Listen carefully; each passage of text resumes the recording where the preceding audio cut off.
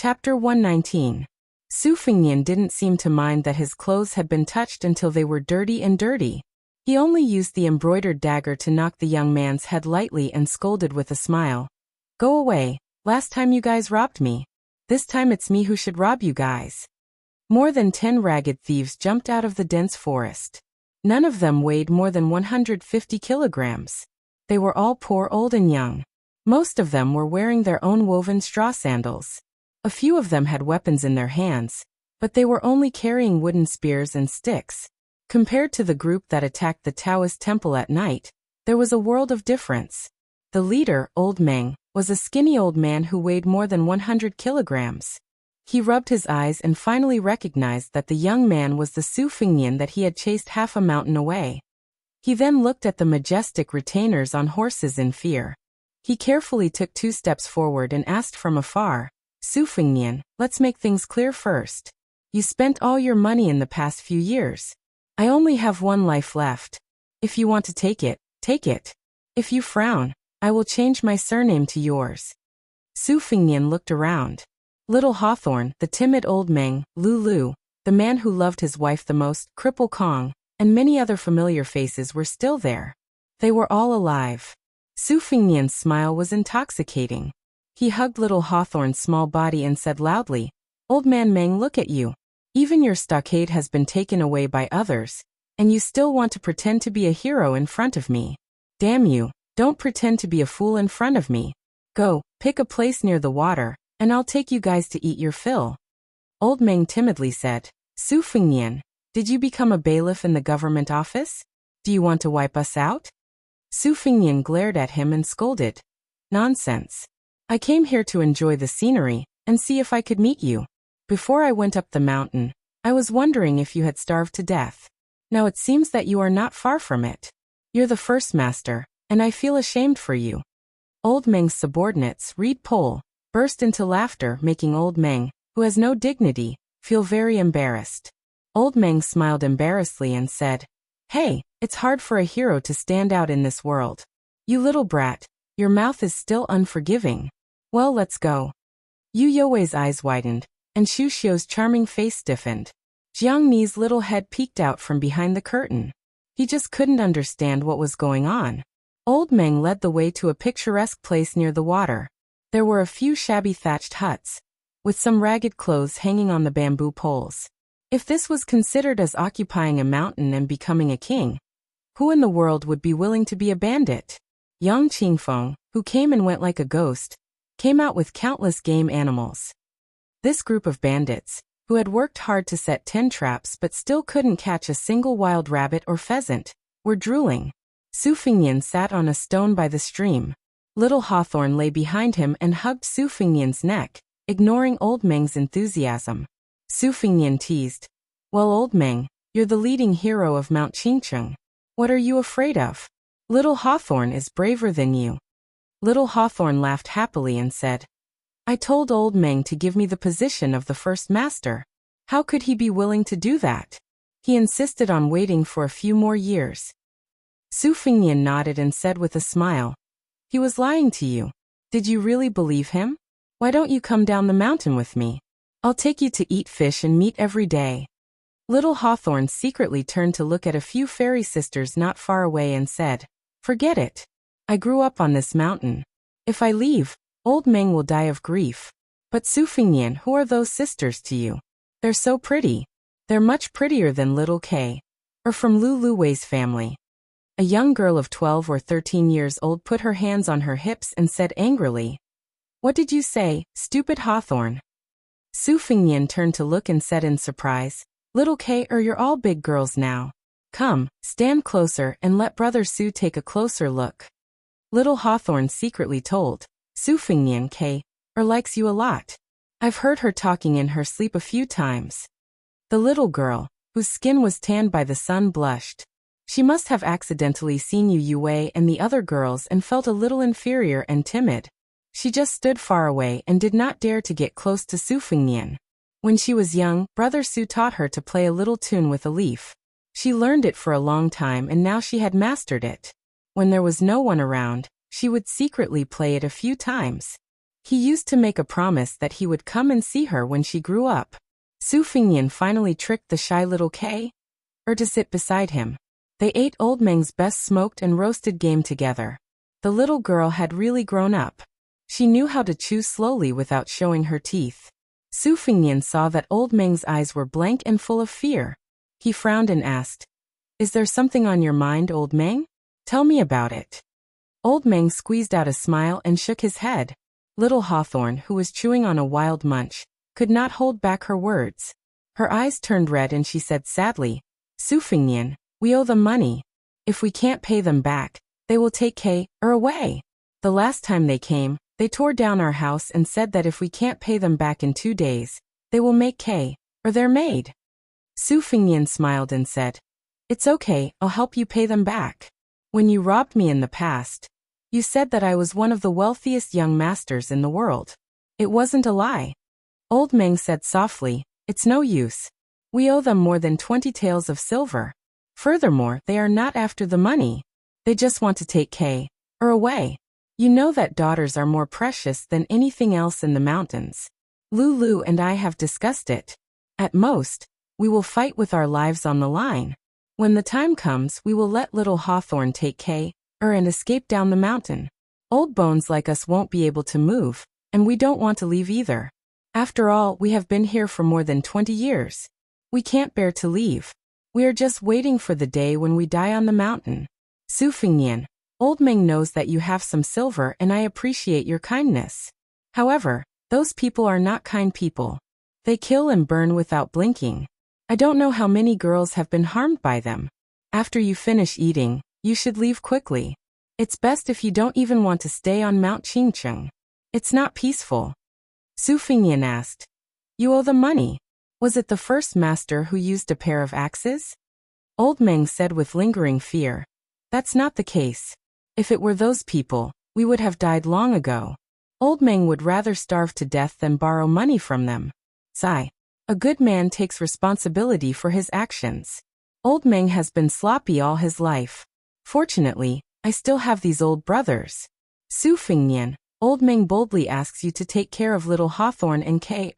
It's easy to feed poor children, but I beg you not to let them become slaves. When we went up the mountain, we still had the backbone of men. We can't live backward. Just don't let them starve to death. If you are willing, Old Meng will kowtow to you. I don't mind kneeling for this great kindness." Su Fingyan was expressionless. Old Meng looked bitter. Lu Qianting bowed and said, "There are more than 10 new people." Su Fingyan made a cold gesture of cutting his throat. Old Meng was dumbfounded. Su Fingyan frowned and asked, "Mount Qingqing is so chaotic. Doesn't Prince Qingqing know how to do something about it?" Old Meng said bitterly, "Why would he care? Those immortals in Qingyang Palace don't care about the lives of ordinary people." Su Fingyan stood up and patted little Hawthorne's head. He then took K.'s small hand that was not delicate at all and said with a smile, "I used to carry you on my back. Now that you are a girl, I can't carry you on my back anymore. Your father will fight me with a hoe. Let's go. Take K.', to Qingyang Palace to see the immortals." Chapter 120. Su Fingyan held little Hawthorne in one hand and K.', in the other as they walked away. Old Man Meng, who had been a bandit for more than 20 years, had mixed feelings. Back then, when he had brought his old brothers to see the master and servant touring Qingqing, even a blind person would know that they were a fat sheep dripping with oil. A dozen people had rushed up to intercept them. Old Man Meng had just said that as long as they had money, they would not hurt anyone. This timid young master had already fled on horseback. If he had not been unlucky enough to be knocked off his horse by a branch, he would have really run away in a panic. Old Man Meng could not do the immoral business of robbing money and killing people. Unexpectedly, he had accidentally found several large piles of banknotes and some strange books on this fat sheep. The group of old fellows were all dumbfounded. It turned out that this fat sheep had an extraordinary background. Without needing Su Fingyan to beg for mercy, Old Man Meng had taken the initiative to take a banknote worth 100 taels of silver and return the rest. It was not that Old Man Meng viewed gold and silver as dung. It was just that several groups of people on Mount Qingqing had robbed wealthy families, and attracted the attention of hundreds of armored soldiers from the county's military office. Those who were unlucky had their lairs smashed, while those who were luckier had not been able to sleep soundly. Old Man Meng did not want to drag his group of brothers to the downtown area to be beheaded in public. After a while, they had gathered in the Taoist temple to eat some roasted game. The fat sheep and the grassland bandits had unexpectedly become familiar with each other. This fellow was not very courageous, but his skin was really as thick as a city wall. He had shamelessly stayed with them for half a day and was addicted to eating and drinking. Every day, he would lie about how he was a rich young master from Bailiang. Who would believe him? Did he think that he was the son of a noble family, just because he had a few thousand taels of silver? Our Old Man Meng has seen the world. Later on, Old Man Meng kicked him down the mountain. We are doing a job with our heads hanging on our belts. What if we implicate the two good people, master and servant, in the process? This fellow had a good conscience. Before he went down the mountain, he had given an extra 100 taels of silver, saying that he would keep it for Kay, or to buy clothes and rouge when she grew up. However, business had been slow in the past 3 years. More than half of it had been extorted by a few little immortals from Qingyang Palace. Then he had been on good terms with a few groups of people in the same industry who had borrowed but never returned the money. Half a year ago, he had had no choice but to borrow 30 taels of silver from Ing Xianfeng. Lu ran over with his head full of sweat. His lips were pale and trembling as he said, "Old Man Meng, Ing Xianfeng and those bastards are all dead. They were all killed by that guy with the big sword." Old Lu was as thin as a reed pole, but he had married a wife who was heavier than both of them. Moreover, he had given birth to a little girl who was getting more and more beautiful as she grew up. Old Lu wiped his sweat and sat on the ground. He gasped for breath and said softly, "This swordsman is too overbearing. He killed several people with one strike. How many of them could they withstand? They were all dead. None of them had a whole corpse. Old Man Meng, you are the smartest one among us. Think about it. Are we lucky or doomed? If we met Ing Xianfeng and his gang, we would have fought with our lives. However, Su Fingnian is a real person. If he holds a grudge against us, wouldn't it be like playing with us?" Old Man Meng thought for a while and said bravely, "It's a good thing. Su Fingnian doesn't look like an official's son who kills people like flies. He really likes little Hawthorne and Kay, we can all see this. He can't be bad. Otherwise, we wouldn't have survived." Lu Reed whispered, "What is the background of this Su Fingnian?" Old Man Meng reached out and touched his back. It was wet. He shook his head and said, "How would I know?" Lu Reed was surprised. "Hey, what about the servant, Old Huang?" Old Man Meng said absent-mindedly, "Have you ever seen a servant who can run as fast as a horse? That's why I didn't dare to ask for more money."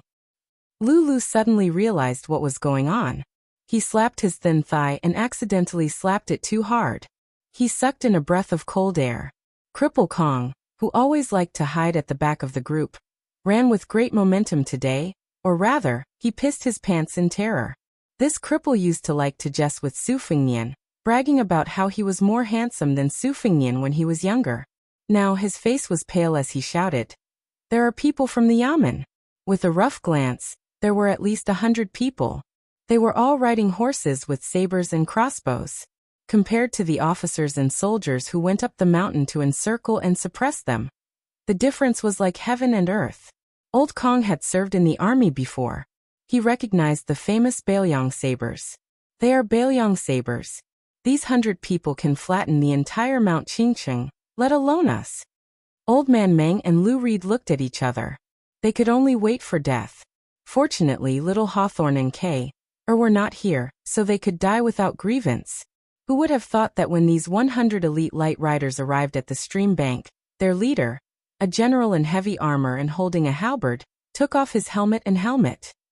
With a smile he looked at Old Man Meng's group of rarely seen kind-hearted thieves, and spoke as softly as possible.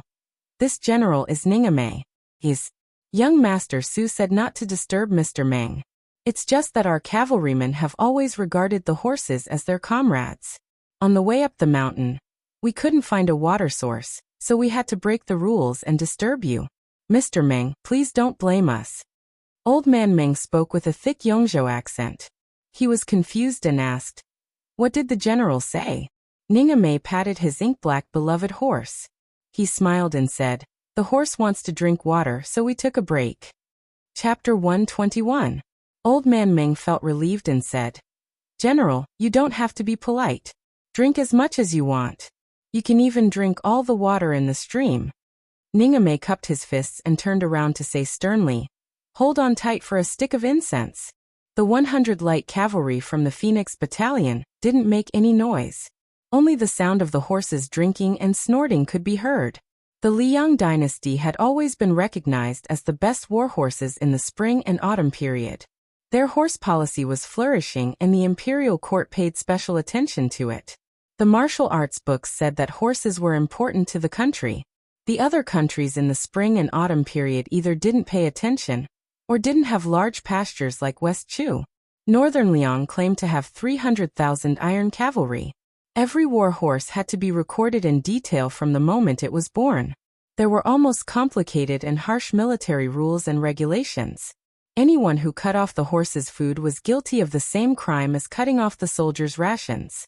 They weren't allowed to ride horses to hunt outside of war. If they let someone ride them, they would be whipped 100 times. If they threw away the stirrup or saddle, they would be whipped 100 times. Ningame led 100 light cavalry out and had to strictly follow the most basic marching rules. They had to rest every 10 li and brush the horses' noses and mouths. They had to feed every 30 li. In Bailiang, anyone who lost their horse in battle would be executed. They would be rewarded for fighting to the death and injuring their horses. The Bailiang cavalry was the best in the world. It wasn't announced by the mouths of scholars, but by the horses trampling over the 6 countries and half of Jianghu. Cripple Kong, who had once done odd jobs in a drill ground in Yongzhou, had claimed to have joined the army before. He raised his voice and asked carefully, "General, are you from Bailiang?" Ningame smiled and said, "I'm not a general, but we are from Bailiang." Cripple Kong gave him a thumbs up and said, "Bailiang cavalry, there's nothing to say. When I was in the Yongzhou army, I heard a lot about the achievements of Bailiang's 300,000 iron cavalry. Today, I've finally seen it with my own eyes." Ningame smiled and didn't say anything. Cripple Kong squatted on the side and observed carefully. These 100 Bailiang cavalry were much stronger than the Yongzhou army. He estimated that 3 Yongzhou soldiers against 1 Bailiang would be difficult. Ningame waited for the war horses to finish drinking and put their armor back on and shouted, "Get on the horses!" More than 100 light cavalry mounted their horses. Their movements were exactly the same, as smooth as flowing water. Old Man Meng and the others were dumbfounded. They only felt that this group of Northern Liang cavalrymen had a strong murderous aura just by mounting their horses. If they charged, who would dare to stop them? Lu watched as the Northern Liang light cavalry left in an orderly manner. He clicked his tongue and said, "Old Man Meng, I'm convinced. You're right. That Su Fingnian's father is an official. Maybe he's the son of a general." Where? Of. Cripple Kong nodded and said, "You're right." Lu Reed smiled and said, "You want more?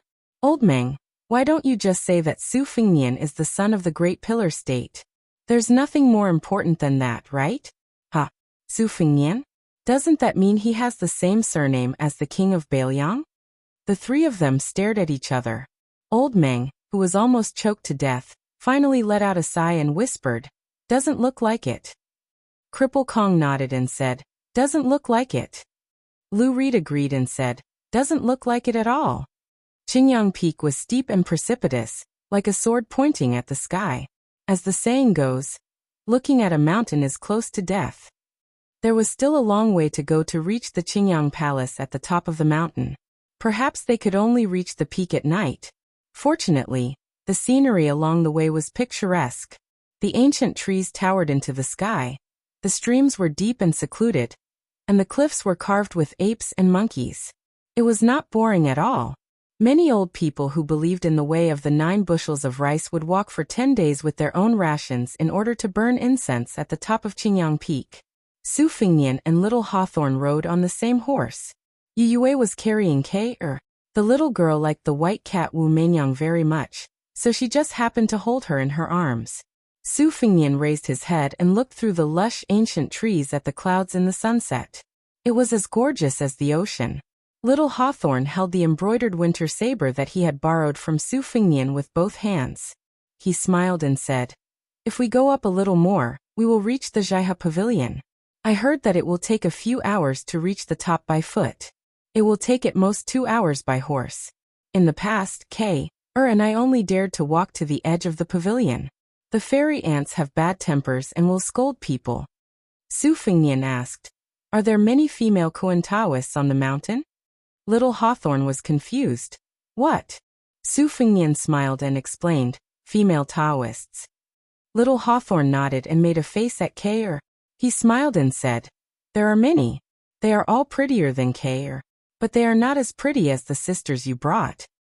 Su Fingnian knocked the young man's head and smiled as he lectured him. "Let me teach you a principle that I spent countless silver taels to buy. When you see a beautiful girl, you have to praise her with all your might. If she is not so beautiful, you have to praise her as extremely beautiful.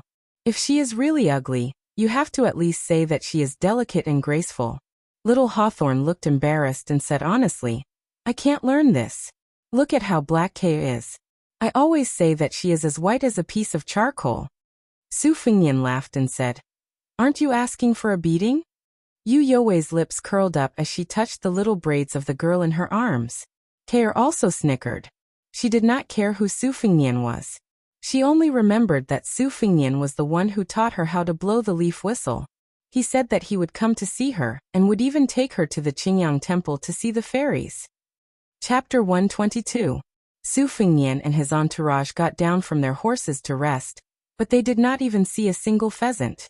Instead, there were 6 or 7 female Koan Dao Taoist crowns surrounding a young man with an imposing appearance.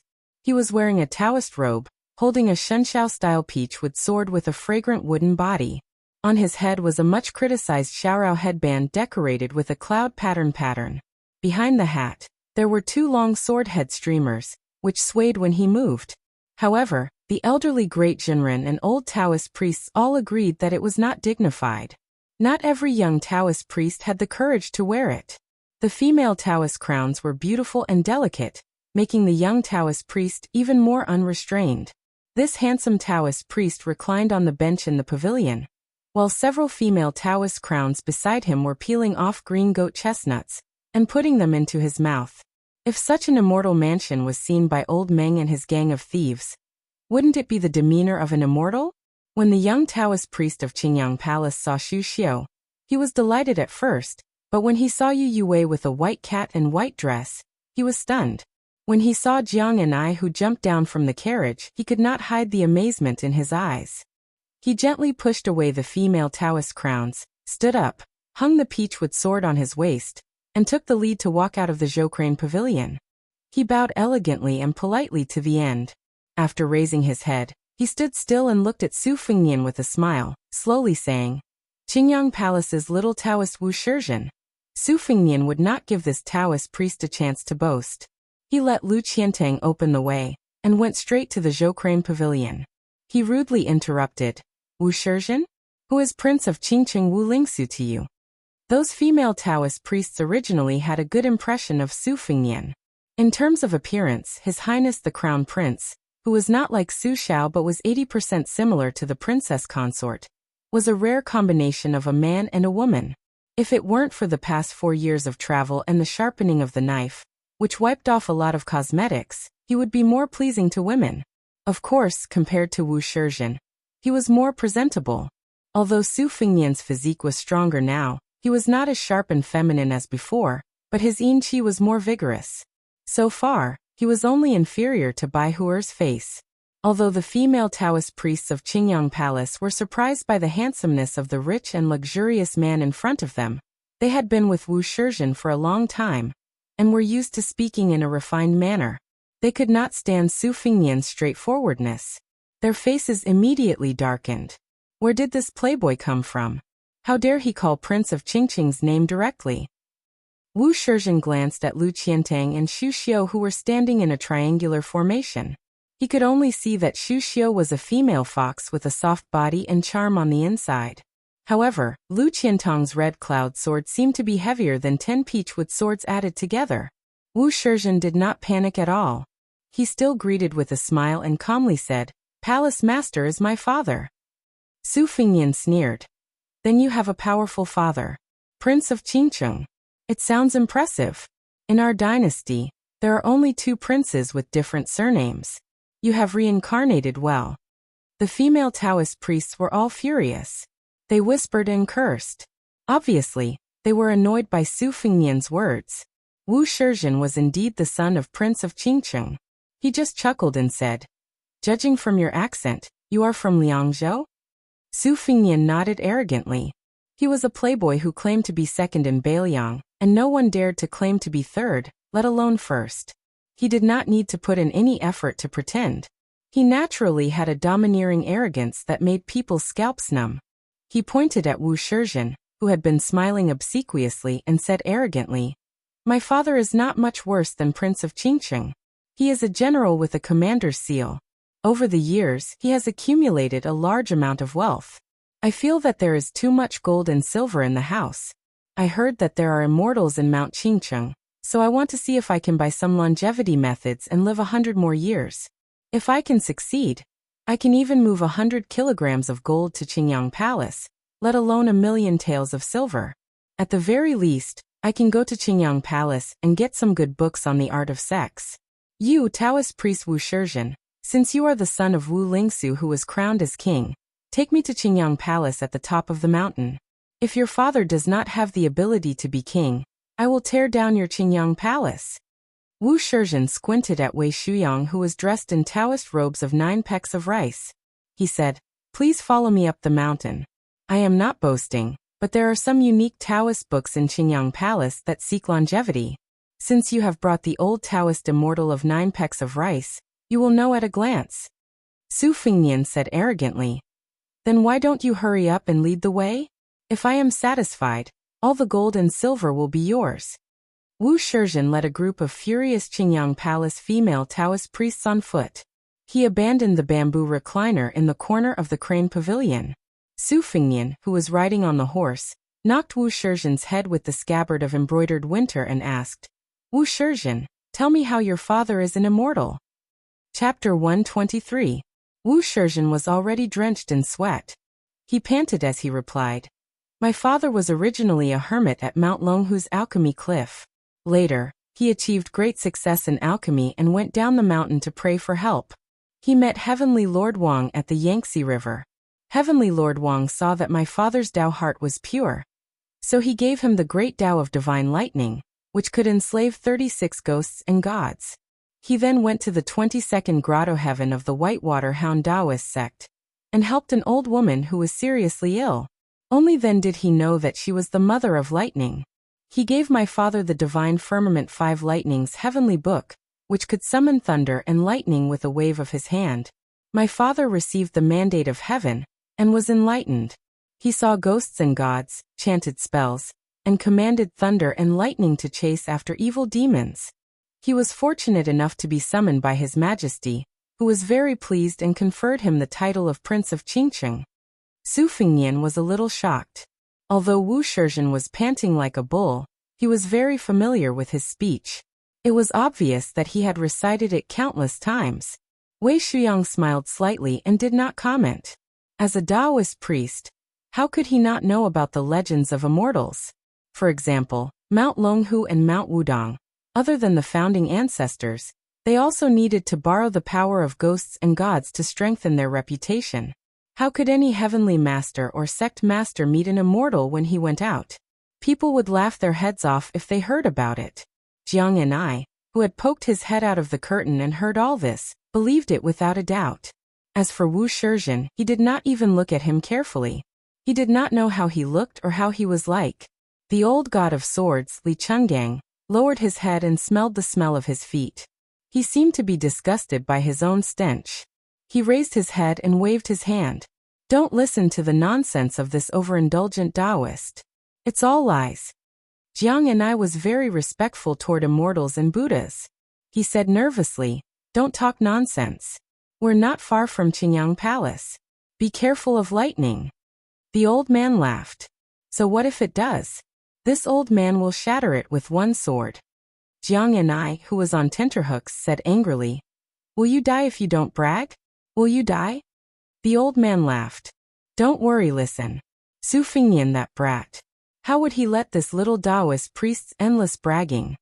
As expected, Su Fingnian was like a reckless and ignorant hothead who came from a wealthy family. He exposed the truth and slapped his face hard. Who knows if your old man Wu Lingsu has met that fire master or lightning goddess? Wu Lingsu can boast however he wants. But I heard that Wu Lingsu came up with a book called Shinxiao's Spiritual Treasure Sutra, wanting to cut ties with Mount Longhu and Jingyi School and establish his own sect in Mount Qingcheng, a place with good feng shui. However, there were very few followers. Later, someone recommended Wu Lingsu, saying that your father's Taoist skills were sparse, but his bedroom skills were superb. So he was called to the palace by His Majesty. Your father was also tactful. He gave him elixirs and secret manuals, and even flattered him. He said that there were 9 clouds in the sky, and Shenxiao was the highest. The head of Shenxiao was the eldest son of the Jade Emperor, who was the reincarnation of the current emperor. His flattery was a bit good, but it was said that several Taoist ancestral halls in Mount Longhu and Wudong all scolded your father, Wu Lingsu, as Great Ox Wu. Even Prince Qingcheng, who occupied the 6th grotto heaven, didn't dare to say a few words back? He's a king after all. How did he do it? Yu Yue burst into laughter. Wei Shuyang was very cooperative with His Royal Highness. He pretended to be careful and nervous and softly corrected him. Young master, Mount Qingcheng is the 5th grotto heaven. Su Fengnian snorted. Isn't the 5th and 6th grotto heaven about the same? Wu Shizhen's expression stiffened, but he still maintained a stiff smile. There was no anger, no irritation. He reached out to stop a female Taoist nun from wiping his sweat. He wiped his own sweat and looked ahead. The roof of the palace could already be vaguely seen. Wu Shizhen, who had never been angered since birth, raised his head and smiled. Young master, we're almost at the Qingyang Palace. Then he instructed one of the slightly older Taoist nun. Qing Shui, walk faster. First, go to the Qingyang Palace and tell them that we have an important guest. The nun twisted her alluring waist and hurried away. Wu Shizhen glanced at Yu Yue, who was holding an ugly girl, from the corner of his eyes. Su Fengnian looked indifferent on the surface. He thought that this young Taoist's composure was quite good. Was he really that determined to shut the door and beat the dog? After all, the Qingyang Palace was not the Bailiang army. After being an immortal in Mount Qingcheng for so long, they really thought of themselves as impenetrable immortals. They just didn't know that there were 100 light cavalry at the foot of the mountain. Su Fengnian saw the front hall of the Qingyang Palace from afar. He squinted his eyes and said, Wu Shizhen, does anyone call you Little Bull Wu? Wu Shizhen might have endured a lifetime of hardship, so he didn't mind enduring a little longer. In his heart, he had already scolded this ignorant son of Bailiang 100 times. He was just waiting to enter the Qingyang Palace to teach this guy a lesson. Since he could already see the Qingyang Palace with his father in charge, Wu Shizhen's smile became even brighter. He raised his head and said, Little Bull Wu?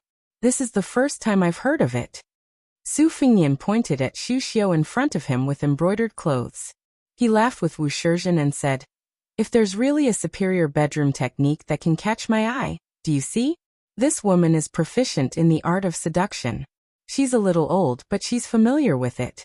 I guarantee that a Taoist like you will only envy Mandarin ducks and not immortals. I don't mind giving Aunt Xu to you. We hit it off, and I'm never a stingy person. Xu Xiu's delicate body trembled obviously. Wu Shizhen glanced at Xu Xiu's back. She was indeed a much more beautiful woman than the Taoist women in the palace. Looking at the curve of her body touching the saddle, she was really round. You just entered my Qingyang Palace. You called my father, the Prince of Qingcheng, Wu Lingsu, Big Cow Skin Wu, and called me Little Cow Skin Wu. Is one stunner enough? What about the rest? It wasn't easy for Su Fengnian to finally see Wu Shizhen's smug look, and he was somewhat impressed. Wang Shizhen's patience and disguise were much better than most of the hedonistic sons of northern Liang. Su Fengnian said to himself, Well, let's enter the Qingyang Palace first. Chapter 124. Wu Shizhen pricked up his ears but still couldn't hear Su Fengnian's mutterings. Seeing a large number of Taoists pouring out of the Qingyang Palace, he was suddenly filled with pride. He quickened his pace and distanced himself from Su Fengnian, who was carrying 2 blades. Only then did he point to a stone tablet outside the palace and chuckle. On it are the words Duke and Marquis dismount. It was bestowed by His Majesty the Emperor. Su Fengnian glanced at it and recognized the handwriting. It was indeed written by the Emperor. It was the same as the Tide Listening Pavilion's 9 dragons plaque. It was standard, but there was no charm. Su Fengnian ignored him and urged his horse up the palace. The horse stepped on the white jade steps, the sound of hooves exceptionally crisp. Wei Shuyang followed closely behind. Lu Qiantang and the other 2 followed suit. Especially Lu Qiantang, he was extremely pleased. Duke and Marquis dismount? I, Lu Qiantang, can turn a blind eye to a commoner of a fallen country. Xu Xiu, who was almost handed over to the Qingyang Palace by His Royal Highness, had an ugly expression. The sound of the horse's hooves was particularly heavy. Wu Shizhen didn't stop them. This most gentlemanly son of the Qingqing prince tidied up his headscarf and robe and slowly walked up the steps. All the masters of the Qingyang Palace poured out, no less than 50 people. His father, Wu Lingsu, established the Shunxiao sect, which was a glorious start to a sect. In addition, he was conferred the title of king. Although all the Taoists of 9 bushels of rice were driven out, he still attracted many capable people who came because of his fame. Finally, 36 people formed the Shunxiao sword formation. Once the formation was activated, the 36 swords whistled and thundered. When he was young, he saw countless old Taoists of 9 bushels of rice from Mount Qingqing come to the Qingyang Palace to reason. They were all defeated by the Yuxiao sword formation, which only had 18 people at that time. Now the Qingyang Palace was unparalleled in Mount Qingqing. The Yuxiao sword formation was said to be invincible against those below the 2nd rank, and the Shunxiao sword formation could even contend against those below the 1st rank. Wu Shizhen wasn't a frog in a well. He knew that there was a gap between these 2 sword formations and the 3 great sword formations, which had been famous for hundreds of years. However, could this group of people in front of him withstand it? The brawny man with the big sword was a little tricky to deal with. The bodyguard with snow-white hands might also have some strange skills. As for Taoist priest Mi, who was closest to the young master, Wu Shizhen had never taken him seriously. Wu Shizhen, who was confident of victory, was in a difficult position. Translator. Transin editor. Transin translator. Transin editor. Transin translator. Transin editor. Transin translator. Transin editor. Transin translator. Transin editor. Transin translator. Transin editor. Transin translator. Transin editor. Transin translator. Transin editor. Transin translator. Transin editor. Transin translator. Transin editor.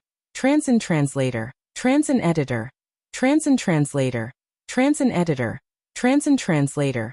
Transin editor. Transin translator. Transin editor.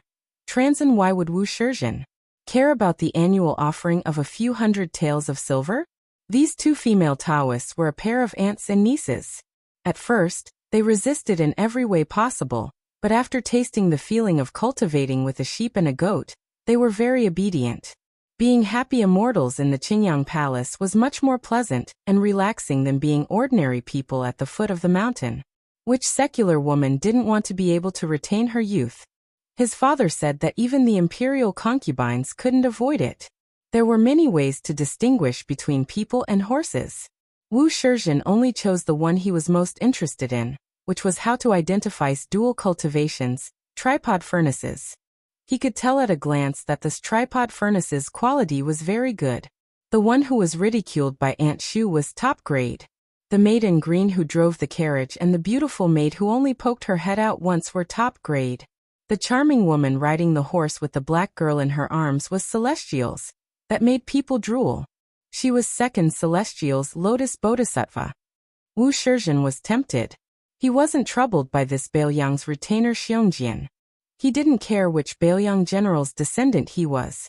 He had the ability to bring thousands of cavalry to Qingqing, but Yongzhou, which General Gu Jiantang had built into an iron bucket, wouldn't allow Baoyang's soldiers to cross half of the province. We're both military men with outstanding achievements. How could you, Su Xiao, obtain the Pillar State's title and be conferred the title of King of Bailiang? How could I, Gu Jiantang, be only one of the 8 Pillars State? I'm an official in the imperial court, but the military power in my hands is as light as a feather. Wu Shizhen didn't think Gu Jiantang would be so magnanimous as to laugh it off. In the past 10 years, Yongzhou's generals had changed frequently. A third of General Gu's old subordinates had either intentionally or unintentionally been inserted. At the beginning of the year, when his father was drinking, he privately said, Gu Jiantang and Lame Su are going head-to-head. The Gu surnamed Su is slightly inferior to Lame Su in terms of scheming and strength, but Gu Jiantang is only 43 years old. That's enough. If Su Xiao was so embarrassed, how could a Bailiang's general be so? How could Wu Shizhen be afraid? Moreover, Bailiang's 300,000 cavalry generals were all in the hands of the 6 young adopted sons. He had never heard of any of them having descendants as old as this young man in front of him. Therefore, Wu Shizhen's dilemma was how to distribute the women. How many should he give to his father? Should he hand over the little white cat lady who looked like a bodhisattva and keep the rest for himself?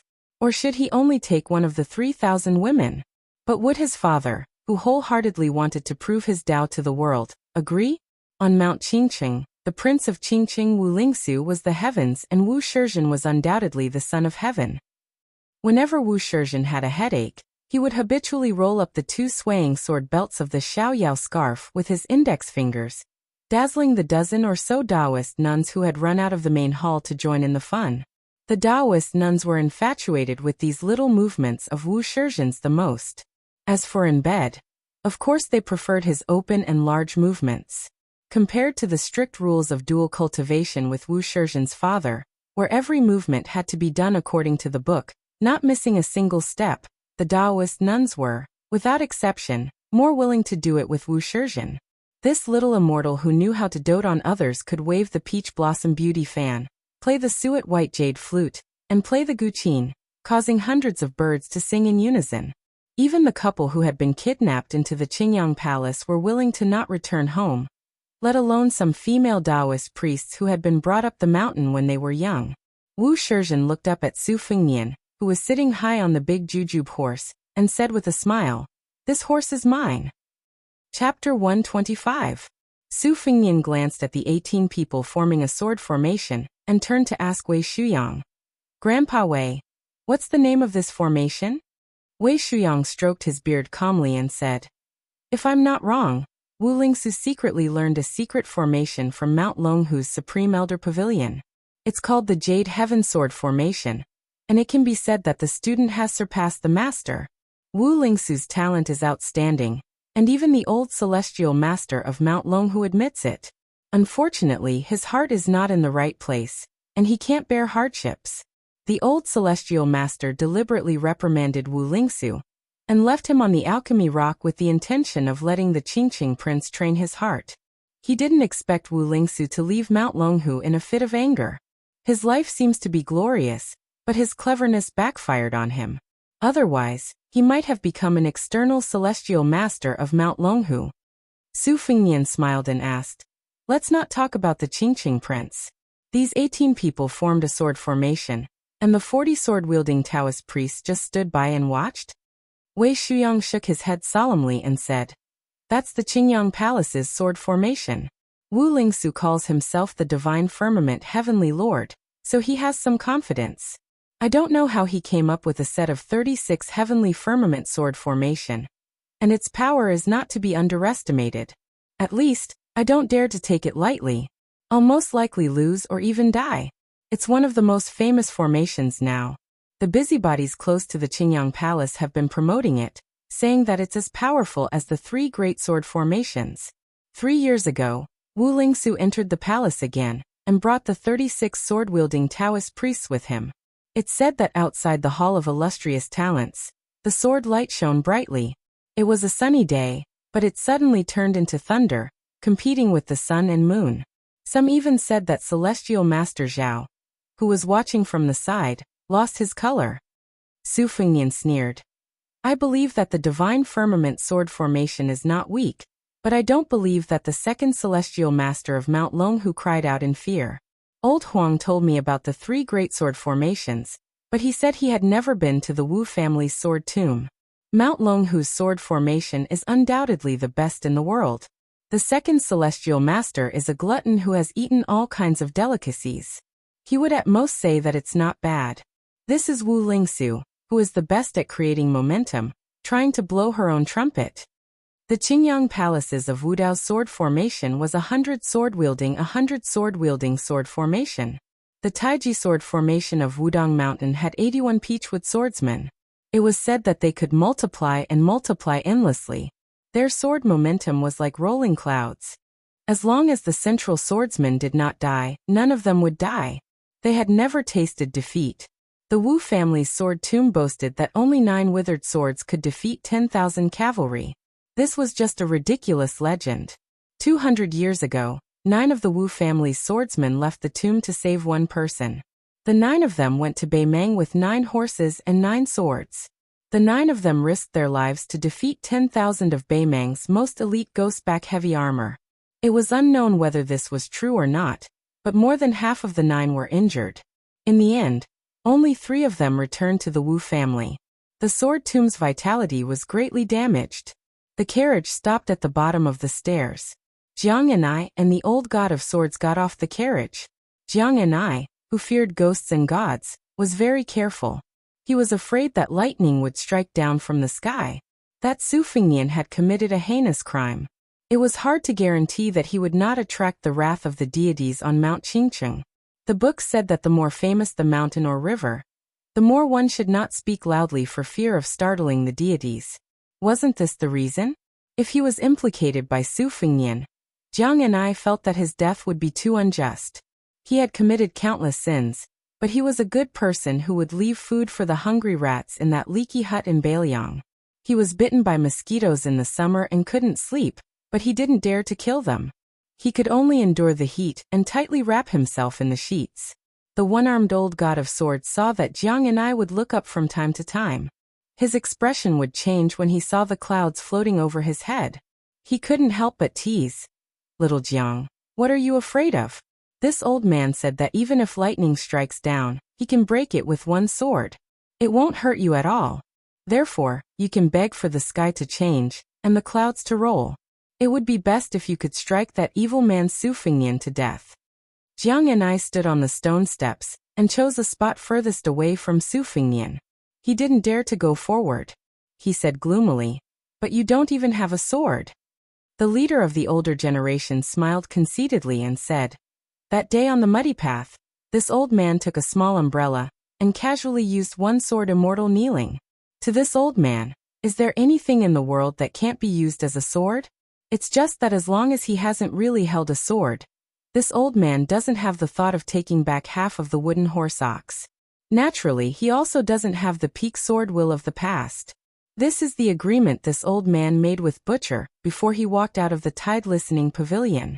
It can't be easily broken. Little Jiang, do you know the origin of that 1 sword immortal kneeling?" Jiang and I was constantly on guard against the sky.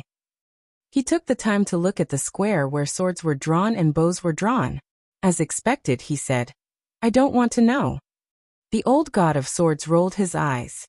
Su Fingnian and Wei Shuyang were talking very loudly just now. Wu Shizhen heard them clearly.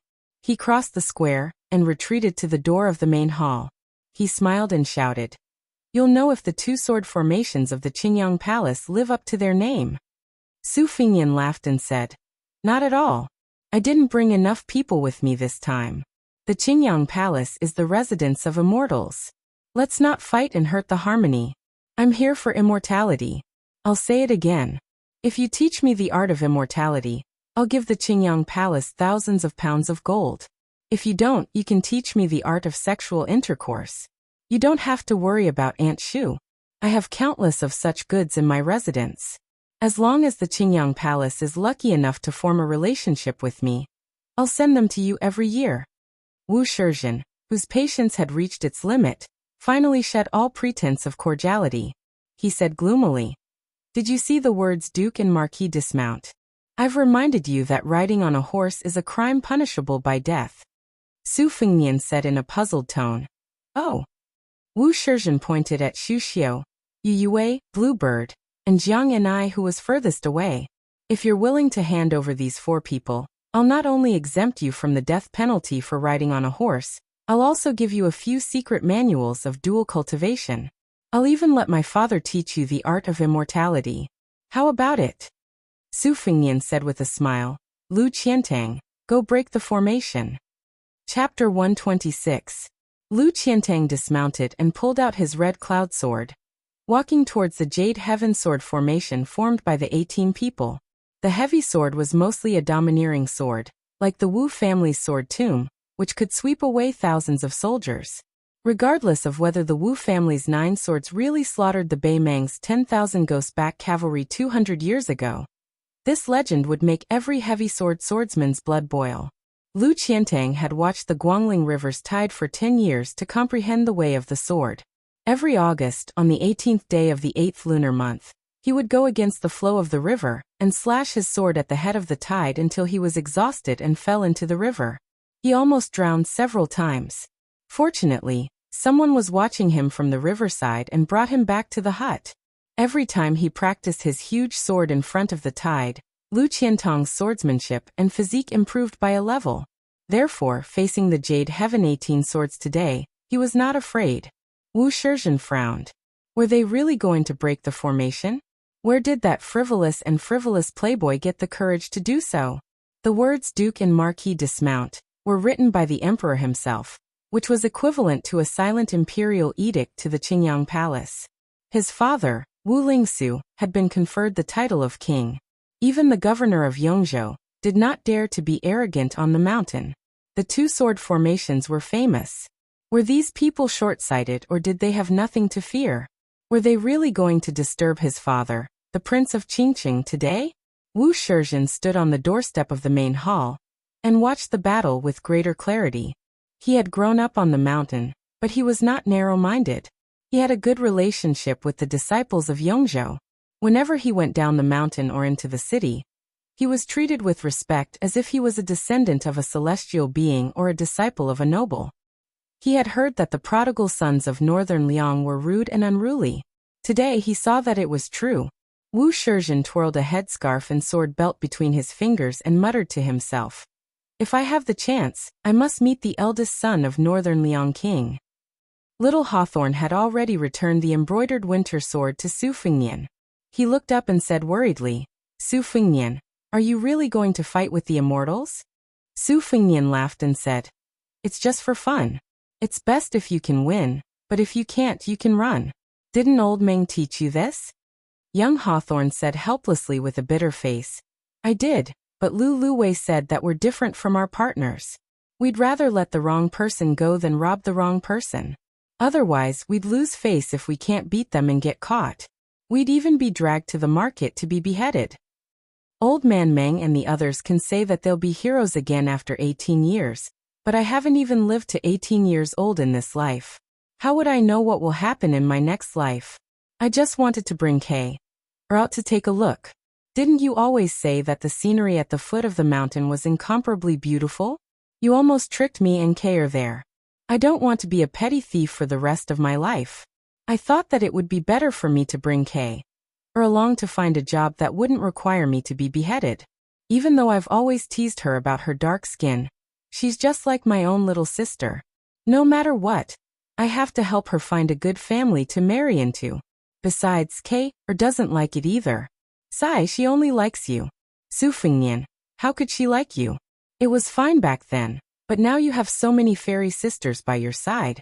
How could it be her turn? Su Fengnian used his embroidered winter horse to gently knock on young Hawthorne's head. He smiled and said, "You've really grown up. Why don't you go to Beiliang instead of the border and find a stable position as a pawn? At least you can earn some dowry for Kay. Being a soldier is better than being a thief. There's no need to be afraid." Young Hawthorne lowered his head and bent over to stroke the horse's mane.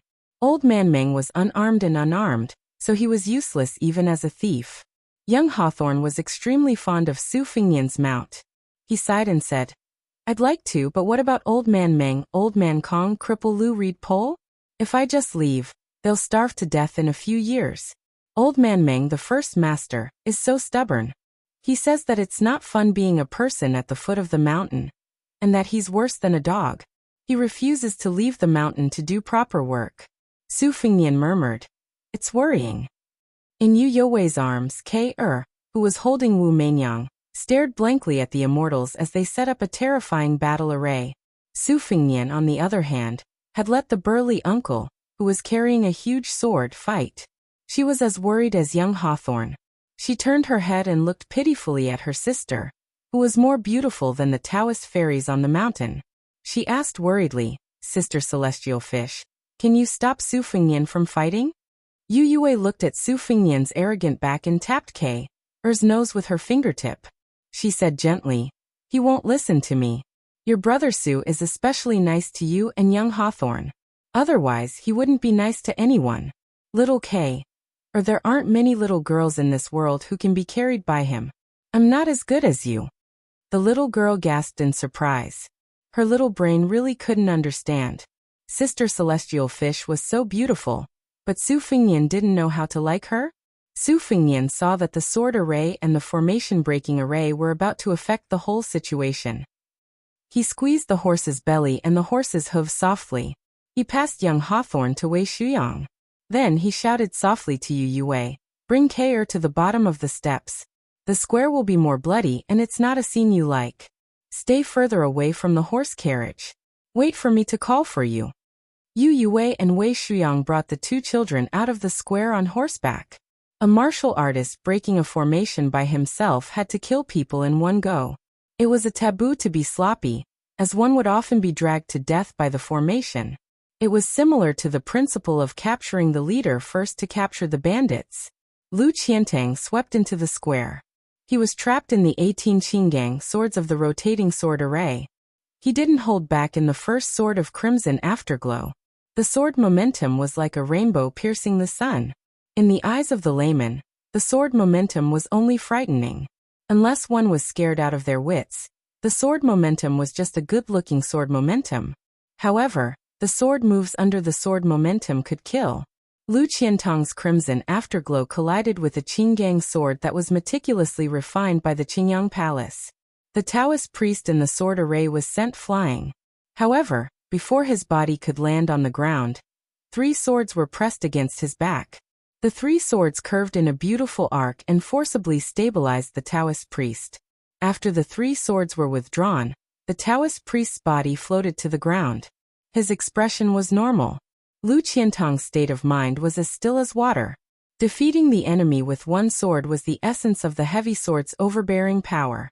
However, there were countless swordsmen in the world. How many of them could reach the level of a swordsman on land? Since they had not reached this level of swordsmanship, they should have a tenacious heart of the sword that was not afraid of danger. Lu Qiantang's body followed the sword like a long dragon, and directly swept towards a Taoist priest's head. The Taoist priest didn't need to use his sword. He just had to retreat again and again. There were several Taoist priests nearby who came to his rescue. The most wonderful part of the sword array was that every swordsman in the array was integrated into one. The sword in the array was like the cries of phoenixes and cranes. In an instant, 3 swords burst forth. 1 sword blocked the crimson afterglow, 1 sword attacked Lu Qiantang's arm that was holding the sword, and the 3rd sword stabbed towards Lu Qiantang's back. Several Taoist priests leaped into the air like red-crowned cranes circling in the air. They pounced towards Lu Qiantang in the middle of the array. It was a beautiful scene. Chapter 127. Su Fingnian squinted his eyes as he admired the 18 Taoists' nimble movements. The 18 sword lights were dazzling. He enviously said, "This sword formation is not bad. If there's a chance in the future, I'll make one too. I'll call all the sword experts in the palace together. I wonder if Li Chenggang is willing to teach them, or if he can learn from Wu Lingsu's 3 sword formations." Mount Longhu's 108 swords army sounds insufferably arrogant, but it's a bit too exaggerated. The Wu family's sword mount has few people, but where can they find 9 sword grandmasters at once? Only Mount Wudong's Taiji sword formation has 81 people.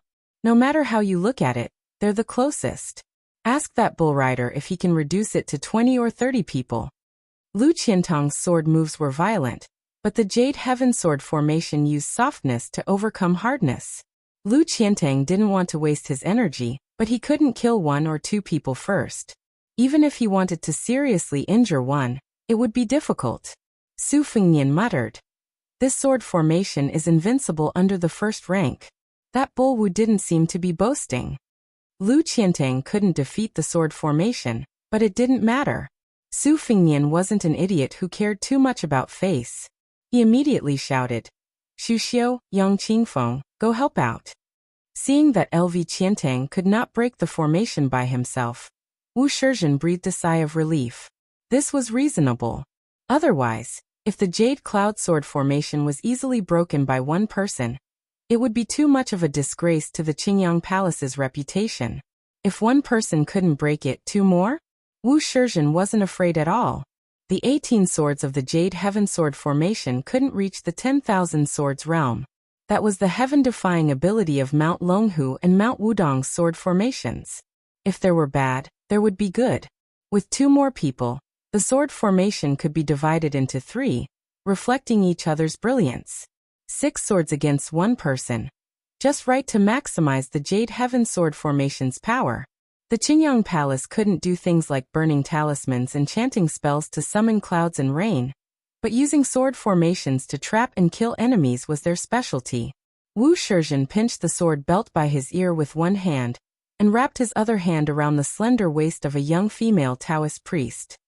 He gently rubbed and pinched her waist while his eyes stared at Aunt Shu in the middle of the formation. She had such a shockingly plump chest, but such a thin and slender waist. She was really alluring. The waist of the female Taoist priest beside him was already very comfortable.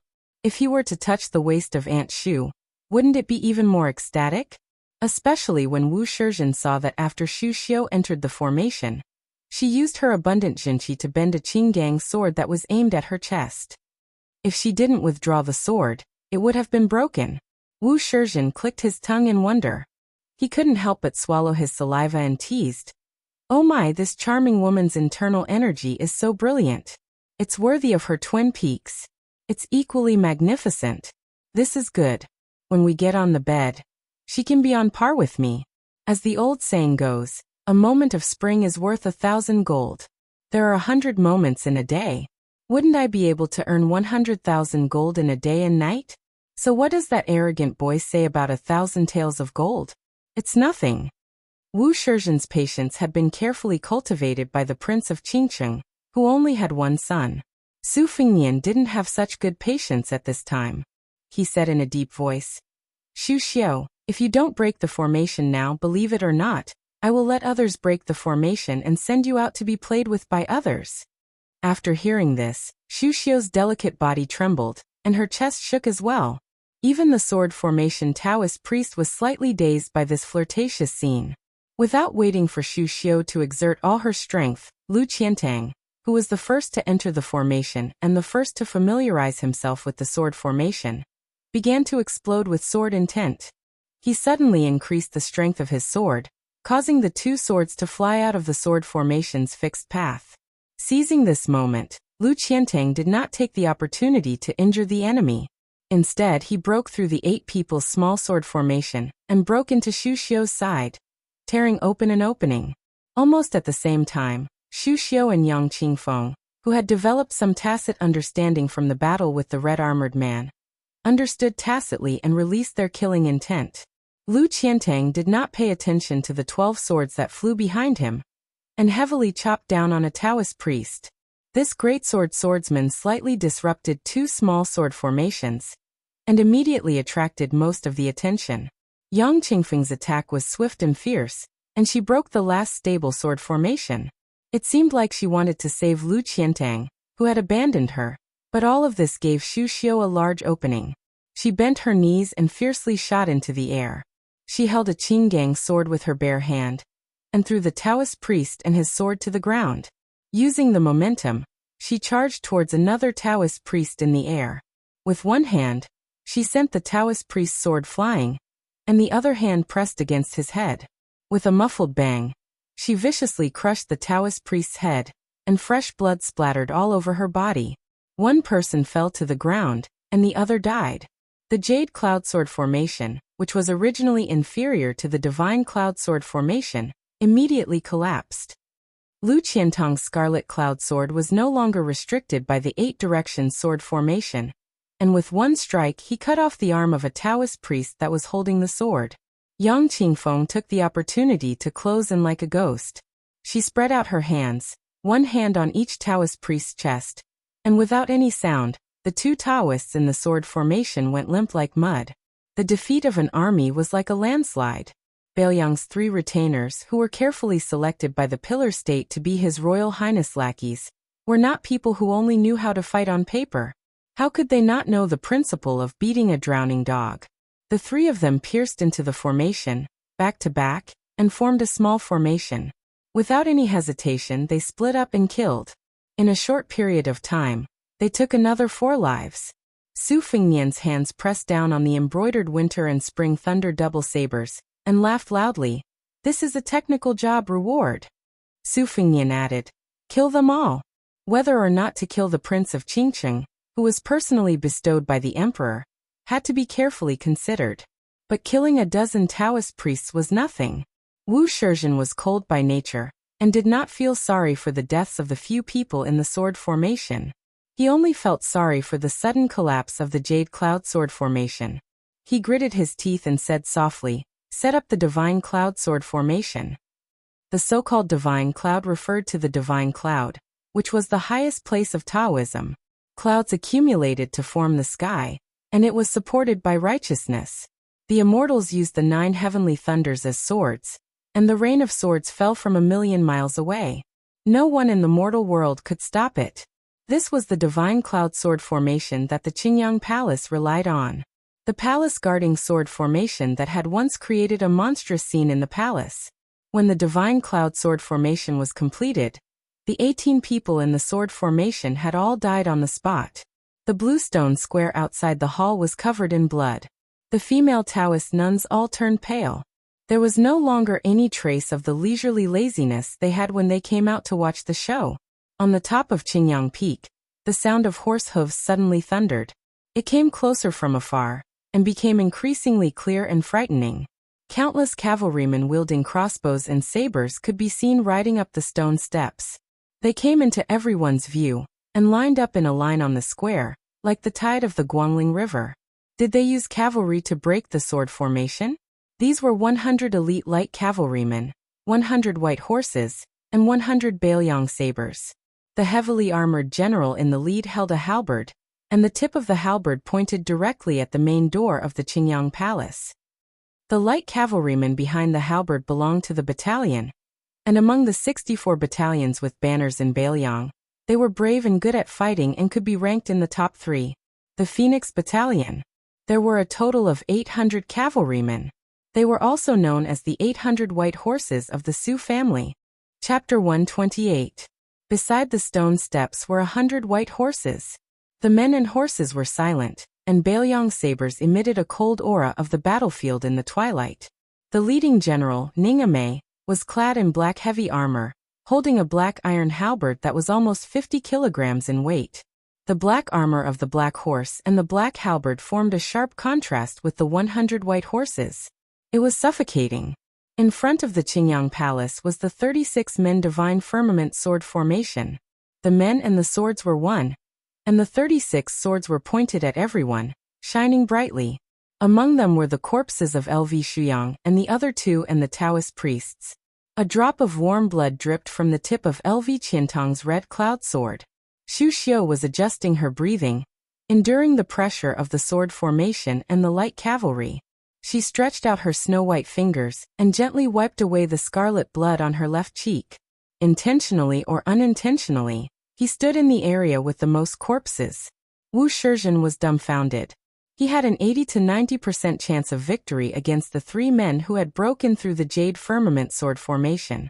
The Bailiang young master who rode a fine horse and wore a saber, cursed the Prince of Qingcheng and insulted the Qingyang Palace was not a capital offense. But ignoring the stone steel of the Duke's dismounting horse and riding into the square was a capital offense. Killing 18 recorded Taoist priests in one breath was even more a capital offense in this dynasty that valued the Taoist tradition more than the Buddhist doctrine. Therefore, even if the jade firmament sword formation was almost completely destroyed, he did not hesitate to set up the divine firmament sword formation. He wanted to take down this audacious descendant of a Bailiang general. Acting first and reporting later would be approved by all of Yongzhou. And he was not afraid of spreading the news to the capital. Perhaps even those Yongzhou scholars who were prejudiced against the Qingyang Palace would clap their hands and cheer. Who would care that Wu Shizhen had secretly taken a few women? But the scene in front of him was beyond Wu Shizhen's imagination. 100 cavalry charged into the Qingyang Palace with a murderous aura. Were they going to attack the Qingyang Palace? How could this be a simple capital offense? Rashly mobilizing the army and privately mobilizing troops. This was clearly a crime that would result in the extermination of the entire clan. Wu Shizhen wanted to know what he could do if the divine firmament sword array could not stop the battle between the great halberd general and more than 100 cavalrymen.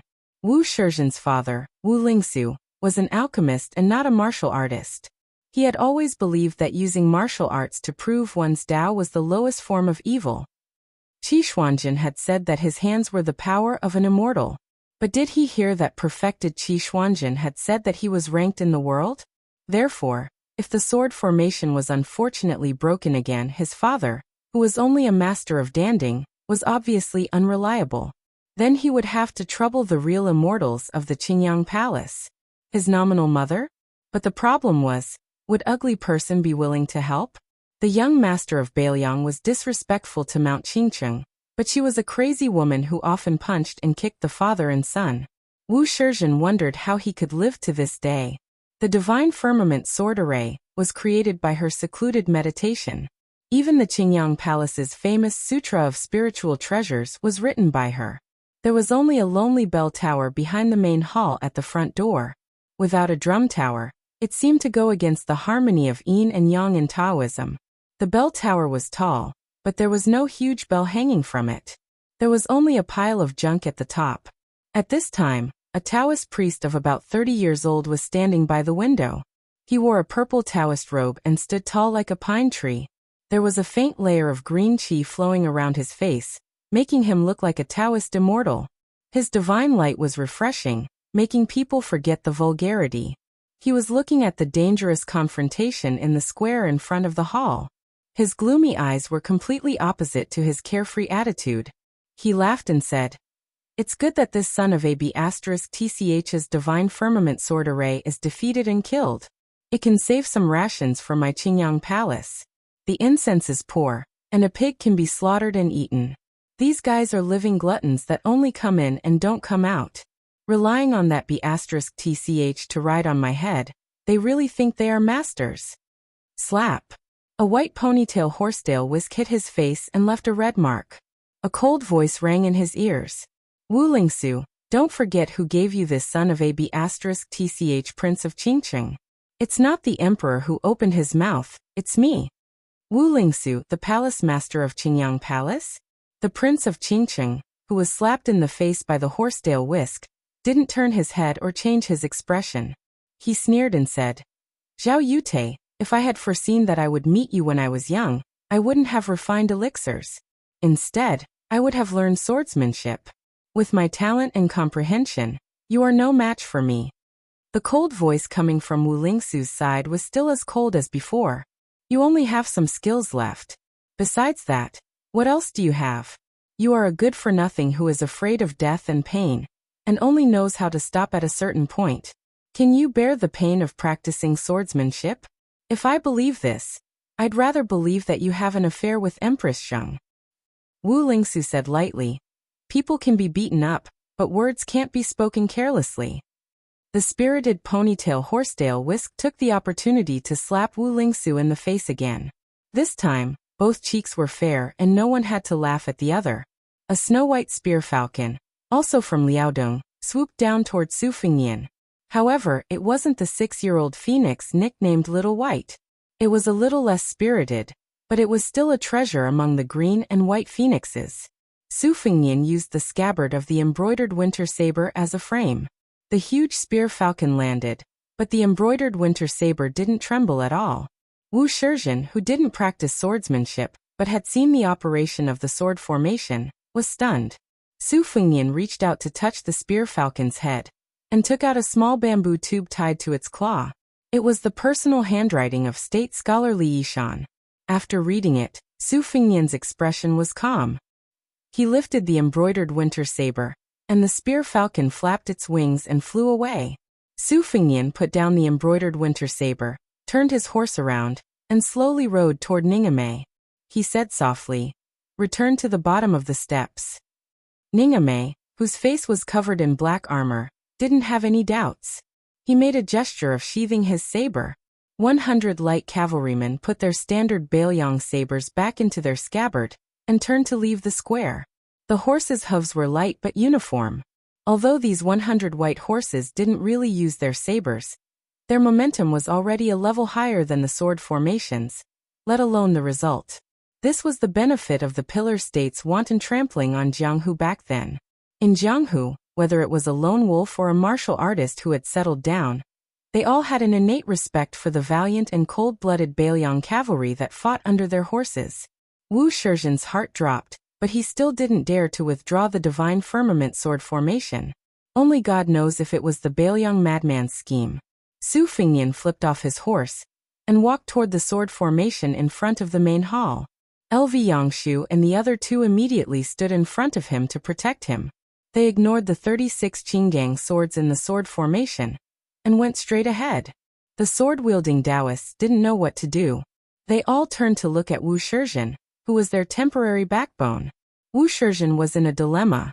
When LV Qiantang was only 10 steps away from the sword formation, he gritted his teeth and said fiercely, "Withdraw the formation." On the bell tower, the Horsedale whisk woman called Zhao Yute by the Prince of Qingqing sighed. "What a pity." Wu Lingsu frowned and said, "If you don't make a move, the sword formation won't be able to escape defeat. What's there to pity?"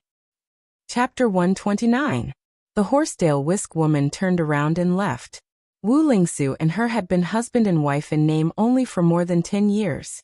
Wu Lingsu rarely saw her ferocious and gloomy face. Occasionally, he would glance at her robust back that was not inferior to his own. Most of his achievements today were attributed to her. Wu Lingsu had never been able to guess her thoughts. He only knew that she was a woman who was reincarnated halfway into the world. She usually used a white horsedale whisk as a sword. She had saved him several times when he was in danger. The divine sword formation was created by her. There was once a full moon during the Mid-Autumn Festival, when he saw her practicing swordsmanship on the iron chain bridge between the two peaks of Lord Qingyang. Her ancient sword was so frightening that even the strong wind at the peak of the mountain was split apart by her sword. Wu Lingsu was considered an experienced and knowledgeable Taoist, but he had never seen a woman with such a vigorous sword will. He had heard of one who was rumored to be the king of Bailiang's concubine, who died of an illness. She was the woman with the surname Wu who was inextricably linked to the Wu family's sword tomb. Wu Lingsu felt that it was really good to have the same surname as her. Although Wu Lingsu had been beaten and scolded by the Horsedale whisk woman for more than 10 years, he was not afraid of her at all, let alone respect her. They were grasshoppers on the same string. Unfortunately, Wu Lingsu still could not figure out what she wanted. However, he was certain that without him, she would not be able to achieve her goal. Wu Lingsu had racked his brains to find clues in the early years, but later gave up. He was already half 100 years old. If he did not find a new way to prove the heavenly Tao through alchemy and cauldron dual cultivation, how could he humiliate the celestial capital's Mount Longhu? Anyway, she was beneficial to him. Wu Lingsu was not an idiot who worried for nothing. On the contrary, if he was not so smart, how could he be valued by Celestial Master Longhu? In his life, Wu Lingsu only feared one woman, Empress Zhao Ji in the palace.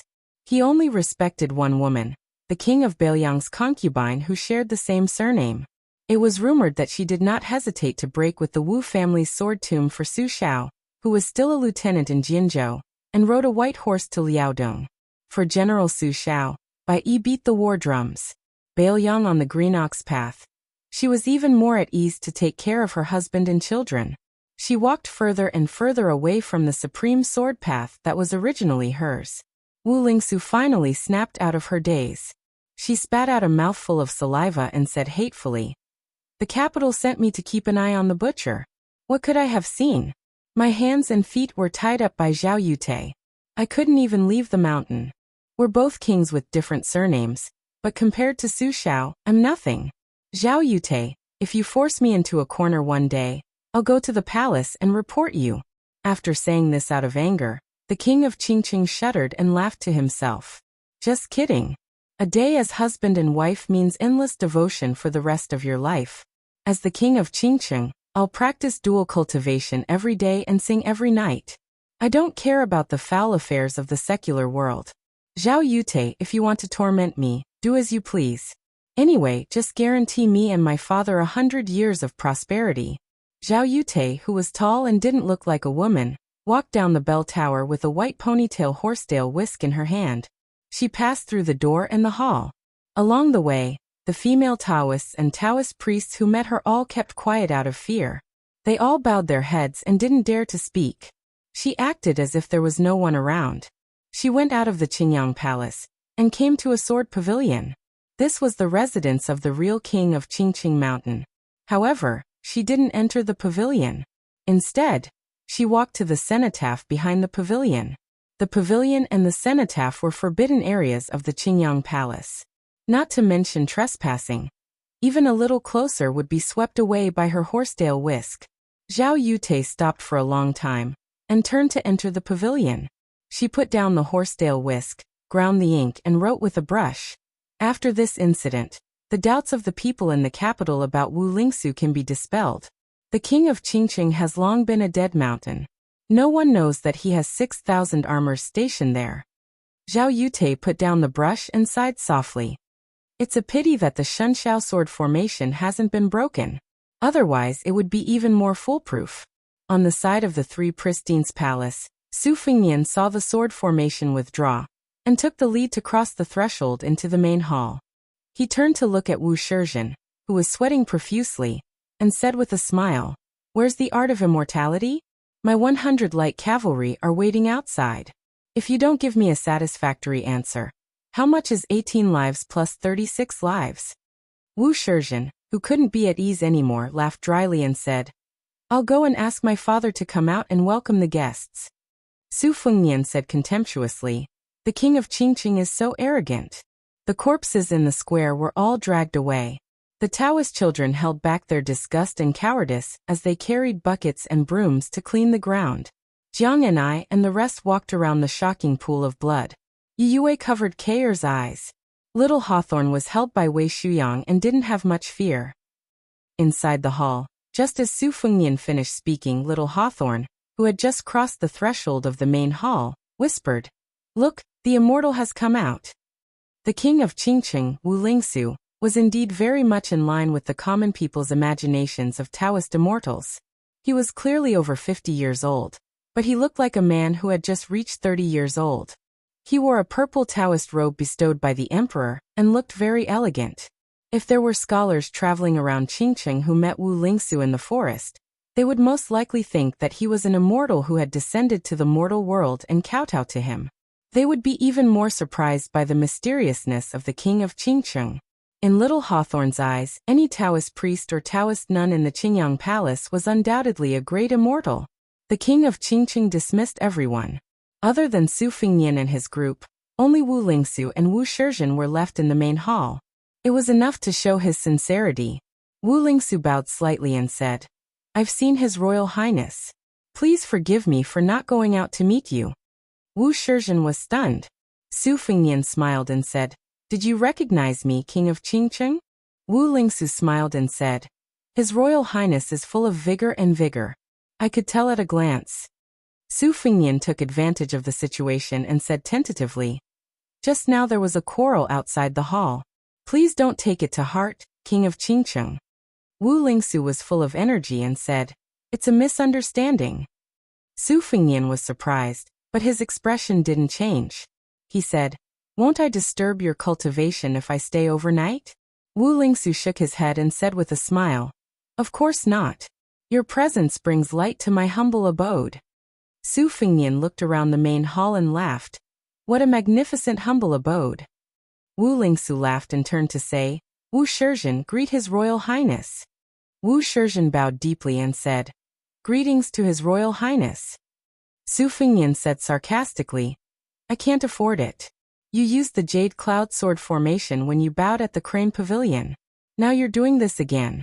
Are you planning to use the Divine Cloud Sword formation secretly tonight? Wu Shizhen just bowed and didn't stand up. His expression couldn't be seen clearly. Wu Lingsu, the king of Qingcheng, quickly came to his son's rescue and said, Your Highness, you're exaggerating. I'll take you to your residence now. The back hall of the Qingyang Palace was an exquisite building in the style of a courtyard in Jiangnan. It was richly ornamented and magnificent. There were countless jade carvings of auspicious beasts and birds. They were so lifelike that little Hawthorne was stunned. It was an eye-opener. Wu Lingsu led Su Fengnian to a Ganoderma garden. There were 4 corridors on the east and west sides of the garden. There was a patio in the garden. Beside the patio, there was a 1,000-year-old cassia tree. Wu Lingsu saw His Royal Highness's satisfied face and said, I'll ask someone to prepare some vegetarian food. Su Fengnian waved his hand and said, Don't bother me after you've delivered the vegetarian meal. As long as you deliver a few decent secret manuals before you go down the mountain tomorrow, I won't hold a grudge against the Qingyang Palace. Jiang and I looked at the king of Qingcheng, who was still smiling, and left. He was puzzled and said, Can't this Qingcheng mountain immortal attract thunder? Why didn't he strike Su Fengnian to death? The old god of swords smiled and said, Forget about the king of Qingcheng, Wu Lingsu. Qi Xuanjin is more like it. This old man has some friendship with him. It's a pity that this Taoist has already ascended to immortality. Otherwise, this old man would be able to exchange a few blows with him at Mount Longhu. You'll be able to see the scene of thunder rolling and purple clouds coming from the east. Chapter 130. Qi Xuanjin of Mount Longhu Immortal Ascension, and purple cloud comes from the east. When all these things were put together and heard by Lu Yangshu and the other 2 in the courtyard, it was truly like rolling thunder. Even Wei Shuyang was dumbfounded. This one-armed old man's swordsmanship was superb. He easily broke through the red armor of the talisman general with 2 swords. It was indeed shocking. However, no matter how fierce and domineering his swordsmanship was, he was only a first-grade master in the eyes of the 4 people. His realm was unattainable. However, as long as he accompanied His Royal Highness in Jianghu, he would always meet a few of these masters. However, in the 100 years of Jianghu, how many people like Qi Xuanjin had appeared? How many people of other surnames had suppressed the surname of Taoist master's residence for a full 30 years? In the 1,600 years of Mount Longhu, how many people had there been? The old man with the sheep fur coat claimed to be able to exchange blows with immortal Qi, and even forced the great immortal to summon the heavenly thunder with purple cloud comes from the east? Wasn't this boasting a little too much? Unexpectedly, Jiang and I only frowned and said, Aren't you annoying? The old god of swords wanted to say something but stopped. He probably knew that he wouldn't be able to win Jiang Ni's admiration, and could only give up resentfully. When he brushed past the suspicious Xu Xiu, he slapped the tip of her buttocks at lightning speed and squeezed his fingers. When Xu Xiu came back to her senses, the sloppy old man had already walked far away. His 5 fingers hovered in the air, and made the obscene squeezing gesture. He muttered to himself, Compared to the cat girl surnamed Yu, it's probably softer. As expected, only young women have assets. No matter how well they take care of themselves, they will lose their spiritual aura. However, for a woman in her 30s, this feeling is not bad. Isn't Su Fengnian too narrow-minded? He only has the cultivation of the Great Yellow Court. Yet he really stupidly consolidates his vitality? Wanting to live forever is wrong. This kind of stupid method is even more wrong. Yu Yue had long turned a deaf ear to the crazy words of the old man. She led the 2 children, K-Er and little Hawthorne, who regarded this place as a fairyland, into a corridor room. Su Fengnian picked the largest room and hooked his finger at Jiang and I, indicating that she could study and earn money.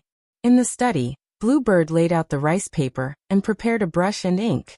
Su Fengnian listened to the sound of reading while he continued to draw the detailed lines on the talisman general. The Bailiang military department had several agency divisions, and there were many mechanical and civil engineering experts who could be said to have uncanny craftsmanship. Su Fengnian was amazed by the unusual indestructibility of the talisman general. He planned to secretly hand over the broken red armor and the blueprint to the agency division after returning to Bailiang to see if they could make a few puppet dolls. Yang Qingfeng was good at controlling corpses, exorcising ghosts, and summoning gods, and was destined to be useful in this matter in the future. Therefore, among the three of them, Yang Qingfeng, who was the most inconspicuous, was the one who couldn't die the most. As for whether Xu Xiu now bore a grudge against His Royal Highness for being heartless, would Su Fengnian, who had always been harsh and cold, care? After hastily eating an exquisite vegetarian meal, Su Fengnian took Blue Bird to stroll around the Qingyang Palace. This palace worshipped the ancestor of Taoism, Li Laojun. Naturally, there were also several statues of the heavenly lords of thunder of the divine firmament sect. The greatest treasure in the palace was the precious wooden carving of the Tao Te Ching with 5,000 words. However, Su Fengnian had no interest in it. Even if Wu Lingsu was willing to give it to him, he would find it cumbersome. The Qingyang Palace, which had just risen in the hands of the Prince of Qingqing, was not as profound as the ancestral court of Longhu, Wudong, and could not bring out many good things. Su Fengnian did not see many female Taoist nuns whose eyes lit up. They were probably carefully hidden away by the father and son. After strolling around leisurely, Su Fengnian smiled and said, "Let's go and see that iron chain bridge." After leaving the Qingyang Palace, the closer he got to the cliff of Qingyang Peak, the stronger the wind became. His sleeves fluttered in the wind. Su Fengnian walked with his saber in hand and finally saw the iron chain bridge swaying in the mountain wind. As for whether he could stand still when he stepped on it, Su Fengnian did not want to try at all. The body of the bridge was only made of 9 iron chains as thick as the mouth of a large celadone bowl. Excluding the 4 iron chains on the handrails, there were only 5 ground chains, which looked particularly narrow and dangerous. Each iron chain was connected by more than 1,000 iron rings forged from wrought iron. The iron chains were covered with wooden planks. The abutments were the earth dragon stake and the sleeping dragon nail that fixed the entire iron bridge. According to the historical records of Mount Qingcheng, the earth dragon stake weighed 20,000 pounds. At the 2 ends of the iron bridge stood 2 pavilions. The one on Qingyang Peak was called the Guanyin Pavilion, and the other was called the Listening Lantern Pavilion. Su Fengnian walked into the Guanyin Pavilion and said with a smile, "This pavilion is called Guanyin." "Guanyin what?"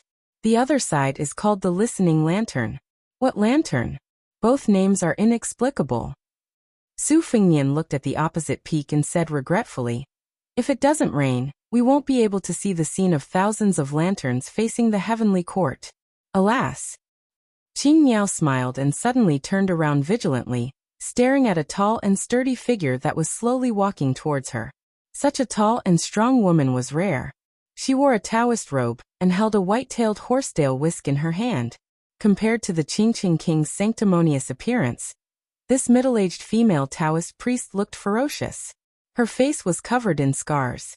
Thankfully, she was wearing the Qingyang Palace's divine firmament sect Taoist robes. Otherwise, the green bird would have mistaken her for a mountain spirit. Su Fengnian turned his head and glanced at her. His eyes were dull, and he stood up in a daze. Blue Bird rarely saw His Royal Highness show such a dazed expression. The most recent time was in the first month of the year when the bad news of old Huang's death on the city wall of the martial emperor city came. His Royal Highness had just finished his coming-of-age ceremony and was drinking warm wine alone in the attic. Su Fengnian's mind was blank. He looked at the tall Taoist nun with a ferocious and ugly face in front of him. He didn't show the slightest arrogance when facing Prince of Qingqing, nor did he show the ridicule and disdain of a handsome prince meeting an ugly woman in the wild. He was only in a trance. That year, His Royal Highness, who had just been conferred the title of Pillar of the State, was conferred the title of Prince of Qingqing the next day. He had truly reached the pinnacle of being a minister under one person. Therefore, that year, the carriage on the Qingyo road was like a dragon. His Royal Highness was only a few years old. He had just learned how to read and write with his mother. The naughty and mischievous princess consort, who liked to wear plain white clothes, seemed to be seriously ill. After recovering from her illness, She took her personal maidservant and her young son to Qingshan and Xiushui to relax and play. That maidservant secretly followed her away from the grave, where 200,000 swords were buried. She quietly followed her to the barren and desolate Jianzhou of Liaodong, and experienced the fierce battles of the spring and autumn period with the Su family. The maidservant always wore a bronze mask on her face. When she drank water on the mountain, she took off the mask. His Royal Highness accidentally saw her and cried out in fear. After the princess consort, who had never beaten or scolded her son and only knew how to dote on him, went down the mountain, she actually punished the little heir to carry 2 thick books of the saints with both hands, and to stand at the foot of a wall. He was not allowed to eat. The maidservant, who had put on the mask again, secretly brought a box of food, and went to visit the little heir, who was punished to stand. However, she was kicked by the little fellow, whose hands were numb and full of resentment. This made the princess consort even angrier. The young heir only felt wronged and felt that his mother no longer cared about him. He cried heart-wrenchingly alone. The maidservant knelt silently at the side and accompanied the little fellow, who was facing the wall and reflecting, from crying to hoarse sobs and then to powerless sobs. The ignorant heir's hands had lost feeling, and he did not know where he had done wrong. But his mother said he was not allowed to eat, so he did not eat. Later, he could not even lift a book.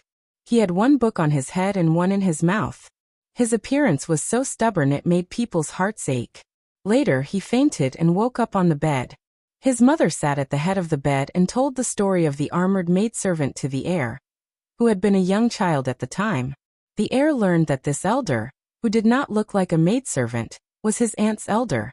She had grown up with his mother.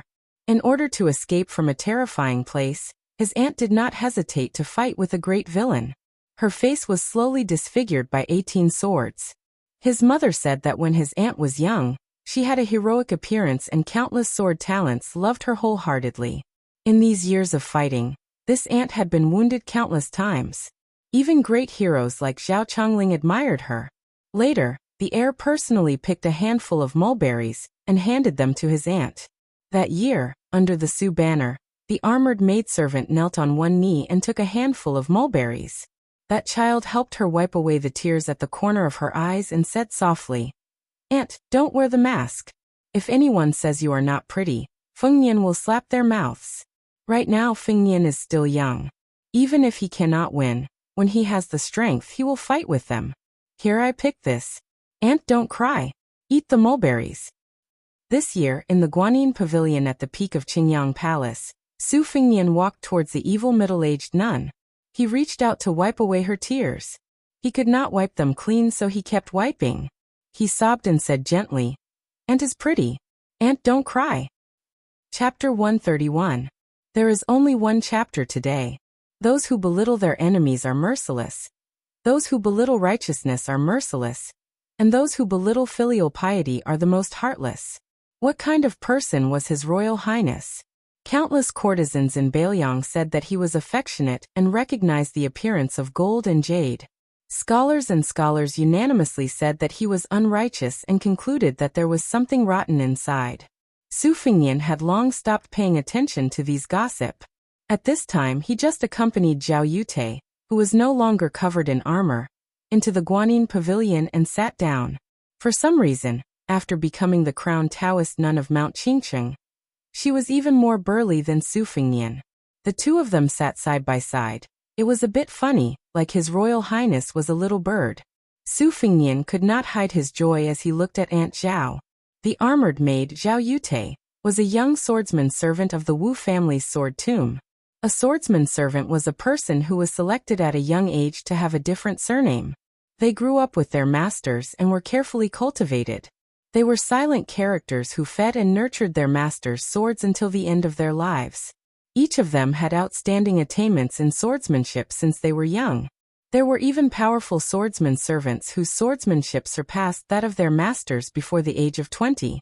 After their masters reached adulthood, a swordsman servant was only responsible for sharpening the heart of the sword and swordsmanship. They were not required to die for their masters. This was even strictly forbidden by the Wu family's sword tomb, because they were afraid that the swordsmen of the Wu family would have nothing to fear. Wu Luding went south in a green robe with a sword. It was destined that a shadow swordsman's servant would secretly follow him. Every young swordsman of the Wu family left the mountain to practice swordsmanship. They were all outstanding geniuses. Once they left the sword tomb, there were only two possibilities. One was to become the #1 swordsman and return to the sword tomb with glory. The other was to die on the path of cultivation and not be buried in the sword tomb. They were not even qualified to take their swords back to the family. Su Fengnian asked softly, "Aunt, why are you in Mount Qingcheng?" Zhao Yute, who had been scrutinizing Su Fengnian's face, did not conceal anything. She said softly, "After I took off my mask, I supported Wu Lingsu to be my puppet. The Grand General needed Mount Qingcheng to become an empty city on a dead mountain. No less than 6,000 armored soldiers were secretly stationed there to guard against future troubles. In the early years, his plan was that if the Beiliang cavalry was defeated in Beimang, Yongzhou would not be completely defeated without a fight. Otherwise, it would be as difficult as ascending to the heavens to take back the natural stronghold. There were also some who were worried about being stabbed in the back by Gu Jiantang while the war was raging on the border. However, in recent years, the Grand General's armored vanguard had fought Beimang alone, and did not lose at all. In addition, he was able to strategize in the imperial court thousands of miles away. He was not crushed by the title of being too powerful to intimidate the emperor. It could be said that he had gained a firm foothold in Beiliang. The matter of secretly stationing troops in Mount Qingcheng slowed down a bit. Deploying troops under the eyes of Yongzhou and the imperial court was not a small matter. I have been making wild guesses over the years. If the Grand General still has other arrangements in the eastern Jiang'a, then he is preparing for the worst. No matter how Beiliang's 300,000 cavalry collapses, these 6,000 armored soldiers can ensure Beiliang's entry into the western regions. The dynasty will no longer be able to restrain His Royal Highness. At the very least, the Su family will not end up in desolation. Su Fengnian sighed. Su Xiao has such a big plan. When I entered Mount Qingcheng this time, I made a detailed map. I just feel that this place is the strategic center of Yongzhou. It is a pity that there are no soldiers guarding this place. Hearing his aunt's words, with Su Xiao's temperament, there was a high chance that the sword pavilion had been bribed by him and had planted a death trap. However, I think that the imperial court may have many hidden pawns. It will depend on who strikes first and who has more tricks. In these years, Li Yishan has replaced Zhao Chongling and Uncle Zhao as Su Zhao's strategist. There seems to be 10 rounds of listening to the tide. I don't know how many rounds it has been. Su Zhao's helplessness was that he was too eye-catching. He did not want to rebel, but there were people who wanted him to rebel even in their dreams. West Chu was killed in the Battle of the Western Wall. It was said that many old generals had privately advised Su Xiao to take the opportunity to take over the entire world. Which commander does not want to be the founding hero of a new dynasty? Which strategist does not want to be the teacher of the emperor? It's just that there was no righteous war in the spring and autumn period, and the 100 generations of wealthy clans gradually withered. Su Xiao is the culprit. Without the hearts of the people and the agreement of the scholars. Even if Su Xiao can go north like a hot knife through butter and directly attack the dragon court, how can he sit firmly on the throne of the emperor? Zhao Yute, who called herself a servant, held Su Fengnian's hand and said with a benevolent smile, "His Highness is very similar to Mississippi. He looks like you, and does things like you." Su Fengnian shook his head. Zhao Yute asked, "Why did His Highness not use the Beiliang light cavalry to break through the Shenxiao sword formation? If he gave the order, these fierce soldiers would have some loyalty to His Highness." Su Fengnian took out Li Yishan's special xian paper that he had obtained from the foot of the spear falcon, and handed it to Zhao Yute. He said softly, "After seeing this, I did not dare to mess around. Before leaving Beiliang, Li Yishan said that he would give me 3 brocade pouches. This is the first one. I wanted to beg him to give me all of them, but Li Yishan refused. He knew that I was a rascal who would open all of them at the turn of my head." Zhao Yute saw a line of words. "Stop when you meet the king. Don't kill if you can." She smiled and handed it back to Su Fengnian. Su Fengnian tore it up and threw it out. It was blown away by the wind.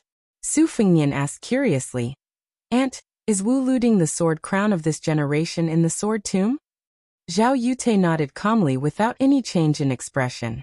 Su Fengnian subconsciously tightened his grip on Zhao Yute's hand and said with a sinister smile, "Then when I have the chance, I must meet the Wu family sword tomb's outstanding talent.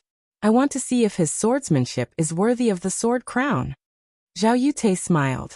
"Your Highness, among your retainers, that one-armed old man is the most profound. Which sword Dao Senior is he?" Su Fengnian said softly. "Li Chungang, who was suppressed under the Tide Listening Pavilion by Su Shao for many years. He's the god of swords of the older generation. I know he lost to Wang Xianji, but I don't know how he lost an arm." Zhao Yute smiled. "So it's god of swords Li. No wonder. The ancestor who taught Miss and her servants swordsmanship when they were young was defeated by Li Chungang. Not only did he break his sword, he also destroyed his sword heart, causing him to have no hope of reaching the sword immortal realm. In the past 100 years, Li Chungang defeated a chief swordsman and took away a wooden bowl. Later on, Dong Tai also won, but he didn't bother to pick a sword on Sword Mountain. Wu family sword tomb's reputation was swept away. Sword crown Wu Luding will definitely fight with the current god of swords, Dong Tai. According to a few secret letters, Wu Luding has just entered the Finger Profound realm and is still some distance away from the celestial phenomenon realm. However, the most outstanding swordsmen of each generation of the Wu family never advance step by step. They all stop at 1,000 days, and then advance at a tremendous pace. No swordsman in the world has as solid a foundation as the Wu family. Miss was like this in the past. With a sword in hand, she was only a rank 1 mortal before she left the tomb. She had a life and death battle with the previous chief swordsman, but she skipped the 2 major realms of Vajra and Finger Profound and reached the celestial phenomenon realm. Su Fengnian looked at the empty valley on the cliff and muttered, "Aunt, I'm much more stupid." Zhao Yute shook her head gently. "Generally speaking, if you can't enter the Vajra realm by the age of 30, you won't be able to reach the Finger Profound in your lifetime. However, Jian Jiuhuang stopped being a blacksmith at the age of 30. Who dares to say he's not an expert? Your Highness, you have countless secret manuals that you can browse through. I have a suggestion. You can consider being the first to strike 50 times and be unparalleled in the world. You don't have to learn from those experts who can defeat the enemy with a snap of their fingers, and you don't have to be like Chao Guanzi, who became better at fighting as the battle progressed. Your Highness' memory is unparalleled, so it's not difficult for you to read a lot of books. You just have to pick out 1 or 2 of the most quintessential moves from each of the hundreds and thousands of secret manuals. It's as if your Highness' cultivation in the Great Yellow Court can gradually be used for your own use. You can mix and blend the essence of your ancestors into your own body. Then you can go against the enemy. 50 times, every move will be like an antelope hanging its horn without leaving a trace." Su Fengnian was stunned for a moment and muttered, "It seems feasible." Zhao Yute smiled but didn't say anything. Su Fengnian was instantly high-spirited, and the purple aura between his eyebrows was indifferent. The 2 of them sat in silence after reuniting. Su Fengnian said slowly after a long time, "I wonder how Su Zhao's journey to the capital went." Zhao Yute said in a low voice, "A sleeping tiger doesn't open its eyes. When it opens its eyes, it kills." Chapter 132.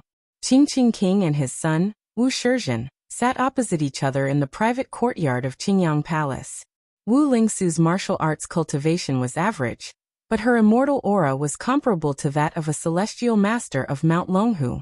She held the lid of the celadone cup with 2 fingers and gently spread the tea fragrance.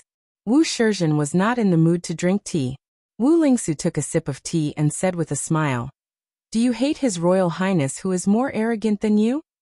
Wu Shizhen gritted his teeth and said, "I only hate that I don't have power. I don't hate Su Fengnian. On the contrary, I admire the son of the king of Bailiang. How is he an unscrupulous playboy? He's clearly an expert at pretending to be weak. The 3 provinces of Liang, Yong, and Quan have been deceived by his act with Butcher." Wu Lingsu nodded and said, "Just you and I know about this. Don't tell anyone. Those who can see this clearly have already seen it. We don't need to remind them. Those who can't see it clearly are outsiders who can't speak. If you say it, You'll only be treated as a joke. Since we're weaker than others, we have to have the patience to lower our heads. This is not cowardice but being sensible. Shurjin, I founded the Divine Firmament sect, and was regarded as a big joke by the ancestral courts of Mount Longhu and Wudong. But hundreds of years later, who dares to say they know? After a rough study of the history of Mount Longhu and Wudong, I know that their ancestors were 100 times worse than me. I was conferred the title of king, and monopolized the blessed land of Mount Qingcheng. But this family property, which is not small, can be passed down for 10 generations and 100 generations, and compete with other Taoist ancestral courts. It depends on whether you can bear the heavy responsibility first. Originally, I wanted to drink tea with you because I was afraid that you would only care about hating Su Fengnian and ruin my Divine Firmament sect's 100-year plan. I wanted to persuade you and see if you can listen to me or not. Now it seems that I was overthinking. My son is indeed a person who can achieve great things. Shurjin, I might as well tell you the truth. If your plan is limited to one mountain and one palace, I won't let you go down the mountain.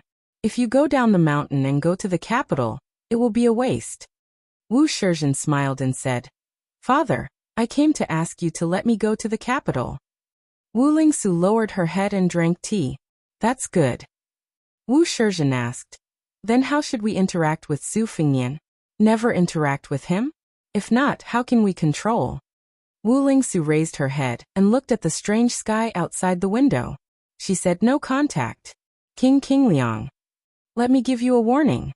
If Su luckily doesn't die and is to survive to become king by luck, if he is king, I will give you a king. But if something happens to Su Xiao, or if Su Xiao dies of old age, and His Royal Highness doesn't have that life, the Su family will fall apart. You can beat them when they are down. Father has already picked out a few precious secret manuals. Tomorrow you will send them to the capital. When you reach the capital, the more you tell the imperial relatives about His Royal Highness's domineering and evil virtues, the happier Su Fengnian will be. Only then will the relationship between our Qingyang Palace and Beiliang Palace be truly strengthened.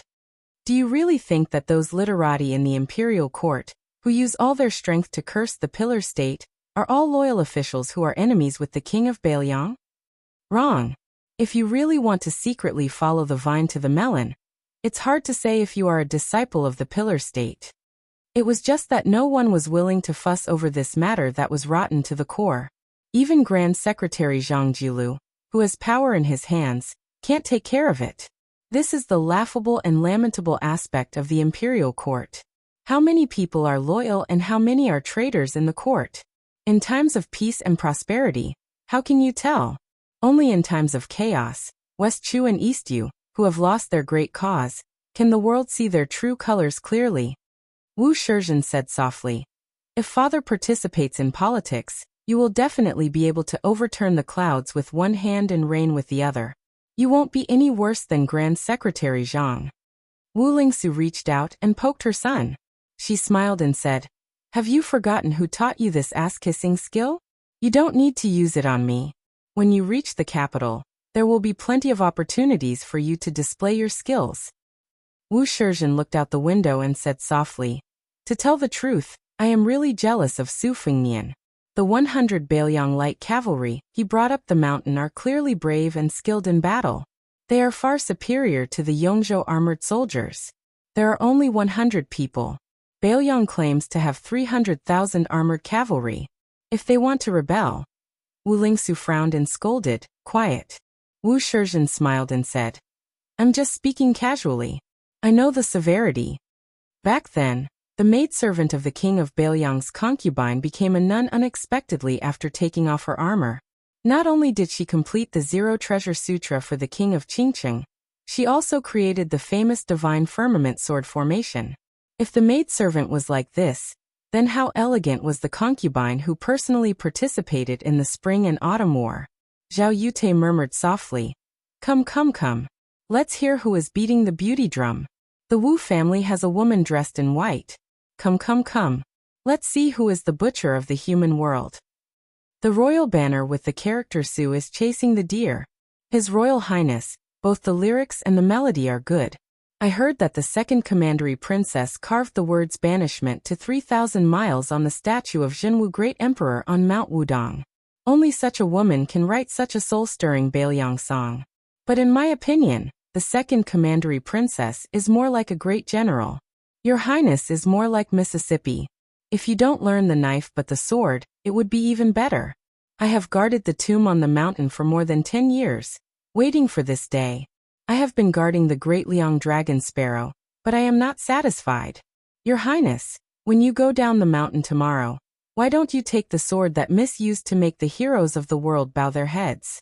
Here the great Liang dragon sparrow is buried.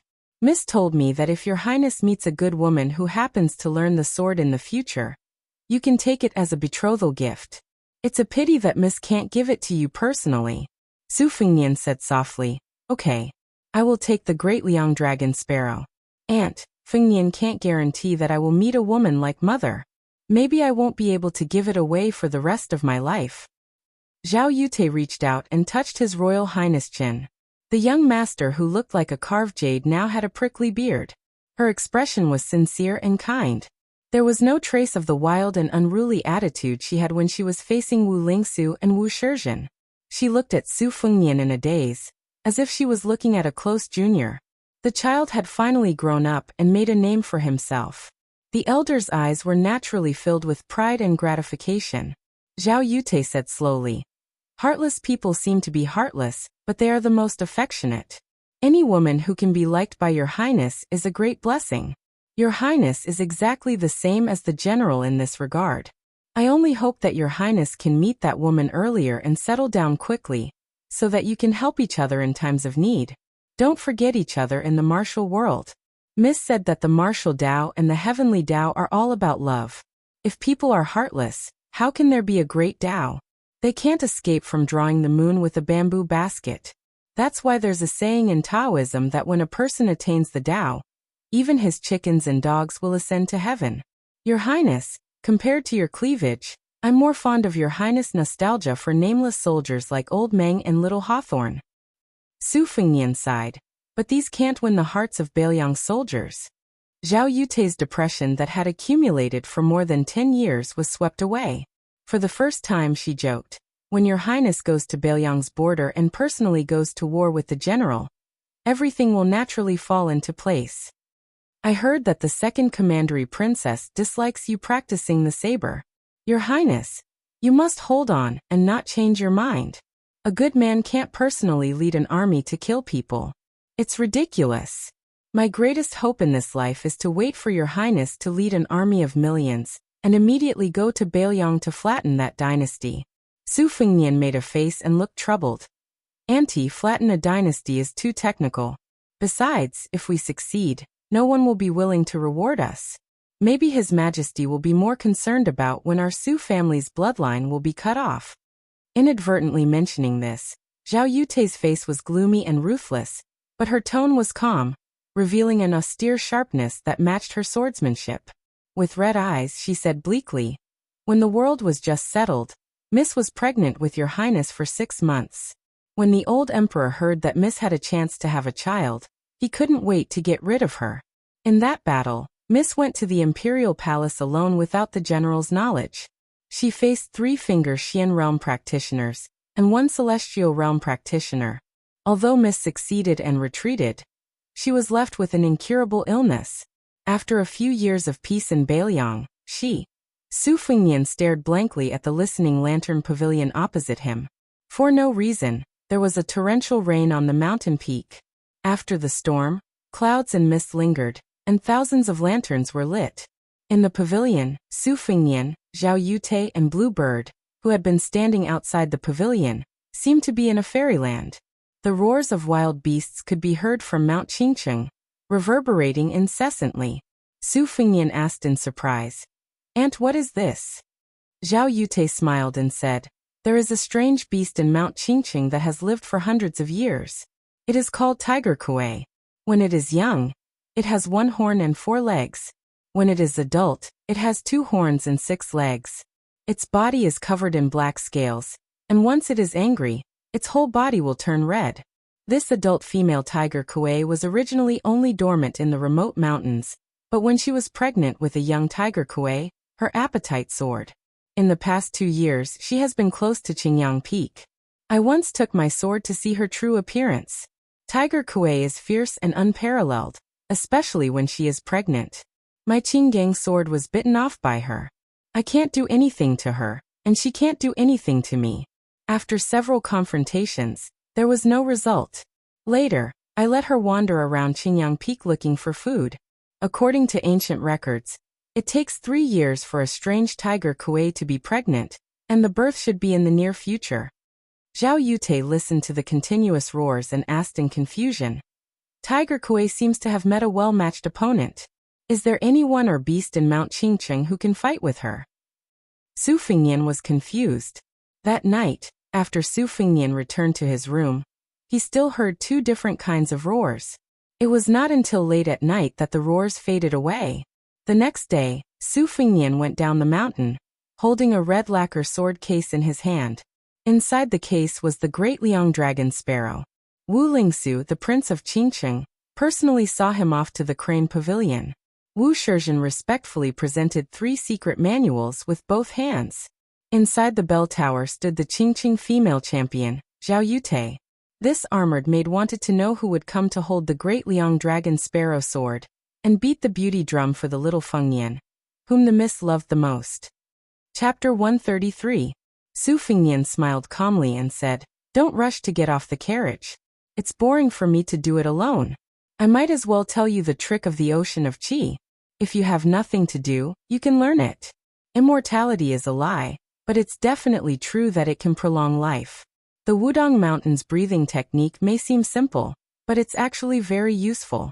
It's the foundation of the Great Yellow Quartz cultivation. It combines the ancient Kunlun Sect's 5 suitable 6 methods, the Wudong Jade Pillar's 16 sentences to cure illness and prolong life, and the Yellow Quartz Lotus Sutra Doing technique, created by the young martial uncle Hong Shixiang. Grandpa Wei has a book with the same name as the ancient book, but it's different.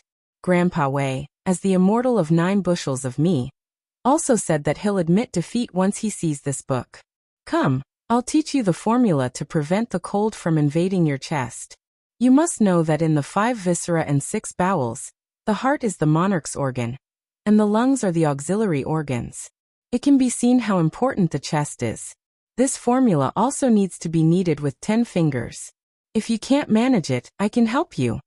Yu Yue listened attentively at first, but when she saw Su Fengnian's fox tail was exposed, she felt a little helpless. But in the end, she didn't lift the curtain and get off the carriage. Sitting in the corner, she changed the topic and asked softly, "Why didn't you bring Kay and little Hawthorne? Do you have the heart to let them become bandits like Old Man Meng?" Su Fengnian asked back, "Isn't it good?" Yu Yue said angrily, "Su Fengnian, who are you? You're the eldest son of the king of Bailiang, the most favored son of the Great Pillar State. You can obviously give the 2 children a bright future. Is this kind of trivial matter difficult for you? You even dared to kill the immortals of the Qingyang Temple in the eyes of the children. Why are you so stingy when it comes to it?" Su Fengnian sat with his hand on his saber, his finger gently flicking the embroidered winter saber's scabbard. He didn't say anything, as if he felt that Yu Yue was unreasonable and didn't even bother to explain. Yu Yue's face turned red, and her eyes were filled with sorrow. Su Fengnian asked again, "Do you think it's lucky that I brought these 2 children down the mountain, and they're better off than the children of wealthy merchants? If he didn't want to be a thief who had to worry about rice and salt all day long, at least his life wouldn't be in danger. Then what should he do? Raising eagles and fighting dogs all day long, or doing some small business like me, and then being targeted by the enemies of Bailiang Palace? Who knows when they will suddenly die? Yu Yue, do you know what annoys me the most about you fellows from landowning households? It's precisely because you think you're infallible and worry about the country and the people. You all have a scholarly air about you.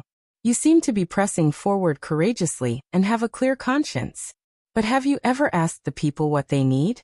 Was Su Xiao the one who started the Spring and Autumn War? The Shangyin Academy's scholars all felt that they cared about the world and wanted to uphold the orthodoxy of the emperor. They used the country as a chess piece.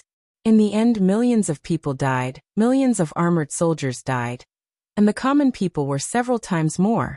But how many people from Shangyin Academy died? Even if you heard that some scholars and loyal ministers jumped off the cliff to show their sincerity, and their names were left in the history books, and their names will be passed down through the ages. But for insignificant common people like Old Meng, who would remember their life and death? Your father, the scholar of Jixiao of Shangyin Academy, wrote a lament poem in grief and indignation, saying that the flag on the great Phoenix City was lowered, and that there was no one in the country who was a man. In my opinion, what spring and autumn morning poem champion? It's just a bunch of bullshit, everything is fake. The royal family of each country should be wiped out, but the common people who can't hear are the real morning poems. You and your father were taken hostage by the refugees. You must have heard it, right? Do you remember? My second sister wrote a song about Bailiang. How is it praising Su Zhao's bravery and skill in battle? The poor Bailiang has millions of households. How many people are wrapped in iron clothes and withered bones? She is cursing Su Xiao. Just tell me, how many emperors, kings, generals and ministers are there? Is she imitating your father's group of scholars, singing praises? Yu Yue, do you know why I don't want to kill you? I want you to open your eyes wide and watch. Not only I want to take you to see Jianghu, I want to show you what real life is. Later on I want to take you to Bailiang's border to see the iron armor, to hear the iron hooves, to let you know what real war is. Su Fengnian paused for a moment, and then with a tranquil laugh he said, Of course I don't want to kill you, but I still want to bully you. Yu Yue was silent. Su Fengnian continued his breathing.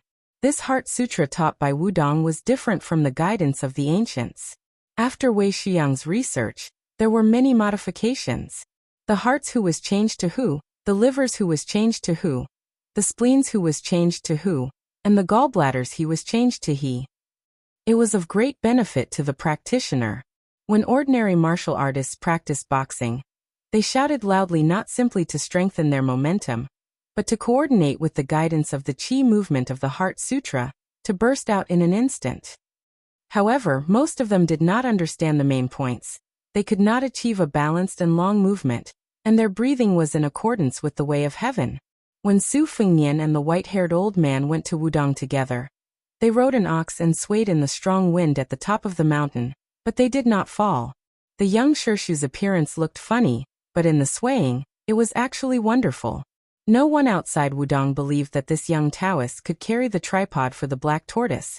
But Su Fengnian gradually believed that the ox rider might really be a once-in-a-century Taoist immortal like Qi Xianzhu. However, no matter how immortal he was, it was useless if he did not leave the mountain.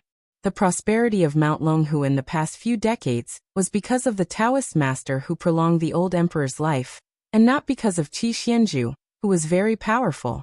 At noon they ate some wild game at the foot of Chaoyang Peak. Yu Yue did not get off the carriage. Su Fengnian did not expect this little kitten from West Chu to be tamed by some nonsense.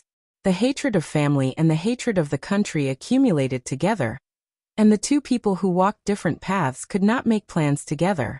How could they be resolved with just a few words from Su Fengnian?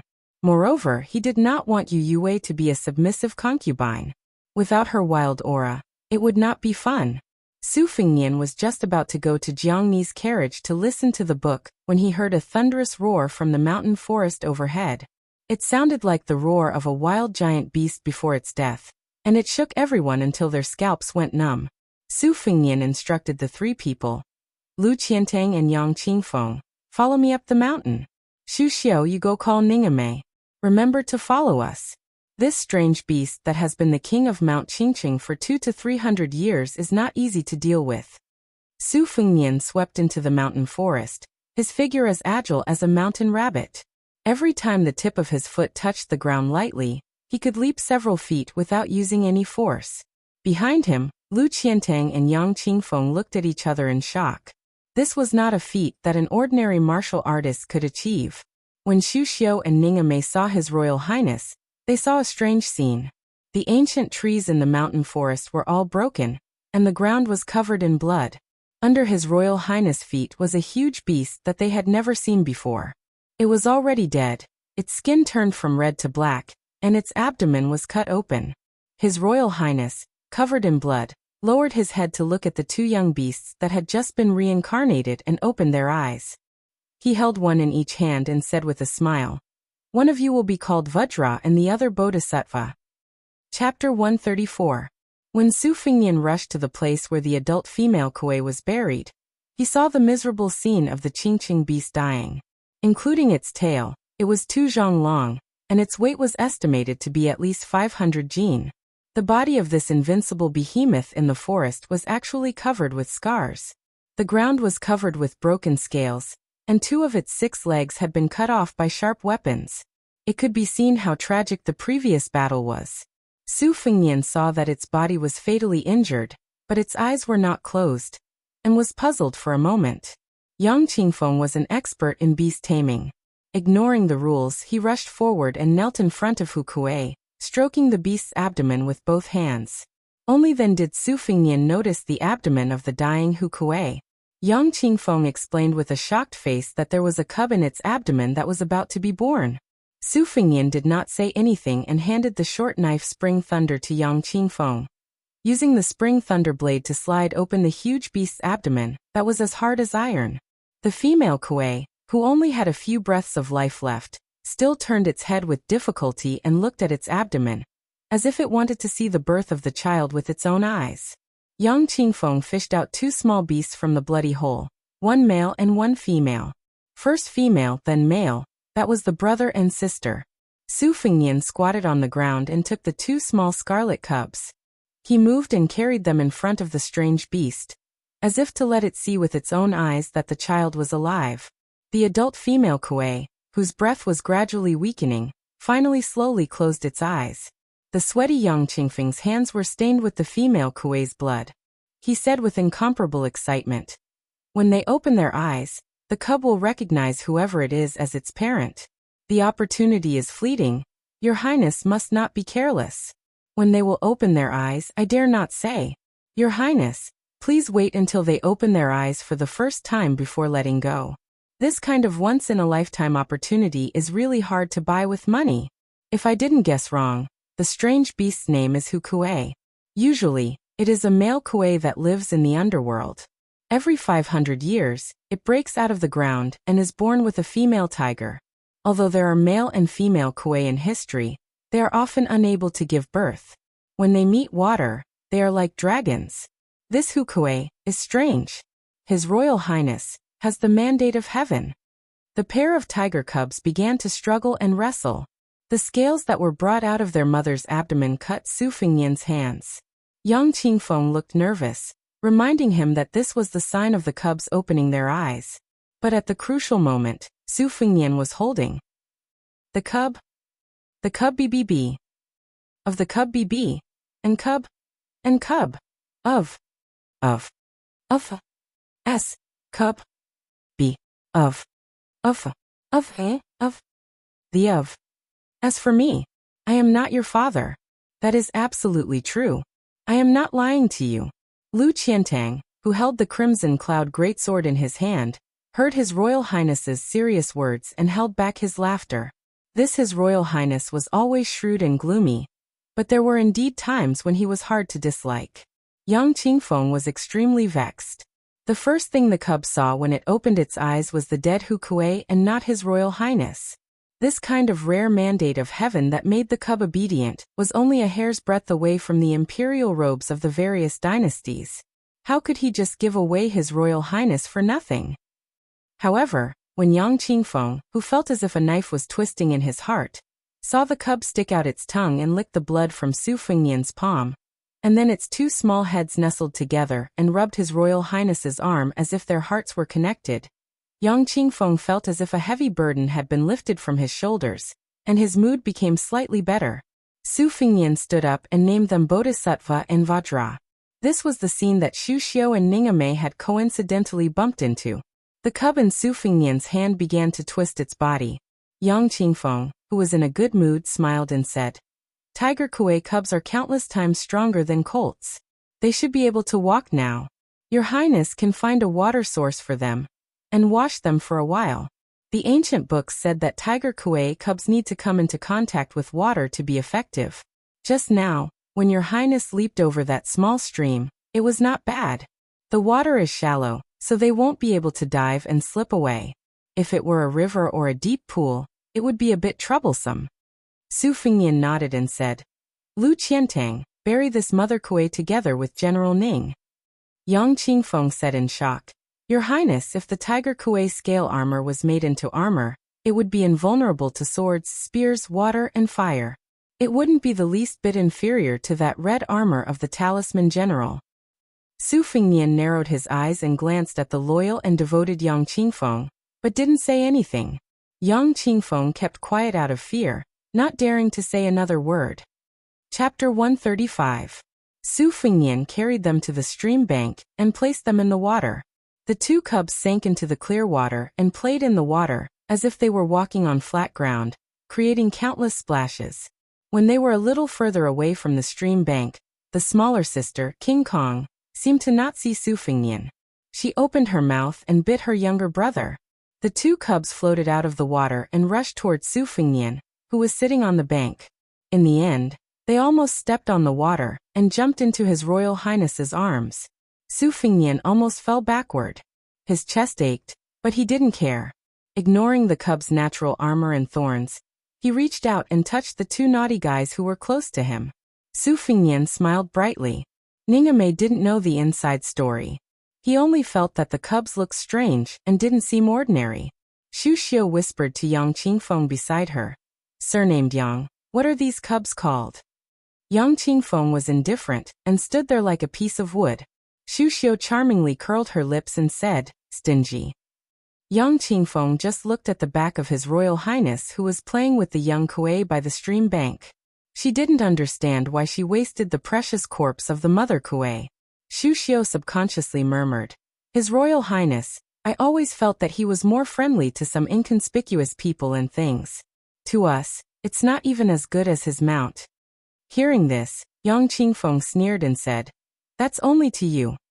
Xu Xian recalled how His Highness the Crown Prince had called her Auntie Xu, and how His Highness the Crown Prince had repeatedly said that he wanted to send her out of the dilapidated Taoist temple in Qingyang Palace. She was so angry that she wanted to kill someone. However, her heart was filled with anger and resentment, but her face was as charming as a flower. She smiled with a hidden dagger and said, I don't know who it was that was frightened by His Highness the Crown Prince's gaze just now. Yang Qingfeng crossed her snow-white fingers in front of her chest. Xu Xiu sneered, Yang Qingfeng, if you have the ability to make a move, I guarantee that I won't fight back and will let you do whatever you want. Yang Qingfeng was angry, but she didn't make a move. She only said calmly, Sister? No wonder His Royal Highness addressed you as Aunt Xu. Auntie Xu is already so old. Yang Qingfeng has no interest in taking advantage of her. He must be picky, especially His Royal Highness. When Xu Xiu was angry, she could always make people not look at her angry face, but at the sight of her chest trembling slightly, young Kuei could already walk unsteadily. Although he would fall when he ran too fast around Su Fengnian, he was still safe and sound even if he fell and kicked up dust. He stood up shakily and was still as lively and active as before. When Su Fengnian saw Ningame and Lu Qiantang walking over, he stood up and brought the siblings who were playing behind him back to the caravan. Jiang and I, who was sitting beside Blue Bird, was stunned when he saw the two lively little guys. The old god of swords heard the noise of the young Kuei, and lifted the curtain to take a look. He said in surprise, The spiritual energy is so rich that it can be compared to the black tiger who listened to Qi Xuanzhen's lectures for more than 10 years. Su Fengnian carried the young Kuei by the neck and entered the carriage. He didn't see Yu Wei. She probably didn't want to see him, so she ran to Jiang and I and Old Manly to sulk. Su Fengnian took off the embroidered winter and spring thunder blades and sat down cross-legged. The two young Kuei used their small heads to nudge his calves. Su Fengnian patted them twice. When they raised their heads in puzzlement, Su Fengnian pointed at the two little guys and smiled. You are called Bodhisattva, you are the elder sister. You are called Jin Gang, you are the younger brother. Let me explain again, my name is Su Fengnian, I am not your father. Alright, I am going to practice the Da Huang Ting. Don't make trouble, otherwise I will hang you up and beat you. It was strange to say that the young Kuei who was making a fuss quieted down after Su Fingnian sat down to practice. It curled up at Su Fingnian's feet and didn't move. If the male Kuei who was born later than it could only be the younger brother moved, it would be bitten by its sister who was actually smaller than it in size. It didn't dare to fight back. It was taboo to be distracted during practice. But for some reason, Su Fingnian thought of this pair of siblings and the young Kuei so much that the corners of his mouth curled up. He couldn't concentrate on his breathing, but the flow of qi in his body was smoother than usual. Su Fingnian couldn't help but think of the words he said while riding behind the waterfall on the mountain. The Taishang Wangqing is not emotionless. Wangqing is silent and not emotional. It is like forgetting. If you remember, it is true love. As the saying goes, the speaker cares. If he is pleased and forgets to say something, the Tao is not the Tao. If you know by chance and want to say something but stop, then you know it. Su Fingnian opened his eyes and scolded with a smile. What Xiankong Dao? You always like to speak ambiguously and inexplicably. Bull Rider, if you are really the Zhenwu Great Emperor, go down to Wudong if you have the ability. If this is too difficult for you, then get lost to Jiangnan. Su Fingnian stopped smiling and muttered to himself. Is it harder to meet a woman than to become the number one in the world with 2 Daos on his shoulders? The 2 ancestral courts faced each other. 600 years ago, the dragon and tiger were prosperous. Wudong Mountain was almost wiped out, and most of the Taoists fled down the mountain. 300 years ago, Wudong suppressed the dragon and tiger. The dragon and tiger lowered their heads to the lowest point. In the past 100 years, the dynasty had raised the dragon and tiger again and again. Wudong was worse with each generation. Even Wang Zhongluo and the previous sect masters had never entered the capital to meet the emperor. The next 100 years? Very few people really thought that the black tortoise would rise for 500 years. In this battle between the north and the south that had been secretly fighting for a whole 1,000 years, who would emerge victorious? Or would it be the little celestial master surnamed Qi, who was known to have the best comprehension ability and the best progress in martial arts on Mount Longhu, who had a chance to stand shoulder to shoulder with Qi Xuanjin in terms of cultivation? Su Fingnian really did not understand Hong Xixiang's Tao. Compared to winning against the Dragon and Tiger Mountain where the 4 great divine masters ruled and produced generations of talents, wasn't it easier to go down the mountain to Jiangnan? Su Fingnian lowered his head and said bitterly, I won't know your Tao in this lifetime. If you don't say it, if you don't do it, how would my big sister know? You just hide on Wudong Mountain and ride a bull. You know my ass. Chapter 136. Wudong Mountain's headmaster, Wang Zhongluo, passed away at Little Lotus Peak. As this news spread from Beiliang to the east, west, and west, the world's Taoist sects were in an uproar.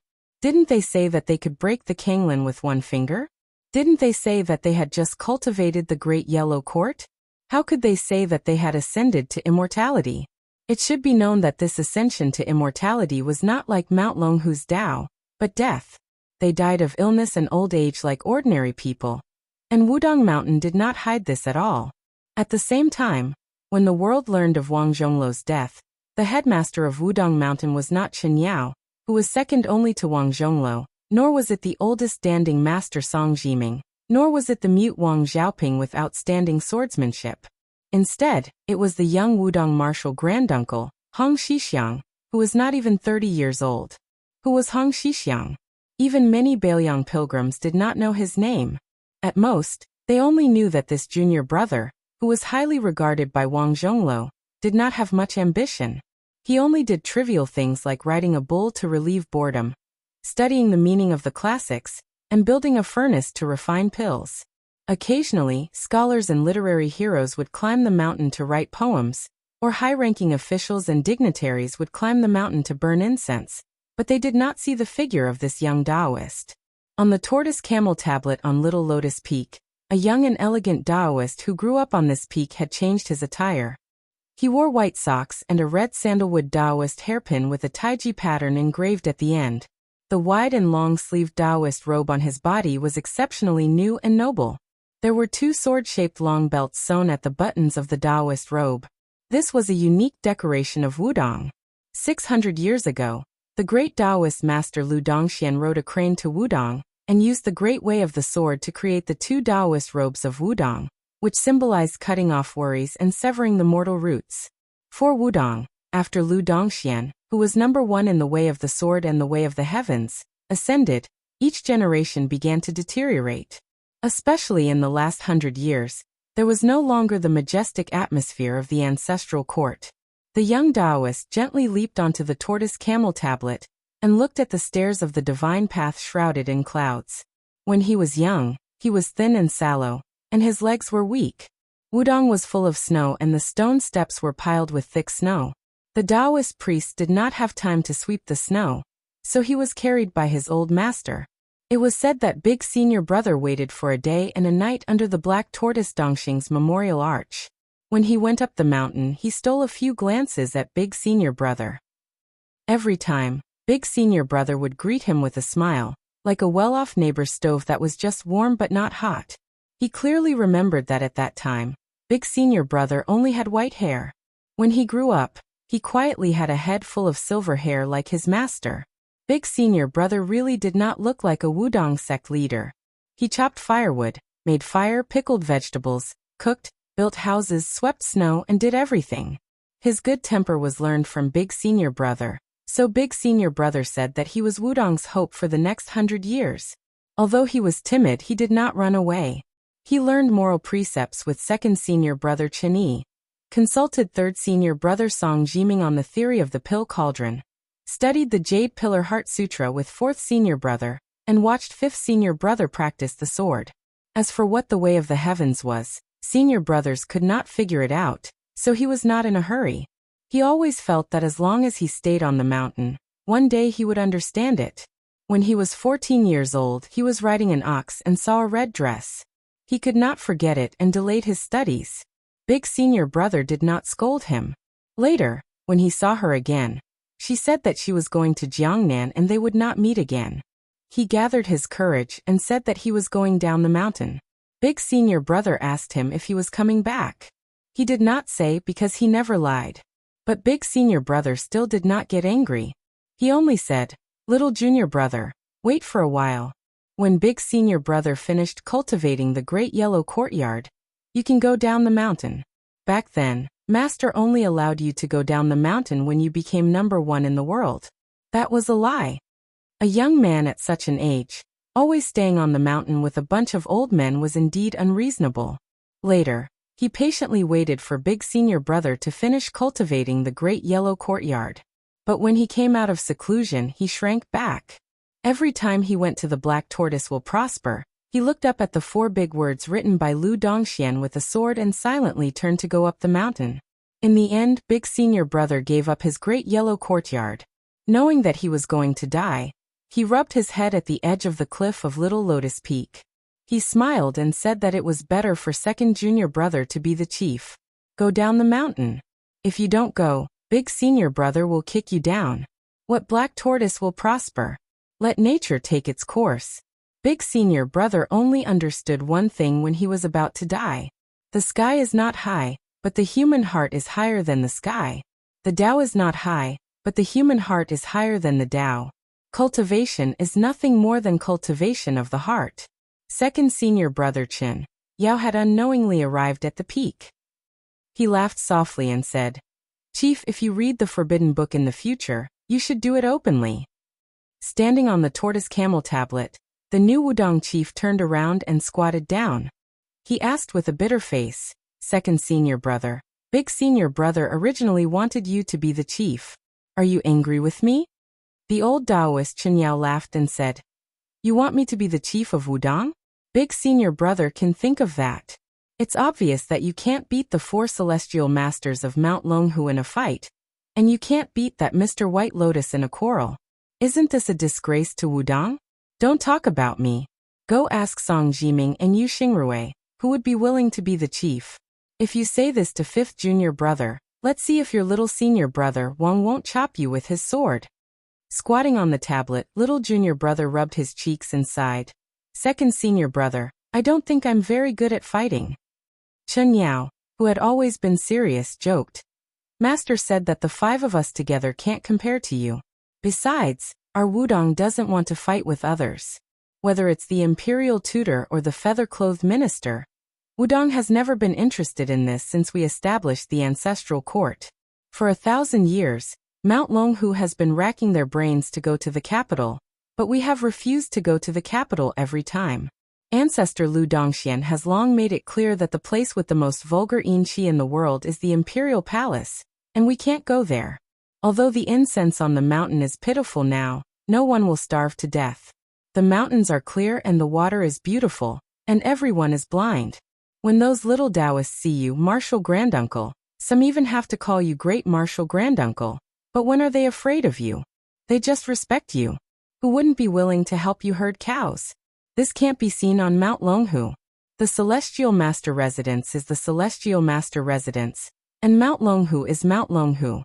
They are clearly separated, and they are not as harmonious as our Wudong Mountain. Eldest senior brother said in private that the principle at the foot of the mountain is that amiability breeds wealth. On the mountain, amiability breeds Tao. I think eldest senior brother's cultivation is high, but he can't beat me in reasoning since we were young. But I think this sentence is reasonable. The young chief said worriedly. I wonder how little senior brother Wang's Tao of the sword is going? Don't go to Wu family's sword tomb or Mount Longhu to fight. Sigh, little senior brother Wang's sword doesn't seek sword moves, but divine intent. Chen Yao comforted. Fifth junior brother's Tao of the sword is the best on the mountain. He can't save people as well as eldest senior brother, but he's more powerful than eldest senior brother. Before he left, you gave him the deed of thorough comprehension. I believe that as long as fifth junior brother is willing to put in some effort, it will be greatly beneficial. Hong Shixiang, who was no longer called Martial Granduncle by the younger Taoists of Mount Wudong, said awkwardly, my deed of thorough comprehension was written blindly. At this moment, the dusk drum sounded in the mountain. The fog dispersed, and the scenery of the big and small lotus peak could be seen. Hong Shixiang stood up and looked into the distance. He was lost in thought. Chen Yao smiled and said, what's the harm in calling you chief? Are you no longer our little junior brother? So what if eldest senior brother passed away? Is Mount Wudong going to collapse? So what if Black Tortoise won't rise for 500 years? Are you no longer Hong Shixiang? When Shifu brought you up the mountain, he naturally had the idea that you would shoulder the burden of Mount Wudong's prosperity. But more than that, he just wanted you to be free and unfettered. Eldest senior brother was even more so. Little junior brother has been riding an ox these past few years, with books hanging from its horns, carefree like an immortal. We old fellows are envious. One divination a day, each time with a frown on his face, we secretly look at it with joy. So whether we go down the mountain or not, we don't care. Chen Yao's rules, Song Jiming's pill cauldron, Yu Xingrui's jade pillar, Wang Xiaoping's sword intent. There was also eldest senior brother's martial arts and cultivation. After passing the Black Tortoise Dangxing Memorial Arch, everyone on the mountain went on blind dates. This was Hong Shixiang's home. Riding an ox to read books, refining pills to relieve boredom, 8 steps to overtake cicada only for the spider web. The mountain peak moved with the astral wind, just to see the scenery outside the mountain clearly. Feeding and talking to yellow cranes, just to find it fun. This was his Tao. I don't seek Tao, Tao will come naturally. The youngest chief in Mount Wudong's history didn't say anything. He just let out a long breath. He took a step. This step covered a distance of 10 feet. He directly stepped out of the tortoise camel tablet, and stepped out of Little Lotus Peak. Mount Wudong's 72 peaks. The clouds and mist of the 72 peaks rolled, and surged towards the small lotus. Hong Shixiang stepped on the back of a yellow crane, and rose into the blue sky. Chen Yao raised his head and looked at the strange scene. He muttered, Shifu, eldest senior brother, you should really take a look. Little junior brother has stepped into heavenly phenomenon. Chapter 137. After leaving Mount Qingcheng, Su Fingnian hired 4 large boats to sail down the Swallow River. This river was extremely turbulent, with tall mountains on both sides and steep cliffs. The narrowest part of the river was no more than 500 feet. It was only second to the Kuei Gate Pass, where a Taoist saint rode a green ox. This section of the river was filled with small gorges, and large gorges surrounded small gorges. Su Fingnian was wearing a white robe. He stood at the head of the boat and smiled at Yu Yue, who was holding Wu Meinyang. We just passed by the Book Beach and the Sword Beach, where the founder of Wudong, Lu Dongxian, kept the heavenly book in the ancient sword. Don't think that it's dangerous. The Dongling Gorge is the most dangerous place. Our 4 boats are already the limit. If we get any bigger, no matter how familiar the boatmen are with the river, they will all sink. Back then, Old Huang and I were scared half to death. I even got seasick and vomited all over Old Huang. That's why the fishermen here all say that the Book Beach and the Sword Beach are not really beaches, and the Dongling Gorge is the gate of hell. Later, the boat will shake violently. Don't stand here. Yu Yue looked at the scene in front of her, and her face turned pale. Just as she was about to turn around, she widened her eyes. She saw a small boat sailing against the current. It was heading straight for the leading boat, which was guarded by the halberd Ningame. A young man in a green robe, who looked like a scholar, was holding a bamboo pole. He held the pole with both hands and stabbed it into the water. The back of the boat under his feet tilted up.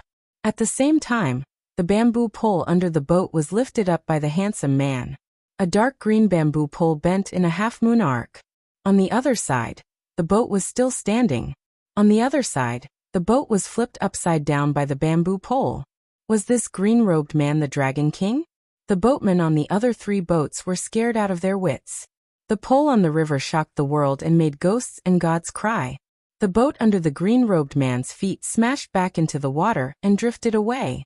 Su Fengnian widened his eyes and said to himself, "This skill is too overbearing." When they reached Xiong province, they were not far from the capital. The 6 kings of the imperial family all had their own fiefs. Except for the Duke of Huainan Zhaoying, who hated war since he was young, the other 5 kings all had varying military power. Zhao, King of Jing, and Zhao Heng, Zhao Sui, Zhou, Zhao, Ao, and Zhao, Van, Zhao, King, was king, and of his army. Back when General Gu Jiantang was summoned to the capital, he took off his armor and entered the capital alone. Most of his old subordinates were in the hands of these 2 powerful kings. The smoke of the spring and autumn war had yet to disperse, and the world had just settled down. It was a wise move to have the princes of the imperial clan take control of the country. No one in the dynasty had any objections to this. Only Su Xiao, who was given the title of king with a different surname, had attracted criticism from the court. Back then, other than Gu Jiantang, who was expected to be stationed at the border, the civil officials and strategists wanted the king of Yan, who was not inferior to Su Xiao, to move to Beiliang. But in the end, neither Gu Jiantang nor the king of Yan were able to lead their troops to the north. For example, Zhaoying, the Duke of Huainan in Xiongzhou, and Zhao Sui, the Duke of Jiaodong in Liaoliao. For these 2 vassal kings, the imperial family was often punished, and many of their sons and grandsons were demoted to commoners. For example, the Duke of Yanci, according to the rules of the imperial family, he was not allowed to enter the capital. Even after the late emperor passed away, the current emperor refused to allow the Duke of Yanci to enter the capital. It was rumored that the Duke of Yanci prayed to the north, so much so that he vomited blood and fainted. He was bedridden for several months, and his filial piety made the northern scholars, who originally had a bad impression of this arrogant and ruthless Duke of Yanci, regret. In Magu city of Xiong province, the prefecture overseer, governor, and a group of civil and military officials were all 30 li away from the city. It was a huge formation, just to welcome a person who was passing by Xiong province. The king of Huainan Luing did not leave the city. According to the imperial clan and vassal laws, the princes of the imperial clan were not allowed to leave their fief without permission. Even if they went out of the city to visit the tombs of the province or went out of the city for a spring and autumn hunt, they had to submit a memorial to the prefecture overseer of the capital on behalf of the king of Yan before they could leave.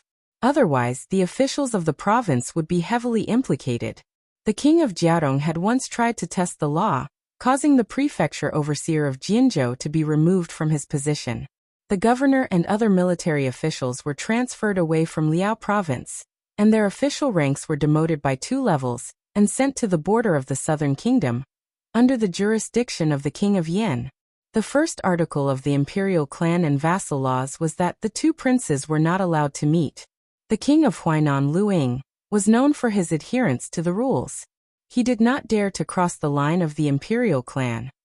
Occasionally, his descendants would be punished for violating the rules, but the cultured and refined king of Huainan would not say anything. Fortune and misfortune came hand in hand. Lu Ying became the prince of the imperial clan who went to the capital to meet the emperor the most, and was rewarded generously.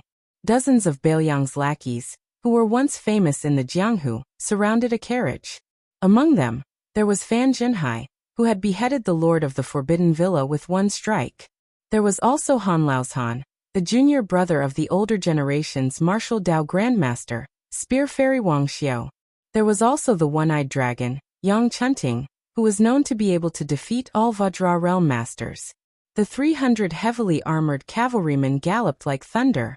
The prefecture overseer of Xiong province, Yao Baifeng, and everyone else bowed in reverence. The curtain was not lifted, and no one walked out of the carriage. Only a hoarse voice was heard. Enter the city. Unexpectedly, no one dared to show the slightest bit of anger. One had to know that Yao Baifeng was the leading figure of the scholars of the three northern states, and he was also the head of the Yao clan of Xiong province. Back when Grand Secretary Zhang Julu was still in the Dahuang sect, he had consulted prefecture overseer Yao many times. The Yao clan had a total of 5 generations, and they were all second to none in Confucianism. The Yao clan's 5 heroes, from the first to propose the virtue of being informed, to the understanding of things, and then to the reasoning of things, were of the same origin. Together with the Zhu school's Confucianism of the Shangyin Academy in the south, they were known as the 2 champions of assisting the nation. The north and the south complemented each other, and they had always been favored and highly regarded by successive generations of emperors. Yao Baifeng had devoted his entire life to developing his family's studies into national studies, and his students were all over the world.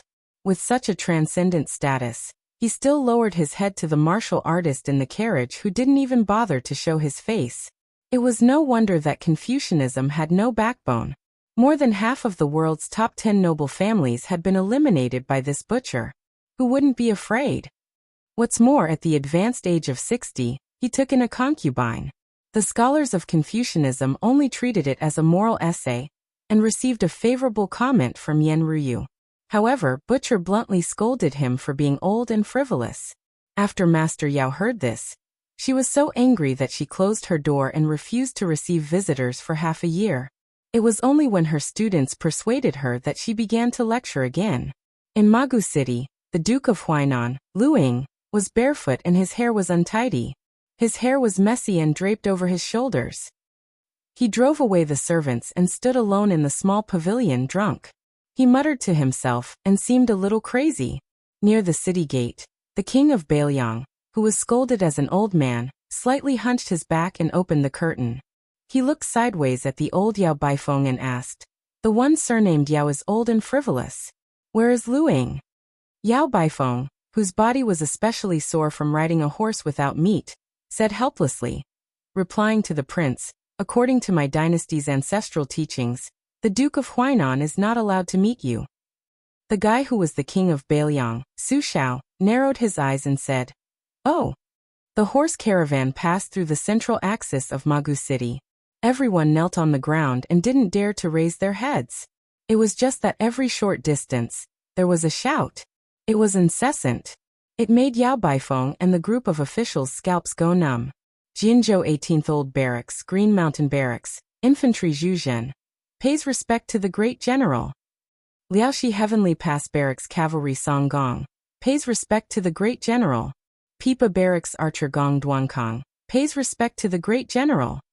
At this time, Yao Baifeng and the others couldn't help but remember the last words of the brilliant Bailiang soul-suppressing song.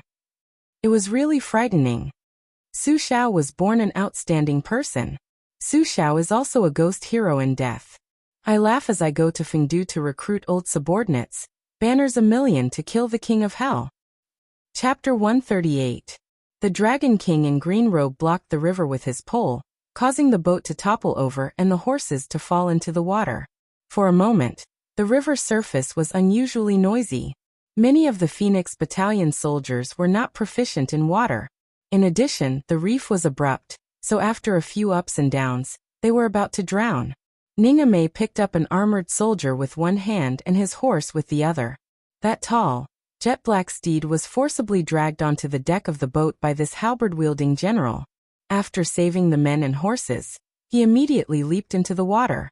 His bow, iron halberd, was left behind by his adoptive father. Even if Ningame drowned, he would still fish it out. At that time, the young man in green robe arrived on the floating boat and used the bamboo pole to raise the waves. If it were not for the fact that he did not have a halberd in his hand at that time, he would not have been defeated by that strange assassin. When Ningame broke out of the water, Su Fingyan drew his embroidered winter saber and chopped the railing of the big boat into more than a dozen pieces, kicking them into the Swallow River. His body floated down. Stepping on a wooden railing, he bent down and grabbed a Baelyong armored soldier and threw him back to the big boat. At the same time, Lu Yongshu and the other two, as well as Bluebird, all flew into the river like a swan treading on snow, each of them saving people and horses. The other three boatmen only saw the shadows skimming the surface of the river. They were dumbstruck. They originally thought that this group of river-crossing warriors was just a group of elite soldiers, but they did not expect that there were actually many immortal masters hidden among them. Especially that handsome young master who wore a white robe and a jade belt. He had a pair of sabers on his waist, but his appearance was not gaudy at all. If the man in green robe who floated in and out of the small boat was the Swallow River Dragon King in human form, then this young master was a white dragon crossing the river, with indescribable elegance. Su Fingyan went back and forth 4 or 5 times, breathing in and out continuously. He was not tired at all. Stepping on a section of the railing that he had chopped off with his embroidered winter saber, he looked toward the ghost gate of Dongling. He had a headache. Most of the people who fell into the river had already been rescued, but there were still 2 people who were about to hit the reefs of the ghost gate, so he did not have time to rescue them. When sailing a boat, he was not afraid of the wind and waves, but he was afraid of the reefs. 2 Baelyong warhorses hit the reefs with a loud crash, creating a pool of blood, which was swept away in an instant. Su Fingyan tiptoed on the railing and floated toward a reef. When he swept out again, it was just that one person was about to hit the reef. Su Fingyan looked back and saw that Ningame had just rescued a comrade at the bow of the boat. Su Fingyan suddenly had an idea and shouted loudly, "Ningame, throw the halberd and help me." Ningame took a step back with his right foot and roared angrily. He threw out the 80-kilogram halberd and stabbed it straight at a soldier who was about to hit the reef. Su Fingyan grabbed the halberd and took advantage of the momentum to fly up. At the critical moment, he grabbed the light cavalryman from the Baelyong battalion and nailed the halberd into the reef. Su Fingyan placed the light cavalryman in his hands on the reef and leaped up again and again. Finally, he saved the last light cavalryman from drowning. Together, they sat on the reef. The river water roared and splashed. Su Fingyan's luxurious clothes were soaked. The red date mark between his eyebrows shone brilliantly. The light cavalryman from the Phoenix Battalion who had narrowly escaped death coughed violently. He raised his head to look at the expressionless face of His Royal Highness. He was a little confused. His life had been saved by His Royal Highness, who was rumored to have no regard for human life in Baelyong. The large ship floated down. Ningame pulled out the reef halberd and pulled up the Baelyong soldiers. Su Fingyan helped the light cavalryman who was in a daze onto the bow of the ship. The captain of the Phoenix Battalion, Yuan Meng, had a complicated expression on his face. Not only him, but many of the light cavalrymen were also dumbstruck. Su Fingyan ignored them and only ordered, "General Ning, count the number of men and horses. Whoever loses his warhorse will be punished and will make up for his mistakes in the future." Ningame cupped his fists and said in a deep voice, "As you command." Even Yuan Meng couldn't help but lower his head and say, "As you command." The wet Su Fingyan entered the cabin, and the green bird helped him change into a new set of clothes. Su Fingyan frowned and said, "Fortunately, the Booksword Beach is still fine, and most of the rocks are exposed. If we were to go down to the gates of hell, when the water is dry, the submerged rocks are like a stone forest, and the waterway is even narrower. I'm afraid we would have fallen into the water, and there would have been several casualties. Who is that man in green? He can overturn a large ship with just one strike of his bamboo pole. And his strength is beyond the description of a tiger. His dexterity is even more frightening. And it is clear that he has concealed superior swordsmanship. Aunt gave me a book on how to break the Wu family's withered sword on Mount Qingqing, and I saw that the man with the bamboo pole in his hand was a bit like the mountain lifting in the Wu family's sword tomb. Could he be this generation's sword champion Wu Luding? Bluebird held her hair in one hand and an ivory comb in the other. She carefully combed Su Fengnian's hair and said softly, "Let's not talk about whether or not that man is Wu Luding. Young Master's method of saving people is very pleasing to the eye. Even Ning'e Mei and Yuan Meng were cheering for young Master just now. Especially when you flew with the halberd. Even this servant had to praise you." Su Fengnian lowered his head and looked at his red palm.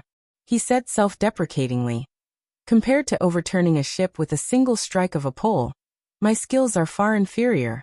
Unless the old god of swords, Li Chungang, is willing to help, no one can stop that guy who might be Wu Luding. They can only watch him leave on the ship.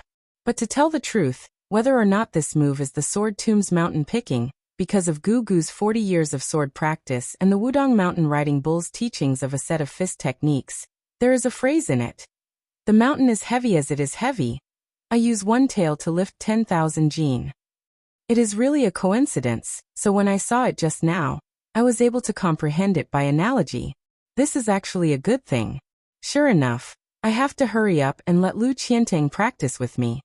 After the calamity, Dongling Gorge became even more strange. The mountain peaks were abrupt and rugged, and the river was narrow and winding. There were only 3 ships left in the gorge. They brushed past the reefs again and again. It was hair-raising. Su Fengnian once again stood at the bow of the ship. The 2 young Kuei were chasing and playing by his feet. It was unknown when the old man wearing the sheepskin fur coat appeared behind Su Fengnian. He laughed and said, "Young man, you have some experience in grasping people's hearts. If this old man did not know that the green-clothed swordsman was not one of your men, he might have suspected that you deliberately arranged this."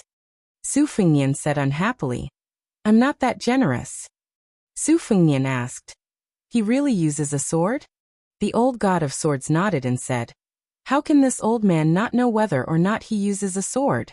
Those who come from the Wu family's sword tomb have the unique pedantic smell of withered swords.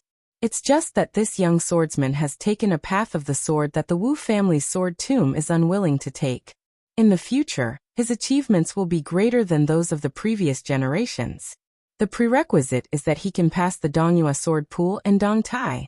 If he passes it, it won't be difficult for him to enter heavenly phenomenon from the Xian finger stage. If he doesn't pass it, the withered sword will be a real withered sword. How about that move, mountain toppling? Are you scared? Why don't this old man teach you the move, see overturning? Aren't you tired of carrying 2 swords? How about you lend one to this old man? If you do, this old man will immediately let you see the scene of a sword going against the flow of a great river." Su Fengnian sneered and said, "Don't even think about it." The old man picked his earwax and curled his lips. How can such a coward achieve great things? Su Fengnian said to himself, "What is Wu Luding trying to achieve with this pole?" Li Chungang said impatiently, "Kid, are you stupid or stupid? Isn't it just to make a name for yourself in the martial world? Otherwise, why would Wang Xianji call herself the second in the world? Why would Dong Tai use a peach blossom branch to make mischief?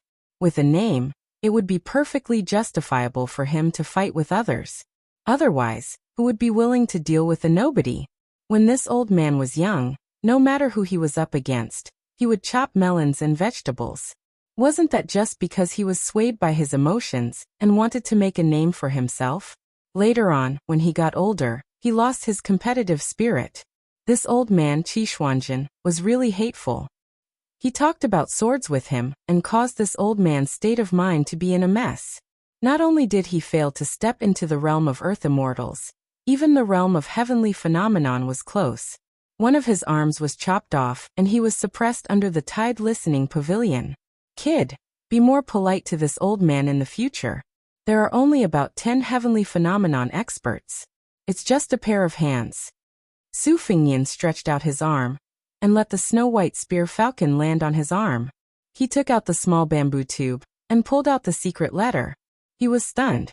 Old Man Li had just said that he was one of the few heavenly phenomenon masters, and now he was tilting his head to peep without any demeanor. Su Fingnian did not mind. Li Chungang was also stunned, and then he clicked his tongue and said, "Giving Wang Zhonglo to your great yellow court was a losing deal that risked his life." This old man had already expected. It's just that new chief called Hong Shixiang did not even care about the Vajra finger and the fourth level of the profound realm.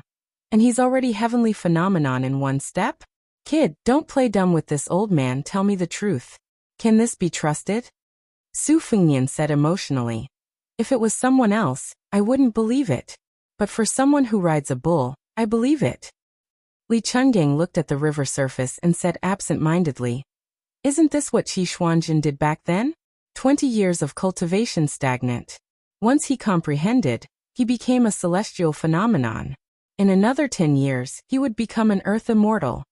Su Fingnian threw the secret letter into the river and said with a smile, "No matter what celestial phenomenon or earth immortal, I'll practice my blade." Chapter 139. The old man rubbed his earlobe and mocked. Practice the knife? Let's not talk about the little Wudong chief who entered celestial phenomenon in one step. How can you compare to Wu Luding who can lift a mountain with a pole? You still have the heart to practice the knife. Practice my ass. With your cultivation speed, you can only eat the dust behind these geniuses for the rest of your life. As the son of Ren Tu and Wang Fei, don't you feel ashamed? Su Fingnian smiled calmly and said, "What's there to be ashamed of? As long as the knife is in your hand, it's a mess. As long as you put in effort, there's nothing to complain about. How is Su Xiao a top martial arts master? Isn't it the same for the family business? My second sister was angry at me for practicing the saber, because she was afraid that I would go crazy and abandon my home for the sake of practicing the saber. However, there are some things that can't be discussed on paper. The Shangyin Academy is the best example. Talking fast can only be a contest of strength between wise men. Once you meet a boar, you have to rely on your fists and knives to reason. There are only a few knowledgeable people in the world, and even fewer people with great knowledge." The old god of swords smiled and said, "That makes sense. This old man also doesn't like Confucian scholars to talk. Qi Xianzhu had such a bad temper back then, but he's a freak outside of common sense. He can reason with extravagant words and also slay demons and devils to become a Taoist priest. If he didn't have any tricks up his sleeve, who would be willing to listen to his lectures?" On the back of Su Fingnian's feet lay two naughty little tiger kuei, who were dozing off because they were tired from running. Su Fingnian bent down and squatted down, reaching out his hand to stroke the two cubs. The old god of swords suddenly stopped talking. Su Fingnian stood up, waking up the two cubs. They continued to jump happily at the bow of the ship. Su Fingnian asked curiously, "Old senior, can you really fly the sword?" The old man still looked up at the cliff without answering. At the end of the ridge, the two cliffs were as neat as a knife. They were less than 10 feet apart and were shaped like a door, allowing only one boat to pass through. That was the last gate of hell. On the mountain rock were the 4 words "Ghost Weeping Impregnable Pass."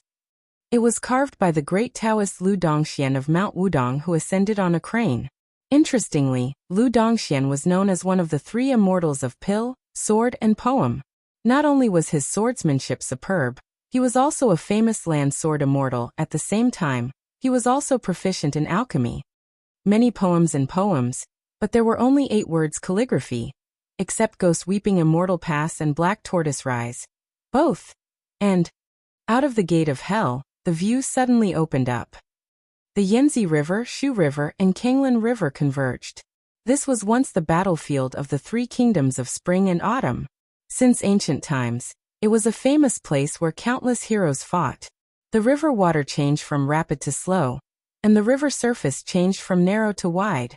It was as if a lifetime had passed, falling from the netherworld to the world of the living, making people feel relaxed and happy. Su Fingnian saw Old Man Li, who wore a smelly sheepskin coat all year round, coming out of the gate of hell. He was still turning his head to look at the 4 words, "Ghost Whale's Impregnable Pass" on the cliff. He was a little sad. When this god of swords of the older generation in the Jianghu was not picking his feet, nose or earwax, especially when he was standing still and concentrating, Su Fengnian clearly remembered that he was Li Chungang. Even if his sword was broken and his arm was broken, he was still a celestial who once dominated the world of swordsmanship. He heard the old man murmur. This old man did many ridiculous things when he was young. He entered Vajra at 16, Finger Mystery at 19, and reached Celestial Phenomenon at 24. He was known as a sword celestial talent that only appears once every 500 years. When he first appeared in the Jianghu, he stepped on the tower and crossed the river under the gaze of millions of spectators. When he was 24, he went to the Donghua sword pool to challenge Wu Wei of the Plum Blossom sword sect. He humiliated that senior to the extreme and caused him to stretch his neck to commit suicide. When he was 36, he claimed that he was invincible in the world, and that the other 4 grandmasters were just fishing for fame. Even if Wang Xiao, the green robe of Fengdu and the red armor of Fu Jiang joined forces, they would still be defeated by my sword. Later on I did not lose to them, but lost to the junior Wang Xianji. She left Fengdu to find me. This silly woman purposely let me pierce her chest with my sword. In order to save her, I went to Mount Longhu and asked Qi Xuanjin for the life-prolonging golden pill. However, before I reached the devil-slaying platform, she died. Before she died, she said that she did not want to live. She wanted to die in my arms. If she lived, we would be strangers again. She was unwilling. Even at that time, I still did not have the courage to say it. Without her 1 sword, 2 swords, 100 swords, 10,000 swords, so what? This gate of hell was the place where I first met her. At that time, I could already fly with my sword, but she was just a silly girl who had not yet learned martial arts. Later on, how she became the green robe of Fengdu, and why she became the green robe of Fengdu, I do not know. I only know that we will never meet again in this life. All kinds of glory and disgrace, all kinds of things, are like smoke in the wind. I like little Jiang because I feel sorry for her. She climbed the lotus peak and went down the devil-slaying platform. I learned from Qi Xuanjin that she was the daughter of my enemy. Since she was unfortunate enough to meet me and could not kill me, she wanted to die in my hands. The most bitter is lovesickness, the furthest is yin and yang. Su Fengnian was speechless. All kinds of deeds of the sword god Li Chungang in the past were blurred in the past 40 years. Qi Xuanjin had already ascended. Wang Xianji stayed in the martial emperor city and never left the eastern sea. The green robe of Fengdu was already dead, and the red armor talisman general seemed to have become a puppet. Those who were lucky enough to see the sword god of the older generation, even if they were still alive, were mostly old people in their 60s. It was just like the old saying of the sword immortal ancestor Lu, that all glory and splendor would become an illusion when sleeping until the 2nd or 3rd night watch. Thinking of 100 years later, no one would be an ancient person. Chapter 140. Li Chungang said self-deprecatingly, "When I was young, I wanted to be Ancestor Lu, which is exactly the same as Qi Xuanjin. It's just that I liked Ancestor Lu's sword, while Qi Xuanjin was Ancestor Lu's Dao. That's why I liked to use Ancestor Lu's flying sword to take people's heads, but I was scolded by Qi Xuanjin." This old Taoist sat on the devil-slaying platform and said something about the 2 of them fighting, the upper part chopping off the neck, and the lower part chopping off the liver and lungs. So what if the flying sword was 1,000 miles away? Listen, isn't this tone very arrogant? At that time, this old man was disheartened and willingly admitted defeat. In addition, he saw this guy who was both friend and foe flying in the white rainbow with his own eyes. He really had nothing to say. At that time, he felt that maybe he was wrong. Qi Xuanjin had comprehended the longevity physique. This old man who had 1 foot in celestial phenomenon and 1 foot in earth immortal retreated 1,000 miles. After going down the mountain, one of his arms was chopped off and he fell into Finger Mystery realm. He didn't dare to say anything about slaying a flood dragon. However, after all these years under the tide listening pavilion, he understood a simple truth. Hey Qi Xuanjin, this old urchin deliberately misled me. Su Fengnian sighed softly. The ship no longer swayed when it entered the river. Back then, it was an eye-opener for him and old Huang. After a long time, the old god of swords finally came back to his senses. When he was ready to turn back, he saw Jiang and I, who was vomiting all the way out of the cabin. She held onto the railing and her face was still pale. However, she was much better than Swordbook Beach and Dongling Pass. Compared to Su Fingyan, who was half dead for the first time on the ship, both of them were more or less in a sorry state. Bluebird jumped down from the second floor of the ship lightly and said softly, "Your Highness, the person who overturned the ship is waiting for us in the middle of the river." As expected, the ship gradually moved forward, and they saw the green shirt guest again. This Wu Luding really ate a lot of bear's heart and leopard's guts. Wasn't one pole provocation not enough? Could it be that he would only stop when all of them were flipped over by 3 poles? Su Fingyan's eyes widened as he looked at the Wu family's sword crown that was becoming clearer and clearer. This young swordsman's appearance was nothing out of the ordinary. His face was old-fashioned, and at first glance, one could tell that he was an unapproachable and reclusive person. The withered sword of the sword tomb had always been like this. If a junior swordsman wanted to leave the mountain to gain experience, they had to first defeat an ancestor of the family, regardless of life or death. Wu Luding was tall and slender. Today he did not bring a sword with him. Instead, he carried the dark green bamboo pole on his shoulder with both hands. His posture was extremely arrogant. Jiang and I endured the discomfort of vomiting. Even she could see the daring assassin on the floating boat. The boatman had said that this person was the Dragon King, but she didn't believe him. She turned her head and frowned. Looking at Su Fingyan, she weakly asked, "You can't defeat this person?" Su Fingyan laughed involuntarily and shook his head. "Of course not." Jiang and I sneered and said, "Then what did you learn from your sword practice?" Su Fingyan laughed and said, "I don't know either. But you can ask Elderly if he knew he would become a sword god from the first day he practiced swordsmanship." Little did he know that Old Man Li would expose him. This old man knew. Su Fingyan rolled his eyes. Jiang and I was in a good mood. She smiled, and 2 dimples quietly appeared on her cheeks. Su Fingyan smiled and said, "You look good." Jiang and I immediately put on a straight face. Su Fingyan said with a cheeky smile, "Little mudman, come smile again. If you smile, I will raise my sword and kill that first-rate swordsman even though I know I can't defeat him. This is such a good deal. Who knows, I might never return. If the old sword god comes to save me, you will cry and snot. This way, you can guarantee that I will die in battle. How about it? Smile one more time?" Jiang Ni's little head was dizzy. Seasickness made her want to jump into the river. She hated His Royal Highness, who insisted on taking the boat down. She spent a lot of effort thinking about this deal. Finally, she could not resist Su Fingyan's bewitching urging. Finally, she squeezed out a stiff smile that she thought was impeccable. Su Fingyan immediately laughed and scolded, "Too ugly. No sincerity. I won't do a deal that will make me lose money." Jiang and I helplessly changed her smile a few times, but it was not satisfactory. Su Fingyan deliberately sighed, and said that the deal was not going to work. Anyway, there were many experts on the boat. He did not believe that they could not defeat that bastard who came alone to seek death. Even the Dragon King would be skinned alive. Jiang and I smiled for a long time. Her little face was stiff. In the end, she saw that His Royal Highness who was afraid of death, and was secretly happy. She was so angry that she ran up to Su Fingyan, and wanted to fight it out with him. Su Fingyan threatened, "Bite me?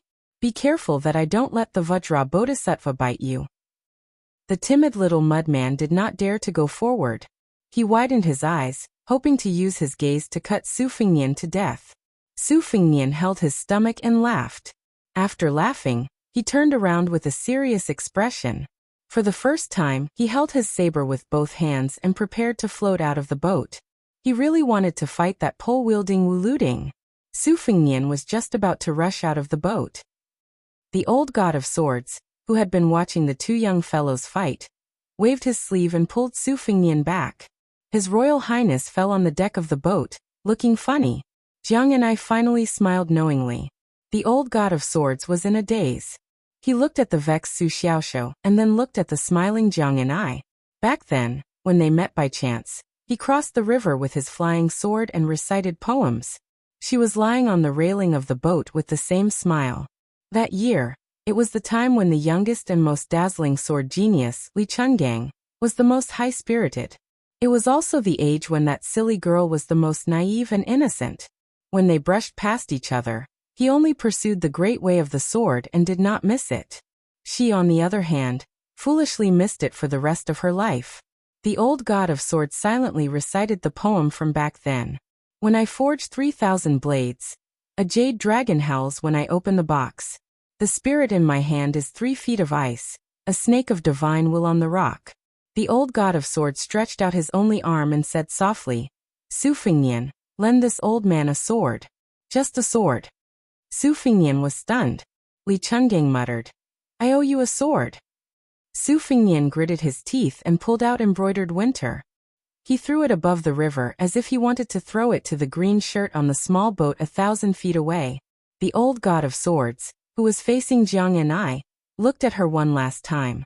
Back then, he said that the little clay figurine in Su Xiaoshuo's mouth looked like the king of Beiliang's concubine. In fact, it was not completely true. She looked more like the girl who liked to wear green clothes. Li Chungang smiled and floated out of the boat upside down. He raised his head and laughed heroically.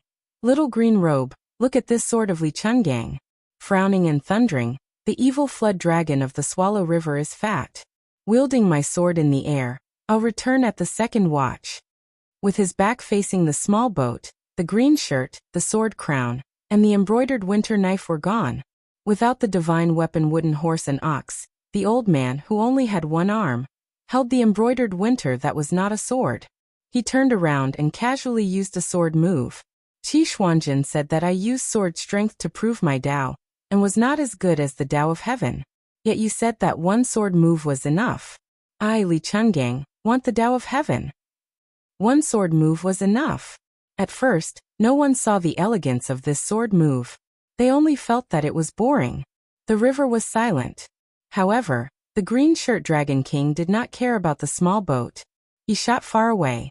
In an instant, the river was split open with a rumble, reaching 2,000 feet.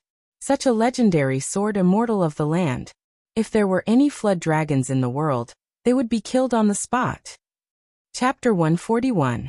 Although it was said to be one night watch, the sword that could split rivers and slay dragons did not even need one night watch to return. Old Man Li's sword broke the sky for no reason, as if he had returned to the highest state of martial arts. Without any surprise, he floated back to the bow and threw Xiaodong back to Su Fingnian. He looked at the river and the cliff, as if he had untied the knot in his heart. He smiled bitterly, and then walked into the cabin silently. Lu Qiantang, who was watching the tide and practicing his heavy sword, was stunned by this sword. He finally remembered the carefree senior, who stepped on the tide of the Guangling River a long time ago. Not to mention a strong swordsman like Lu Qiantang, even Wei Shuyang, who had abandoned his sword to cultivate Taoism, could not help but have his hair and beard fluttering. Which young man would not want to follow sword god Li's footsteps in Jianghu? Dong Tai was the new sword god, but he was not as intimidating and convincing as Li Chungang. Dong Tai was half immortal and half demon, like a celestial being who was millions of miles away from the earth. After his debut, he had only fought with Wang Xianji, Chao Guanzi, and a few others. After that, there were some scattered rumors, which made people think about it. However, sword god Li of the older generation had made a name for himself in Jianghu with his sword, especially the love and hate entanglements he had with women. Many of the younger generation yearned for him. For example, the old Taoist priest Wei Shuyang remembered that when Li Chungang was at the peak of his martial arts, there was a female poet who admired him and wrote countless poems. She praised Li Chungang for destroying the first peak of Zhongnan with his flying sword, said that the green snake in his sleeve was bold, and even said that his 3-foot spirit was like ancestor Lu, standing up for the heavens and the people. All of this was in the past. She was old and her hair had turned white. She had been buried in a lonely grave, but before she died, she did not forget to ask her descendants to burn her poems. When sword god Li was still in Jianghu, there were countless of her, who became the weak water, but he did not take any of them. Back then, there were many people and many things in Jianghu, just like them. Their glory was gone. Xu Xiu, who had always been fearless, had sweat seeping out of her nose. She looked at the river surface closing up again, and the boat gradually stopped swaying left and right. She turned to look at Lu Qiantang beside her and asked in a trembling voice, "So this old man is really a senior who can compete with immortal Qi?" Even though Qi Xuanjin had ascended to immortality tens of years ago, even if he wasn't a Taoist from the Longhu Mountain, when his descendants mentioned him, they didn't dare to directly refer to him by his name. They all referred to him as immortal Qi. This was the strength of those at the celestial phenomenon realm. Lu Qiantang, whose soul had almost been scattered by that sword, said in a low voice, "You still don't know who he is?" Although Xu Xiu was almost 30 years old, she was still a little naive and unaffected. It was unknown whether it was because she was proficient in the art of seduction, or because it was her nature. She pouted out of habit and said coquettishly, "How would I know? The senior can't be Dong Tai." Lu Qiantang was annoyed that the sword was so mysterious that he did not see any clues. In addition, this Dongyue swordsman had always disliked Xu Xiu's pretentious attitude, so his tone was a little heavier. A southern barbarian is just a frog at the bottom of a well. Xu Xiu reached out and brushed her hair behind her ear. She tilted her head and smiled coquettishly. "Oh, Dongyue is not a barbarian land? That senior is so amazing that our sword god Lu thinks so highly of him?" Lu Qiantang turned his head gloomily. What kind of sword god was he? This woman from the southern barbarian land really wanted to taste the sharpness of the red cloud sword. Wei Shuyang, who happened to be beside the two, shook his head and did not say anything to persuade them. He went straight to His Royal Highness. Su Fengnian sat at the bow of the boat. He untied the double sabers and put them aside. He reached out and teased the Vajra and Bodhisattva. The two little guys' tongues were born with hooks. A light lick would leave a series of scratches on his hands. Su Fengnian could not stand the endless torment of the siblings. Not only was he slightly injured, but his ivory white silk cuffs had already become ragged. He picked up the spring thunder saber and let the young Kuei King Kong hold it with its 4 claws. It was obvious that this male Kuei was more lively. Wei Shuyang could not stand and talk to His Royal Highness who was sitting. He sat cross-legged and said emotionally, "Your Highness, I was lucky enough to read Wudong's Deed of Thorough Comprehension in my old age. Today, I met Old Sword God Li's godly ability to cut 2,000 feet of the river. I have no regrets in this life." Su Fengnian smiled and said, "Grandpa Wei, tell me, is Old Man Li's sword referring to the celestial phenomenon, or the celestial phenomenon?" Wei Shuyang shook his head and said, "It has the meaning of an earth immortal. I really don't dare to say that Old Sword God Li is the celestial phenomenon." Su Fengnian leaned against the wooden wall and joked, "Won't this sword be able to break through hundreds of armors? If 2 armies are facing each other, and there are 3 or 4 old men Li who take the lead to attack, how can the battle be fought?" Wei Shuyang smiled and said, "Your Highness, how many sword gods Li have there been in Jianghu in the past 100 years? How many celestial phenomenon realm masters are willing to be bound by military law? Being trapped in the army is not suitable for cultivation." Su Fengnian nodded and said, "Indeed, who can trouble Wang Xianji Dongtai to charge and break through the enemy's lines? During the Spring and Autumn War, I heard that the royal uncle of Western Shu who had outstanding swordsmanship did not hesitate to sacrifice himself to fight the enemy and killed 600 steel cavalry. However, he could not fight against the following steel cavalry and died in the crossbow formation. The Jianghu of martial artists is like the Yinzi River from before. Under the water, there are hidden reefs and teeth protruding. On the water, there are peaks competing with each other. As for who can be as unreachable as Lu Dongxian, it is even more of a skill. And the army, which was all for the sake of war, became the vast body of water that we were in. Hundreds of rivers and thousands of streams converged. Unless it was a famous general like Su Xiao who became a lonely island, otherwise, no matter how capable you were, you would fall under the thousands of troops. Before Su Xiao led the army to trample on the pugilistic world, martial artists and soldiers despised each other. It could not be said that they were superior. Now the pugilistic world really did not have the confidence to challenge the army. Mount Longhu was conferred the title of the chief of the world's Taoist sections. The 2 Zen temples produced a black-clothed monk who was friends with His Majesty. Only then was the decline of Buddhism restored. The 3 sects of Confucianism, Buddhism and Taoism continued to be a tripartite balance of forces. The masters of these three sects strive to appear in the world. Occasionally, they would appear in the world and turn the tide. In Su Zhao's army, there are few Jianghu people who agree with Bailiang and hold the commander's seal. Wei Shuyang seemed to be immersed in the lingering charm of the old god of swords and his sword. He was a little absent-minded, but it could be seen that the old Taoist priest's face was full of joy, like a child who had received a stick of candied haws. It was very simple, and there was no great reason to speak of. It was hard to imagine that with Wei Shuyang's position in the way of 9 pecks of rice in his age, he still had such a childlike heart. No matter how down and out Li Chuangong's appearance was, Wei Shuyang was only concerned about the 3 swords. The water droplets formed a line to break the water armor, the small umbrella as the sword. The immortal kneeled down with 1 sword, and today's fairy sword. In the old Taoist priest's opinion, it was truly worthy of the poetic comment of a bold green snake on the sleeve. It was no wonder that as long as the world was not peaceful, the Jianghu would not be peaceful. It was because everyone wanted to be like Lu Dongxian and Li Chungang, who met with injustice and found peace. Jiang Anai was not confident that he could win against the 2 young strange beasts. He felt that the scenery of the river that he was obsessed with before was not so beautiful anymore. He returned to the cabin discouraged and saw old man Li sitting on the chair without saying a word. While he was half asleep and half awake, Jiang Anai picked up a secret manual and looked at it absent-mindedly for a while.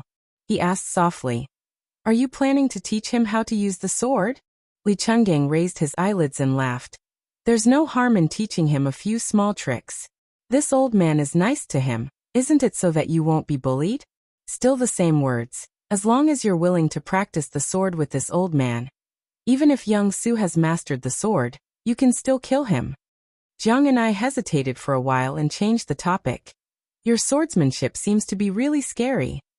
Chapter 142. Old Man Li laughed heartily.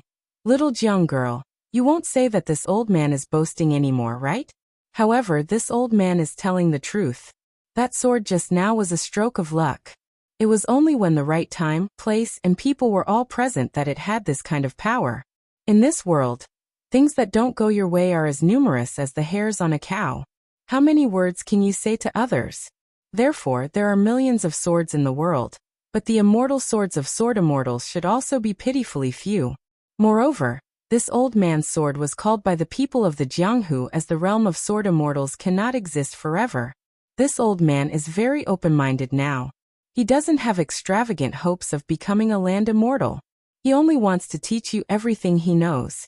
If he teaches you how to use the sword, there's hope that he can teach a female sword immortal. It's also good for this old man's reputation." Jiang Anai said calmly, "Then you'd better teach him how to use the sword." The old man didn't take it to heart. He muttered to himself. Ancestor Lu had a poem as a warning to those who came to learn the sword later on. 3 feet in the box don't cry out often. If I don't meet someone, I swear I won't pass it on. I deeply agree. This old man has met countless juniors who practiced the sword in his life. There's no lack of sword geniuses with extraordinary perception and bone structure.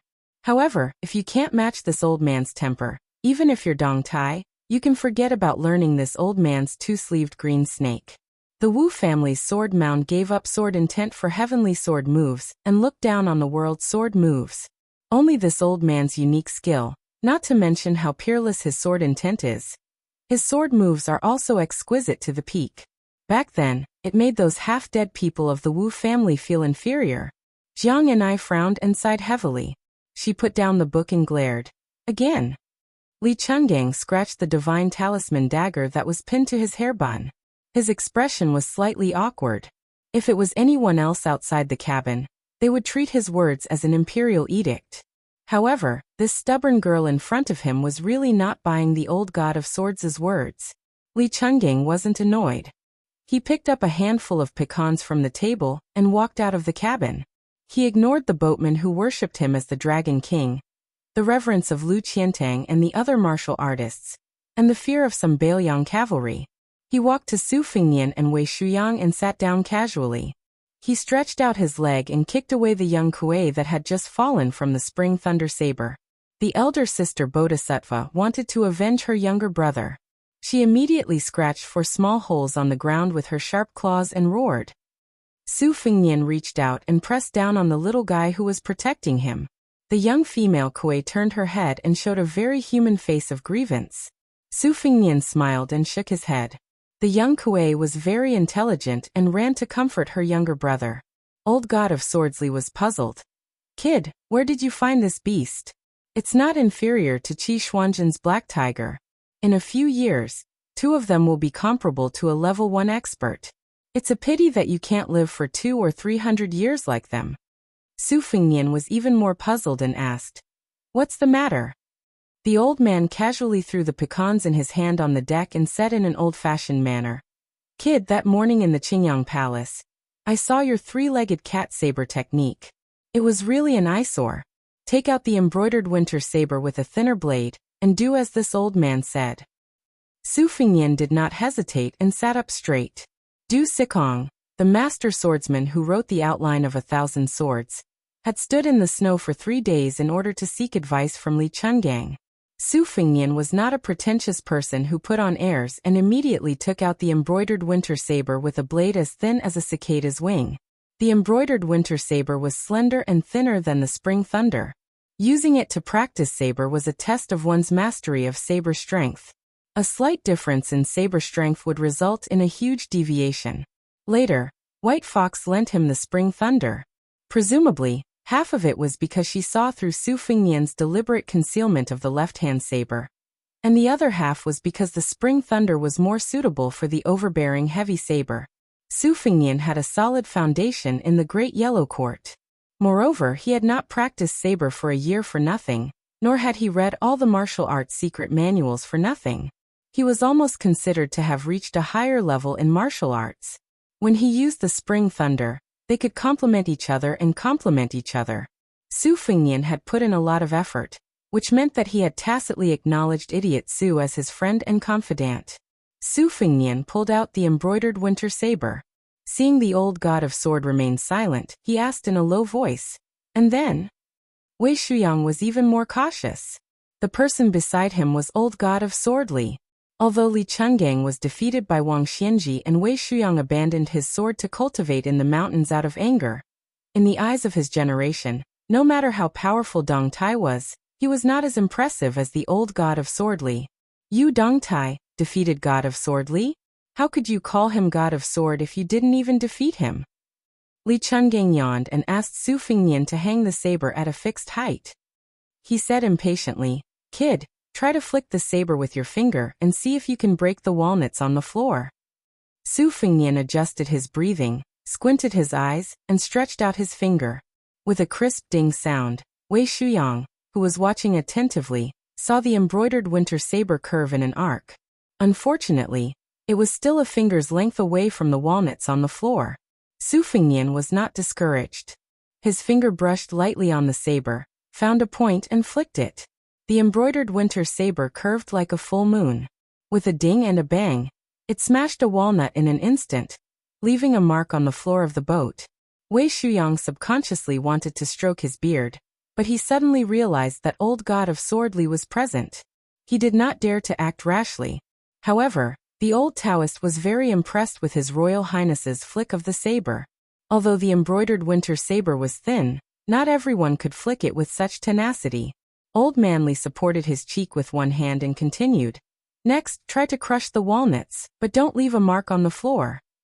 Su Fengnian frowned slightly, but he did not hurry to snap his fingers. Instead, he rubbed the embroidered winter saber. He had benefited a lot from comprehending the essence of swordsmanship in the Qingshui Pavilion Sword Training Manual on Mount Wudong, which allowed Su Fengnian to have the consciousness to control the flow of qi in the body, which was the root of the saber strength. Shattering a walnut without affecting the ship's deck was no longer a simple matter of increasing or decreasing the strength. It was the same as a master of swordsmanship who seemed to easily stab with his sword, but contained countless complicated sword moves. Sweeping the saber and accumulating strength, it was important to know when and where to explode, how much to explode, how much to explode, how heavy or heavy. These were all profound knowledge that gave Su Fengnian a headache. Su Fingnian did not snap his fingers, so the old man was still holding his chin, calm and unruffled. He pinched a walnut with 2 fingers and threw it in front of his eyes. He gently sucked it into his mouth and said vaguely, "Kid, hurry up. I don't have time to watch you daze." Su Fingnian smiled bitterly. He collected his thoughts and flicked his finger. The curve was still full and had a mysterious beauty. The walnut shattered, but there was a slight mark on the floor. He flicked his blade several times and it was the same. The old god of swords said with disdain, "You read the 1,000-sword grass compendium for nothing. Is this how you listen to books? What a waste of little Zhang's saliva." Su Fingnian closed his eyes and recalled the scene of the water droplets turning into swords. The old man stood up and patted his butt. He sneered, "When you succeed, stack up 2 walnuts again. Remember to smash the bottom walnut. The floor of the boat and the top walnut must be intact. However, this old man reckons that with your terrible perception, not to mention the latter, even a small matter like this would be difficult. If you can't do it, then don't practice the saber with Lu Qiantang." Su Fingnian remained silent and racked his brains. The old god of swords probably felt that this fellow was too similar to the Wu family's sword master. He was in a bad mood and walked into the cabin without looking back. Wei Shuyang quietly left the bow of the boat, so that no one would disturb him. He sat there until dusk and then until moonlight. Yu Yue went to put on a coat for Su Fingnian in the middle of the night. Su Fingnian only pointed at the shattered walnuts on the floor. Yu Yue immediately went to get another handful and piled them in front of him. In the early morning, the old man came to the bow of the boat with sleepy eyes and saw Su Fingnian in a daze. He went closer to take a look. This kid changed the winter to spring thunder? And on the floor in front of him, there were 3 walnuts. Several red carps leaped out of the river. This was a common sight in large rivers. The old god of swords turned and left. After walking far away, he muttered to himself, "Good kid, the carp has jumped over the dragon's gate. I made a mistake this time. However, this old man wants to see how many times you can jump over the next 10 years. Chapter 143. The 2 young Kuei were curled up and sleeping soundly at Su Fingnian's feet, looking charmingly naive. They were easy to raise and could easily be thrown into the river to feed on the carps in the river. When they were done eating and playing, they stretched out their oars and easily boarded the boat with their hook-like claws. Su Fingnian, who was about to get up, looked up and saw the old god of swords walking back. Su Fingnian had a good memory, so good that Su Weisheng said that his only advantage was that he could remember things. He could read 10 lines at a glance and almost never forget anything he saw. Wudong's previous chief Wang Zhonglou's Dahuangting formula, Bull Rider's deed of thorough comprehension, Qingshui Pavilion's sword training record, 7 or 8 books of the Jade Pillar mental cultivation method, Du Xizong's 1,000 Swords Grass Compendium, Forbidden Villa's whale-killing sword, and the 3 secret manuals of the Qingyang Palace. He had read a lot of them after climbing up and down the tide listening pavilion for so many years, but unfortunately, most of them were careless and not attentive. Su Fingnian had a particularly deep memory of them. However, when he was practicing the blade, the white-haired old man only led this Su Fingnian of His Royal Highness over the threshold before laughing out loud.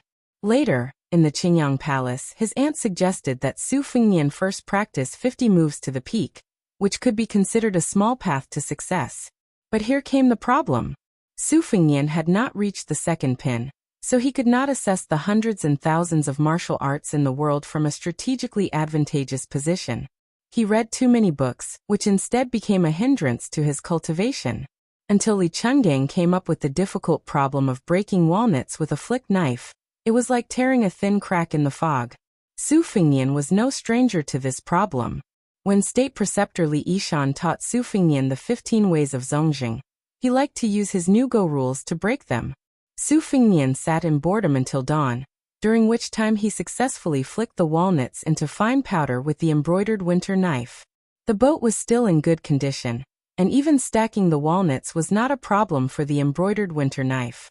Li Chungang sat in front of Su Fingnian and asked, "Do you know the difference between sword moves and sword intent?" Su Fingnian shook his head blankly. The old man said expressionlessly, "Draw your blade." Su Fingnian laid embroidery winter flat. The old god of swords stretched out a finger and casually flicked the blade. Without any visible movement, the 3 walnuts in front of Su Fengnian exploded at the same time. The old man gently flicked his sleeves and folded up 3 walnuts. He flicked the xiaodong again, but the walnuts still shattered. The results were exactly the same. Su Fengnian did not know what the old god of swords was up to. Seeing Su Fengnian's puzzled expression, Li Chungang sneered. Try placing the spring thunder under the winter embroidery. Su Fengnian held the blade with both hands. Old man Li struck the winter embroidery again. Su Fengnian's perlicue trembled. He could not hold the spring thunder firmly, because there was a point on the spring thunder blade that was like an exploding thunder. It spread to Su Fengnian's hand, causing his entire arm to tingle and go numb. Su Fengnian understood. This was sword intent. The storytellers in the streets liked to call it sword aura, but it was slightly different. Old man Li did not give Su Fengnian time to catch his breath. He struck the winter embroidery again. In an instant, the spring thunder almost slipped out of his hand. The blade on the right suddenly slid toward Su Fengnian's chest. It was only a hair's breadth away, but the old god of swords had pinched the spring thunder with 2 fingers. The winter embroidery blade did not move at all. Su Fengnian was shocked. He could not figure it out even if he racked his brains. Old god of swords seemed to think that this kid's comprehension was too poor. He would not feel at ease if he did not scold him. He glared and said, "Anyone can see that your winter embroidery blade is bent in an arc. It looks exciting to outsiders, but it's flashy without substance. With this old man's winter embroidery blade, with your insignificant skills, can you tell how many times winter embroidery blade has flicked? It looks like winter embroidery blade is not moving, but it's really not moving? This old man has 2 fingers. One of them penetrated the winter embroidery blade and hit the spring thunder. The second finger is sacrificing vigor for sword moves. Winter embroidery blade has already bent 6 times and hit the spring thunder blade from the side. That's why the spring thunder struck you. A top-notch sword move requires speed and stability. It's as fast as thunder and as steady as the 5 sacred mountains. Kid, you're still too inexperienced." Su Fengnian asked doubtfully, "Between sword intent and sword moves, which one is stronger?" Old god of swords Li sneered. "This old man wants to use sword intent to defeat the enemy. That means sword intent is stronger. If this old man wants to use sword moves to kill people, his sword moves will naturally be stronger than all sword intent in the world." "Fine, I asked for nothing." Su Fengnian felt helpless. Old man Li was a fair trade. He stood up and said, "Are these 2 fingers enough to buy all your rice paper?" Su Fengnian nodded and said, "It's enough." Looking at the old man's back, Su Fengnian could not help but have mixed feelings. Killing a Jiao dragon where there was a Jiao dragon was not a boast. The old man even hid a Jiao dragon in his sleeves. It was the purest form of yang energy, and was incomparably domineering. His flying sword destroyed Mount Taihua. It was said that he had mastered the essence of Lu Dongshuan's immortal sword. Naturally, this hidden sword was 100 times more powerful than the sword that made the immortal kneel. Su Fengnian originally wondered why Li Chungang had 2 sleeves after losing his arm, but now he dared not underestimate him. 2 fingers, one indicating sword intent, and the other indicating swordsmanship. His words were profound and easy to understand. He had pointed out a narrow path for Su Fengnian, who was confused at the crossroads of martial arts. Together with the words of the armored maid, Zhao Yute, Su Fengnian felt as if he had just escaped from the gates of hell. As for when he could reach the first Pin realm, or even touch the edge of the Vajra realm, Su Fengnian was not in a hurry. This was all thanks to old Huang's subtle influence. Teaching by example was often useless. Instead, it was better to teach by example. Of course, old Huang's sword was still a distance away from the old god of swords Li Chungang. However, in Su Fengnian's heart, it was obvious which was more important between old Huang's sword case and the old god of swords wooden bowl. Riding out of Beiliang, Su Fengnian finally learned from Su Xiao what old Huang had said to Wang Xianji when he was facing the north before his death. Su Fengnian stood with his hand on his saber. Looking at the vast river, he closed his eyes and breathed continuously. His qi was as continuous as the river water. He chanted the incantation of the Great Yellow Court. Qi returns to the pill formula, The pot produces water and water. Yin and yang come and go, turning into a thunderclap. Who can't live forever? The white rainbow rides the dragon and goes straight to the Daoyuo heaven. Generally speaking, the proverbs of the Taoist immortals who cultivated Taoism were often in the pursuit of wondrous words. When ordinary people first read it, they would only feel that it was wondrous, wondrous, wondrous, wondrous, wondrous, wondrous, and even more wondrous. In fact, if there were no enlightened Taoist to personally lead the way and pass on the specific incantation of breathing and drawing qi, in the end, they would only enter the mountain and not see the immortal, and return empty-handed. As the saying goes, the immortal is unwilling to speak clearly, but thousands and thousands of people are bewitched by this logic. While Su Fengnian's mind was wandering 10,000 li, he sensed that someone was walking behind him. At this moment, the only person who dared to come forward and disturb His Royal Highness was Yu Yue. She held Wu Meinyang and said softly, "Aren't you going to eat something?" Su Fengnian opened his eyes and grunted. He shot a glance at Yu Yue. She was indeed a beauty. It was a pity that ancestor Lu had long left behind a poem to warn the later generations. The body of a 16-year-old beauty was soft and limp. Her waist was like a sword that could cut ordinary men.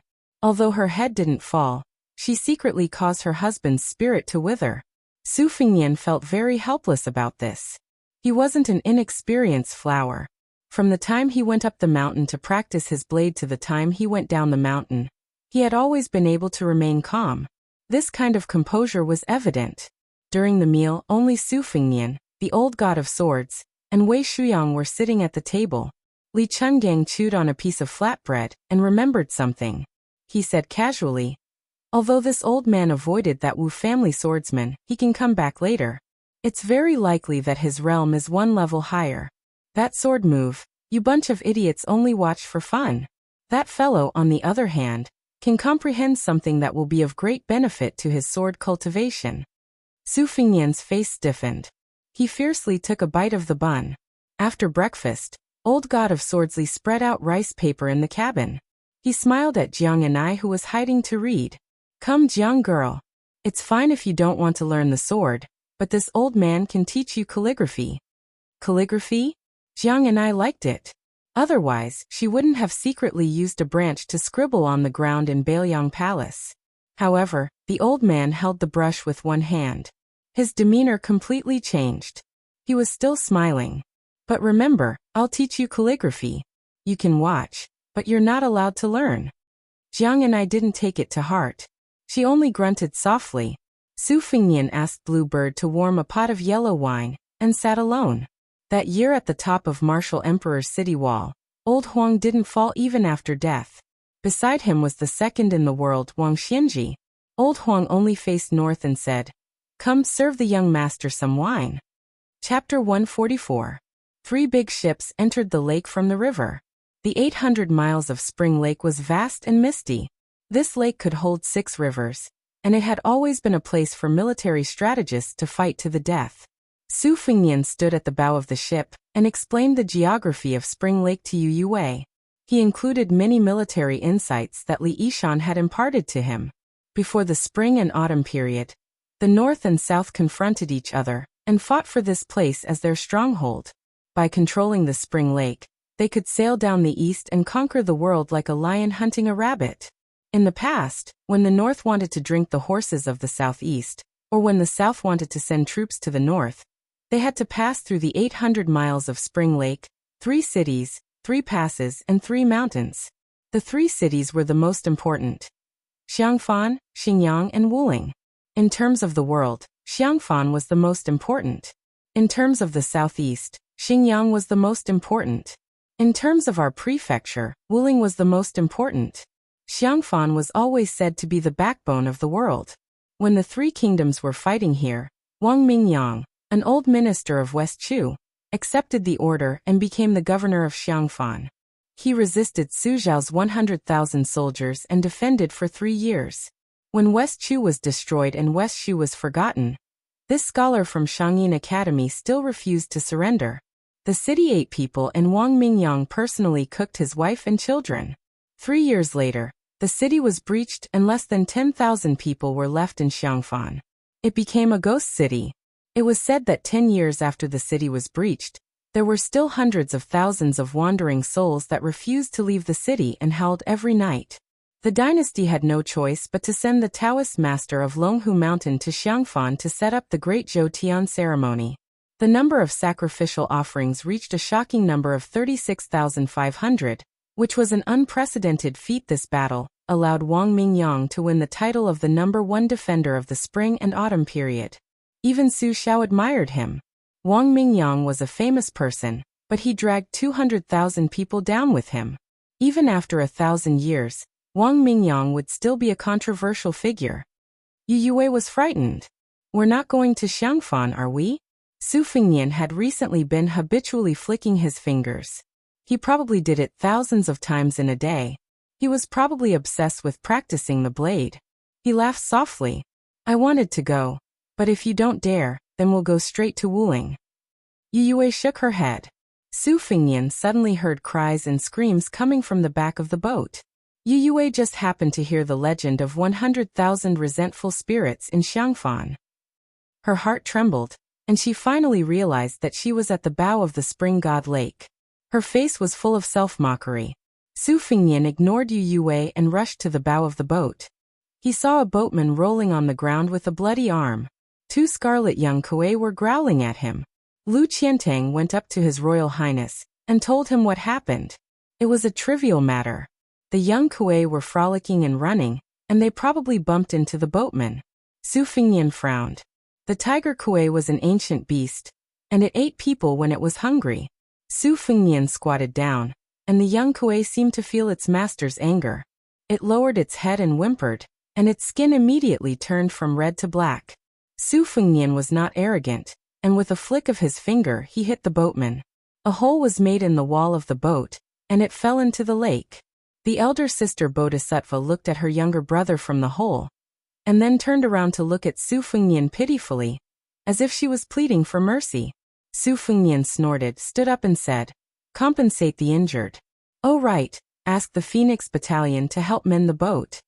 In the twilight, hundreds of boats were racing on the spring god lake. It was a lively and bustling scene. The closer they were to the land of fish and rice in Jiangnan, the more they could not feel the loneliness of their hometown Beiliang. Tonight, they would spend the night on an island in the middle of the spring god lake called Mount Lao. As they approached the island in the middle of the lake, Su Fengnian saw Jiang and I walk out of the cabin and stand beside him. He explained, "This mountain was originally not called Mount Lao but Prison Mountain. It was the place where the Queen Mother of the West imprisoned the Jade Emperor's daughter, the Spring God. Prison Mountain was not surrounded by a lake, but a basin. Later on, a demigod was so angry that he drew a circle around Prison Mountain with his sword, and it collapsed for 800 miles. Only then did the lake water gushed out. As for the saying that a demigod created the lake, of course, it was just nonsense. Nowadays, Mount Lao is filled with courtyards and pavilions, and people from all walks of life gather there. Not only are there residences of the rich and powerful, but there are also residences of monks and Taoists. There are also a few remnants of the fallen country who have been imprisoned on the island. There are also a lot of shops. When you get on the island, you can pick something that catches your eye." Jiang and I stretched out his hand. Su Fengnian was stunned for a moment and asked, "What?" Jiang and I said stiffly, "Silver." Su Fengnian laughed and said, "All right, you've already earned a few hundred taels of silver. How much do you want to take? But let me remind you, if you mention my name, who would dare to ask you for money? Why waste the manuals that you've worked so hard to earn?" Jiang and I sneered and said, "Do you think I'm a robber like you?" Su Fengnian was amused and said with a smile, "Then how much do you want? A few hundred taels of silver? Or I can just give you a few thousand taels of gold on credit. That way, you can study for a few lifetimes." Jiang and I said angrily, "I only want 1 tael of silver." Su Fengnian said helplessly, "Do you need to be so stingy?" Jiang and I said with a straight face, "Give it to me." Su Fengnian rolled his eyes and said, "Ask Blue Bird for it later. I've never brought such a small amount of money." Chapter 145. Jiang and I went straight to the cabin and took out a small account book from the book box like a thief. It clearly recorded how many when she earned from reading Taishian Sutra, Thousand Swords Materia Medica, Whale Killing Sword, etc. When and where she read each book and how many words she read each book were all recorded in detail. Until now, she had earned not only a few hundred taels as Su Fengnian said, but 1,007 taels and 34 one. The old god of swords who only knew how to eat, drink and sleep strolled into the cabin. Jiang and I, who was about to transfer 1 tael of silver from her savings, held up a brush with one hand and covered the account book with the other. Li Chungang could not do anything about this. He stood far away and let Jiang and I finish her work. Only then did he carry the wine pot and sit on the table. He poured some wine on the table and dipped his finger in it. After Jiang and I put the account book back into the bottom of the book box and sat opposite her, Li Chungang then used his finger as a pen and the wine as ink. He started writing on the table, one stroke after another, full of vigor and vitality. Jiang and I sat upright and still, watching the old man write in one go. Half of the table was densely packed with words, like the rugged rocks at the gates of hell. After Old Man Li finished writing, he looked at Jiang and I. The latter's face was calm. The old man seemed to really mean what he said at the beginning. He did not expect the little girl to learn anything. He wiped his sleeves and started again. This time Li Chungang spoke. There are 3 main points in my wild grass. First, it has to be continuous and consistent. Second, it has to strive for thousands of layers. Finally, it has to be a word without fear, without emotion, without desire. Just like this wine, it can be wiped away without a trace. The first point is that one must not be lazy. Even when he is drunk, there is not a single mistake in his cursive writing. There are rules. Why? His daily work is enough to be meticulous. Every word is like waving a sword or a knife. One must not be careless. This old man's calligraphy has always been known as the swift snake-walking snake. Looking at his words is like looking at a sword. The sword's edge is awe-inspiring. Li Chungang was talking excitedly when he saw Jiang and I yawning. The ship stopped and seemed to want to go ashore. The old man with a stomach full of frustration lowered his head and took a deep breath. He sighed and muttered, "Don't waste, don't waste." He drank the wine on the table. Jiang and I was used to this kind of absurd behavior of the old man. Walking out of the cabin together, he saw Su Fengnian was in the middle of a discussion with the big halberd Ningame. It seemed that more than half of the Phoenix battalion would not go up the mountain. This was also reasonable. Not to mention whether 100 light armored soldiers could live in the mountain or not, these northern Liang soldiers themselves were too eye-catching. While Jiang and I was deep in thought, Old Man Li was still boasting to himself about how his calligraphy had reached perfection. Jiang Ni's left ear went in and out of her right ear. She lifted her skirt with both hands and walked down the wooden plank. From the corner of her eye, she saw a young kuei scuttling ashore with a fat carp in its mouth. It seemed to be asking for credit from Su Fengnian. However, Su Fengnian only scolded it once, and the little guy immediately lay on the ground and stopped moving. Was it playing dead? Su Fengnian was just about to kick the little guy when his robe was lightly bitten by another young kuei. Only then did Su Fengnian stop. The punishment had come to an end. The siblings did not hold a grudge. They happily followed behind His Royal Highness. Seeing this, Jiang Ni's heart ached. These 2 little idiots, why were they so gentle to Su Fengnian? Su Fengnian looked back at the spring god lake. His eyes were absent-minded. He muttered, "We've arrived." The capital, Great Peace City. In the early morning, the sky was gray. 300 cavalrymen galloped over on the official road, kicking up dust. It was rumored in Jing that the king of Bailiang, Su Shao, was about to enter the city. This was the only city in the world with a population of 1 million. For a moment, the clouds were turbulent. The tall buildings on the main road were filled with all kinds of people. They just wanted to see the true face of Su Shao. Even if they could not see him, they would be satisfied just by looking at the carriages. The scholars were impatient, the martial artists of Jianghu were uneasy, and the officials and nobles were noisy. It was rumored that there were dozens of big and small yellow doors that were prepared to block the carriages and risk their lives to angrily denounce that butcher for causing great suffering to the people. They were going to curse him for destroying the seeds of more than half of the scholars in the world. There were also rumors that there were countless Wulin heroes that were preparing to assassinate him. Even the storytellers were repeating the same old tune in the tea houses, talking about the spring and autumn war. The ear-piercing cries of cicadas rang out from countless branches in Jing. There were 4 holes in the gates of Great Peace City. All the unrelated people inside and outside the gates had been cleared out by the guards of the city gates. When the approaching cavalrymen created a roar that was 100 times louder than the cries of cicadas, when the people at the gates and on the city walls saw the bright red King Su flag, the morning that had been full of life immediately became suffocating. The cavalrymen slowly stepped through the city gates. Other than the sound of the hooves, the entire capital seemed to become silent. On the main road of the imperial palace, the spectators who had taken up good positions couldn't help but hold their breaths. When the cavalrymen moved further and further away, they looked at each other like they were relieved of a great burden. The dust had settled. 2 people came from outside the city gates. One of them was an old monk dressed in black robes. He had triangular eyes and a vicious appearance. He was like an old and sick tiger, but his expression was indifferent. The other person had a hunchback and a slight limp. He was dressed in the attire of an ordinary rich man. He raised his head to look at the city walls and smiled slightly. Then he walked through the city gates through the side hole with the black-robed old monk, and some peddlers and servants who were doing business in the morning. Occasionally there would be gazes on the old monk. The black-robed monk did not look like a benevolent monk. However, he was so old that the passers-by only glanced at him a few more times before not paying attention. As to the old man beside the old monk, he did not attract any attention. Great Peace City was the most virtuous city in the world. Even the common people in the streets claimed to have seen some great general or scholar. Who would be willing to look at a hunchbacked old man?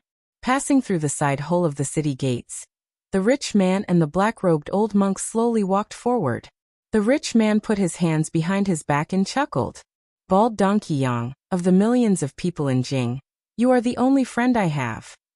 The withered old monk said softly, if you do not touch my head, I am your friend. The rich man said that there were 2 things in the world that could not be touched.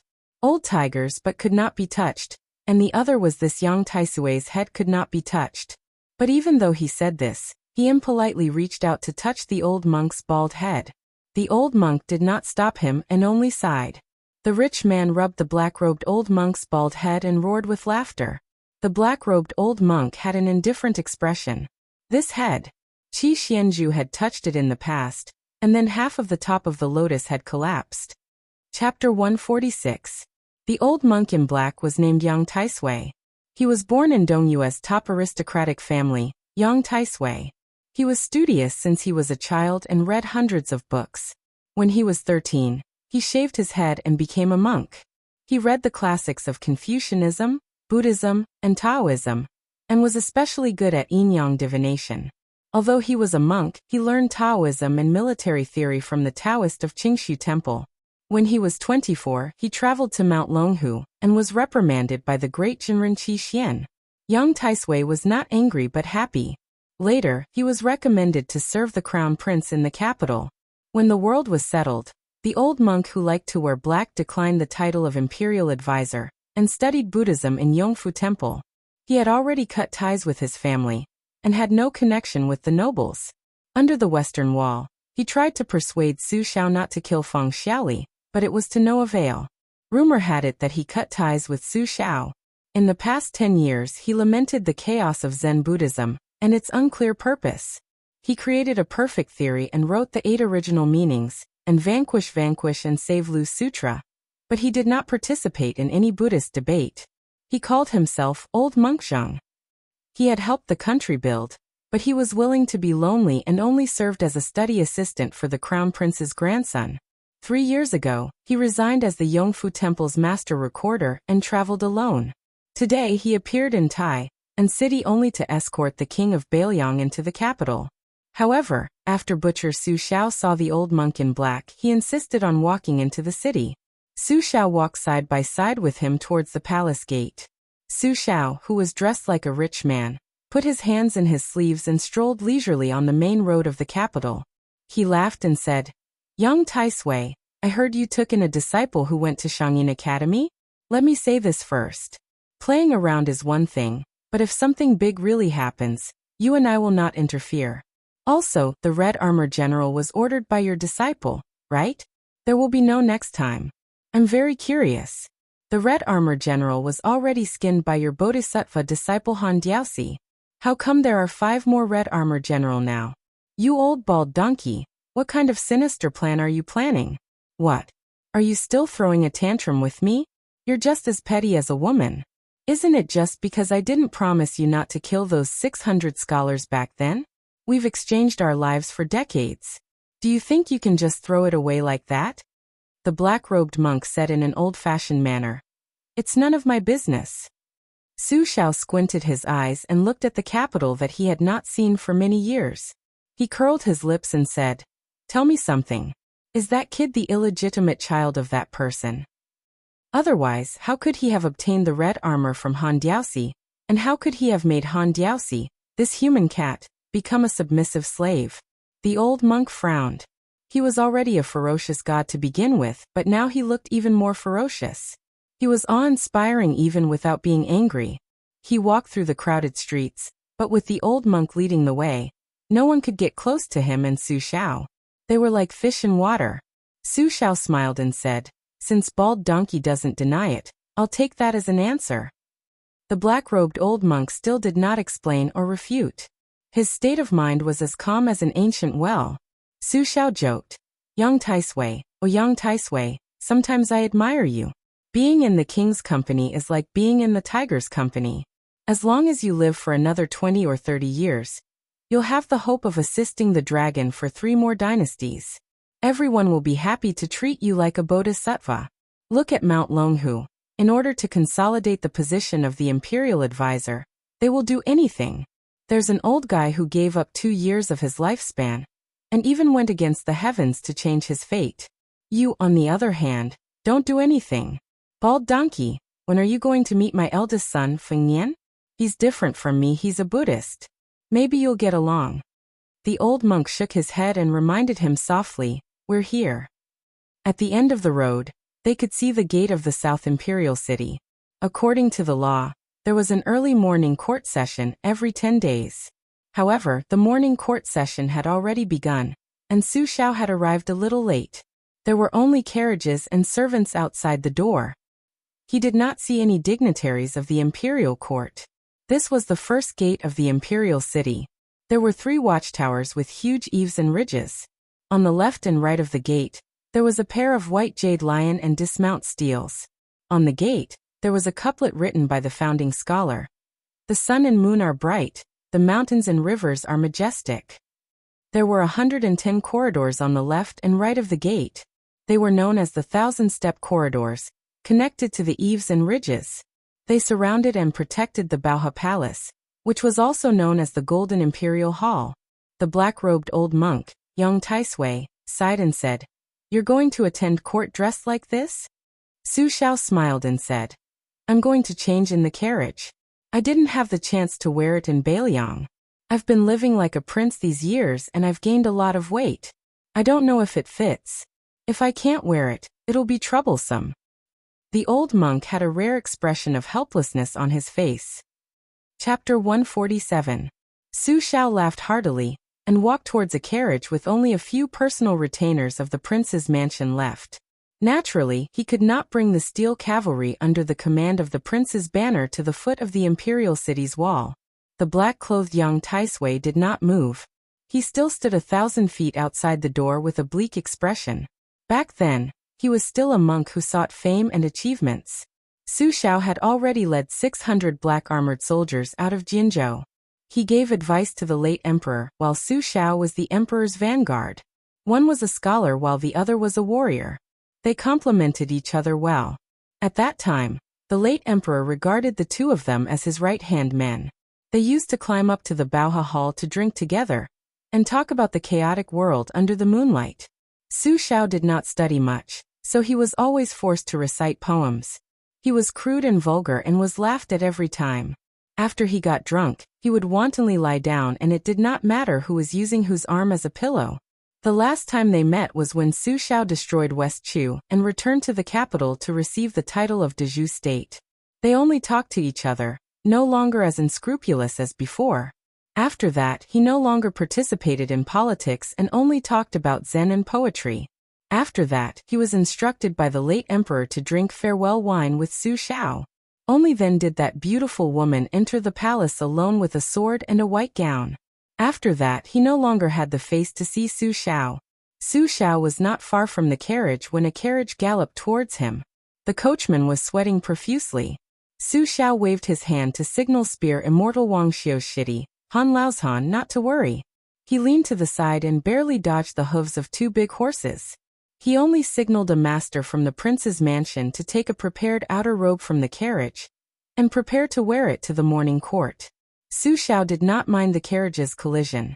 However, the coachman from the prince's mansion thought that the hunchbacked old man was an eyesore, and thought that he was some blind servant of an official in the imperial court.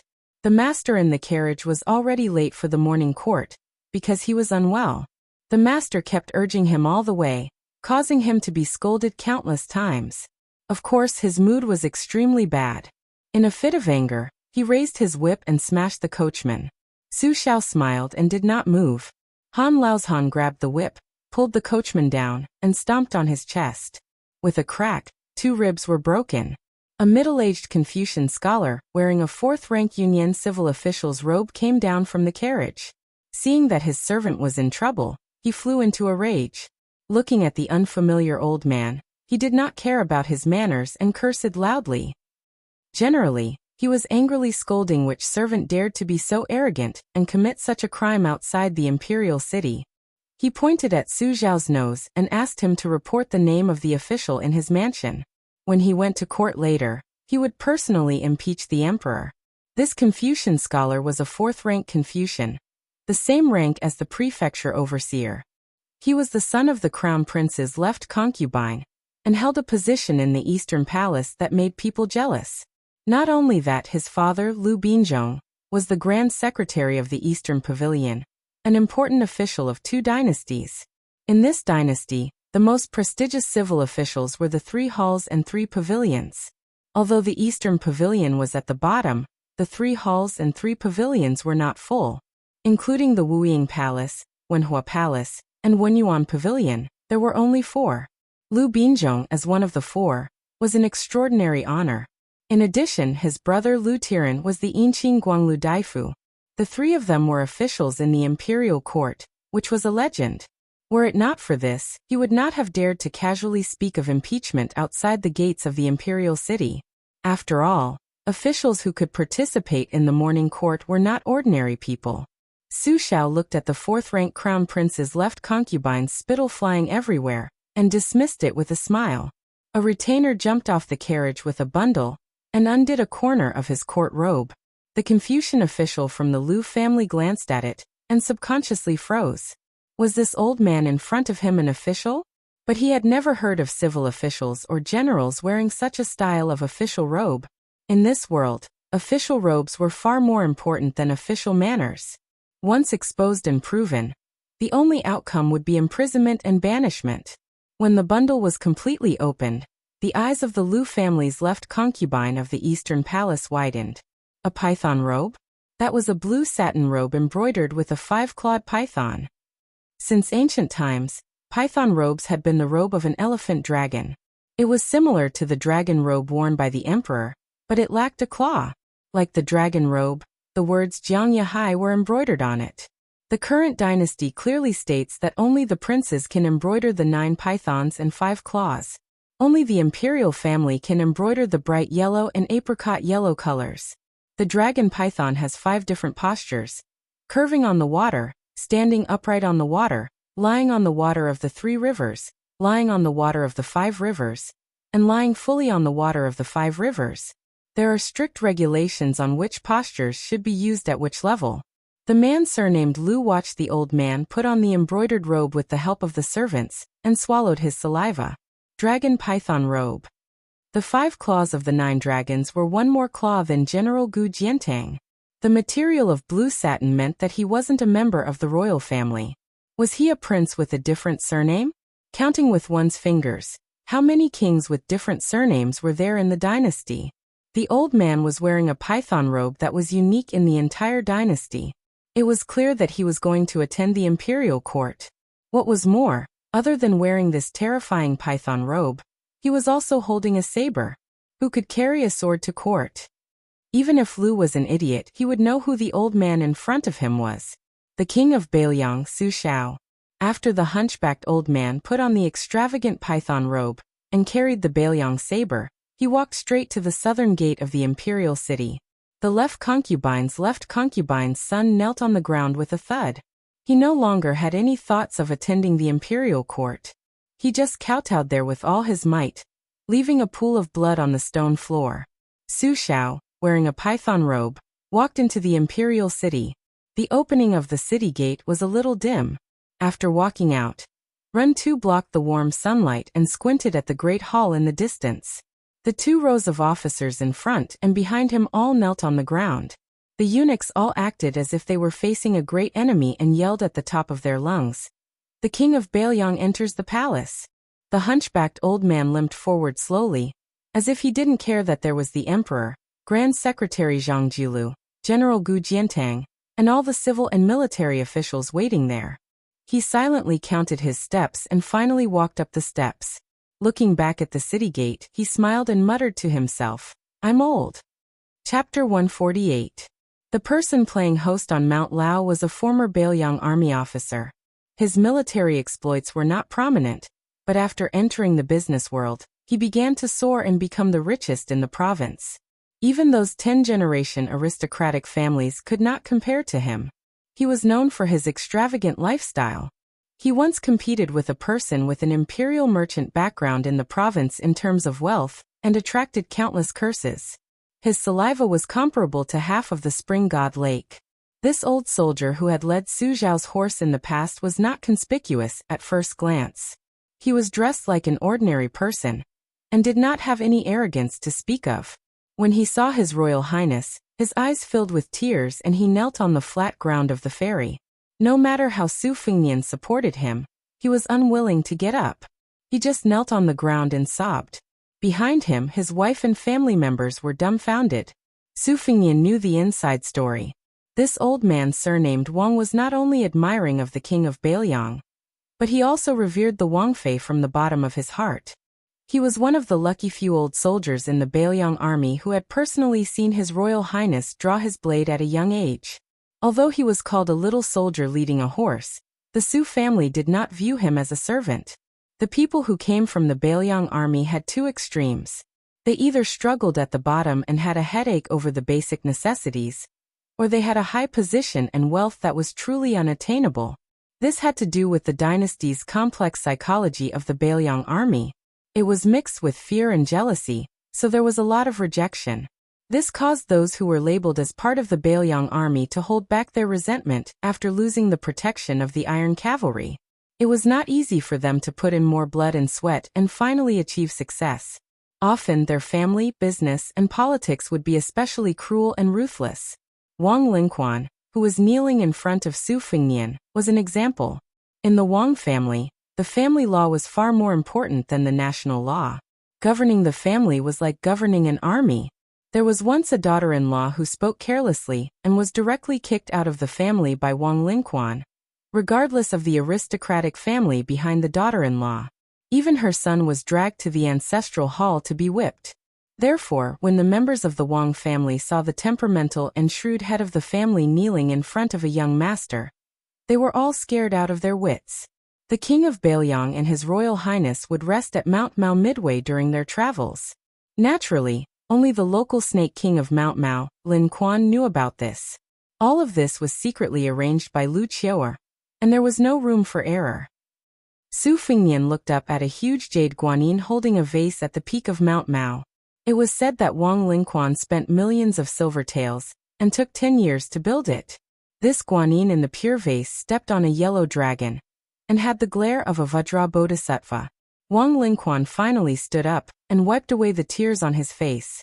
He bowed and led the way for His Royal Highness. His posture was the same as when he led the horse for Su Xiao. Today, Even if Wang Lingquan was rich, he would never forget his roots. Wang Lingquan saw that His Royal Highness kept looking at the Guanyin statue at the peak of the mountain. He said softly, "Your Highness, the spring lake is strange. For thousands of years, on the second day of the second month, there would be a thick column of water shooting up into the sky. That day, no one would dare to swim in the lake, so it was called the dragon raises its head. It was said that there was a dragon trapped at the bottom of the lake who was punished by the heavens for secretly making rain in Jiangnan. It deserved to be punished for 1,000 years. This dragon was not satisfied with the confinement of the heavenly court, so it purposely stirred up trouble on that day. That is why we all call that day the dragon raises its head. However, after all, the spring equinox did not cause any disturbances in the lake." Su Fengnian smiled.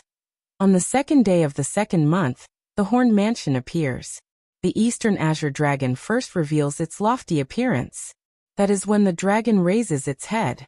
Therefore, there is a saying in ancient books that dragons ascend to the heavens during the spring equinox. Your Highness is knowledgeable. Wang Lingquan, who was rich, praised from the bottom of his heart. He was not flattering him. The status of merchants in the dynasty was not high, but at Wang Linquan's level, even if he sat at the same banquet as the prefecture overseer, there was no need for him to bow and scrape. Wang Lingquan was known for his seriousness and vengeance. It was as difficult to ask him to sing praises of virtue as it was to ask him to be compassionate. As a result, once he praised someone, whether it was a scholar who had written a splendid essay or an official who cared about the people, they would all be overjoyed and very confident. "So similar," Su Fengnian said softly. "Aren't you afraid that there will be gossip in the imperial court? That it will affect your business? Earning 1 million or 10 million makes no difference to this lowly one. My children and grandchildren will have their own fortune. Since I can already provide for them to live without worry, this lowly one has no shame to my ancestors," Wang Lingquan said with a smile. "You are rather open-minded." Su Fengnian retracted his gaze and teased. "It's all superficial knowledge that I learned from the great general and Wang Fei. I can't live up to your Highness's open-mindedness." Wang Linquan's face was full of shame. The courtyard of the Wang family residence was deep, with pavilions and terraces, small bridges, and flowing water. It was a scene of Jiangnan's misty reign. The residence was still some distance away from the peak of the mountain, requiring 15 minutes on foot. After arranging accommodations for Yu Yue and the others, Su Fengnian and Blue Bird headed for the White Jade Guanyin constellation. Wang Lingquan had his youngest daughter, Wang Chudong, lead the way. This 28-year-old girl who was born in Jiangnan wore a gown that revealed half of her soft bosom. Her upper chest and back were bare, draped in a transparent gauze. Her undergarments were faintly discernible. The quality of the silk brocade was extremely exquisite and gorgeous. This sort of dress was originally only popular in Dongyue. Now that it had been accepted by the noble women of the dynasty, and the famous poets had contributed charming phrases such as leaving the white snow on the bosom for a long time, the dress became more and more popular, and the girl's posture gradually became bold and unrestrained. Chapter 149. Wang Chudong, the unbetrothed daughter of a rich family, stared at Su Fengnian with her eyes wide open. She was not shy at all. Now she was chattering nonstop like a little oriole. Wang Lingquan did not tell anyone about Su Fengnian's identity, so she only knew that the handsome young man in front of her was surnamed Su. She kept calling him Young Master Su, and in the end she just called him Brother Su. Su Fengnian did not mind. He smiled and listened to the little girl's clear voice. His mind was peaceful. Finally, they came to the square where the pure vase Guanyin stood. The white jade Guanyin had angry eyes and lowered eyebrows. It was vivid. Her right elbow was facing the spring god lake. She stretched out her 5 fingers and her palm was facing forward. It was as if she was giving charity without fear. Su Fengnian sat down with his legs crossed. The 2 young Kuei were lying on his knees. The little girl, who was known as the daughter of the Wang family, squatted beside him and said sincerely, "Brother Su, Guanyin is amazing." She stood there and pointed to the spring god lake. During the spring equinox, there were no more water columns in the sky. When I was young, I was especially afraid of the second day of the second month. It was always thundering and raining. After I had guanine, I could sneak to the lake to fish, brew tea, and enjoy the snow. Brother Su, let me test you. Do you know what guanine's hand gestures are? Su Fingnian, who was well versed in Buddhism, raised his head and smiled. Fearless Madra. Wang Chuxue giggled, correct. She saw that young Master Su was in a daze after he finished speaking. She was bored to death. She turned her head and inadvertently saw young Master Su's maiden green with tears in her eyes. She said in surprise, Brother Su, why is this sister crying? Su Fingnian came back to his senses and said softly, because this Guanyin Bodhisattva looks like a person. Wang Chuxue responded with an, oh, and considerately stopped nagging. Jiang and I and the old god of swords Li Chungang also came to the square. Old man Li looked at it deeply and muttered, this Guanyin Bodhisattva's fearless Madra can be seen as a sword. The sword will is unparalleled. Jiang and I said calmly, I don't understand. Old man Li was dispirited. He glanced at Su Fingnian, who had a strange expression on his face, and asked curiously, what's wrong with that kid? Jiang and I hesitated for a moment, then lowered his head and said, this goddess Guanyin looks very much like the king of Beiliang's consort. The old god of swords was silent for a long time before reciting, walking alone, stopping alone, sitting alone, the green snake in my hand glides over the white line. One man, one gown, one sword, the tip of the sword giving off 3,000 rays of light. No one in this world can recognize me, they can only laugh like a madman. Only the mountain ghost and the dragon king know that an immortal is in front of them. Jiang and I frowned. You wrote the poem? The old man smiled and said, back then, people praised this old man's song of the azure dragon sword god. This is only a short section. If you want to listen, let this old man think about it. Jiang and I said unhappily, don't think about it. I don't want to hear it. Wang Lingquan had mobilized a large force to prepare a sumptuous banquet, and personally came to invite His Highness Shizhi back to his residence. Even the Northern Liang light cavalry on the 3 large ships were not left behind. The female servants carrying the food boxes came in an endless stream, smoothly delivering them to His Highness. Su Fingnian left the mountaintop. At the dining table, he was especially full of praise for the spring god lake specialty, stewed black chicken and turtle. The black chicken from Mount Mao was reared in the mountains. There were many herbs in Mount Mao, so the meat had a medicinal fragrance. Its skin, flesh, bones, and mouth were all black. The turtle was the specialty of the spring god lake. It had to be over 100 years old. The turtle's shell was buried at the bottom of the lake all year round. Only those that grew an inch of green whiskers could be considered to have lived for 100 years. It was slowly stewed with the black chicken until the turtle's shell was tender. It was no wonder that the scholars and refined scholars highly praised it. After eating heartily, they praised it. You can't throw away the spring god, but half of it is this soup. Wiping away the grease on his mouth, Su Fingnian ate the most comfortable meal since he left Beiliang. He was finally full. In private, he asked Wang Lingquan for the geography of his province. At dusk, he was enjoying the cool breeze in the courtyard. Jiang and I was reading a book that had never appeared in the world before, The Flying Sword of Dunhuang. It was interesting to say that this swordsman of the Beimeng dynasty had just achieved great success in the Dunhuang sword cave in the extreme north. Just as he was about to use his sword to travel the Jianghu, he encountered Wang Xiu, who was practicing his spear in the north. He was cleanly killed by a single spear strike. It was not that the swordsman's strength was weak, but rather that he had built a chariot behind closed doors. His swordsmanship was like a castle in the air, and he lacked the sharpness of a real battle. Fortunately, the nameless swordsman had been practicing his sword while writing his insights. Only then did he come up with this immortal-like, The Flying Sword of Dunhuang. At first, Su Fingnian chose this book, because he felt that the name was domineering. He did not expect that the old god of swords would be so picky and only said that this book was passable. Li Chungang said that it was passable, so Su Fingnian did not dare to treat it carelessly. Jiang and I opened his mouth to read, while Su Fingnian closed his eyes to listen.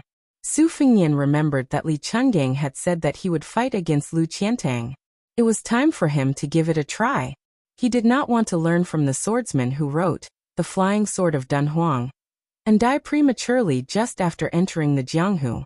Why would Su Fingnian risk injury to go to sword maniac Wang Xiaoping's purple bamboo forest to ask for a beating, when he was practicing his blade on Mount Wudong?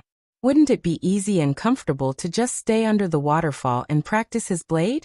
Although there were many martial artists in the world, the highest level seemed to be high up in the clouds. Not to mention the Diamond Finger, Celestial Phenomenon, and Immortal Realm. The division of the 9 levels below the 3rd level was very simple. The amount of armor that was broken was the strength of the level. If the armor was broken but not broken, it would be the lower 3 levels. Whether or not the armor could be broken was the first threshold. This armor was the standard iron plate armor of the dynasty. There were 2 layers in the front and back. The middle 3 levels could break the armor, but they were all below the 6th level. Therefore, the 6th level was the second big hurdle for martial artists in the Jianghu. The 3rd level of the upper 3 levels could break the armor, but it was hard to say for sure if the 1st or 2nd level could break the armor. It was rumored that Heavenly Master Zhao of Mount Longhu in the capital could break through 100 armor with one blow of his horsetail whisk. Su Fingnian asked Jiang and I to wait for a while he went to fetch the sword case. Inside the case was the Great Liang Dragon Sparrow Sword. The owner of this sword had once broken 160 armor with one blow.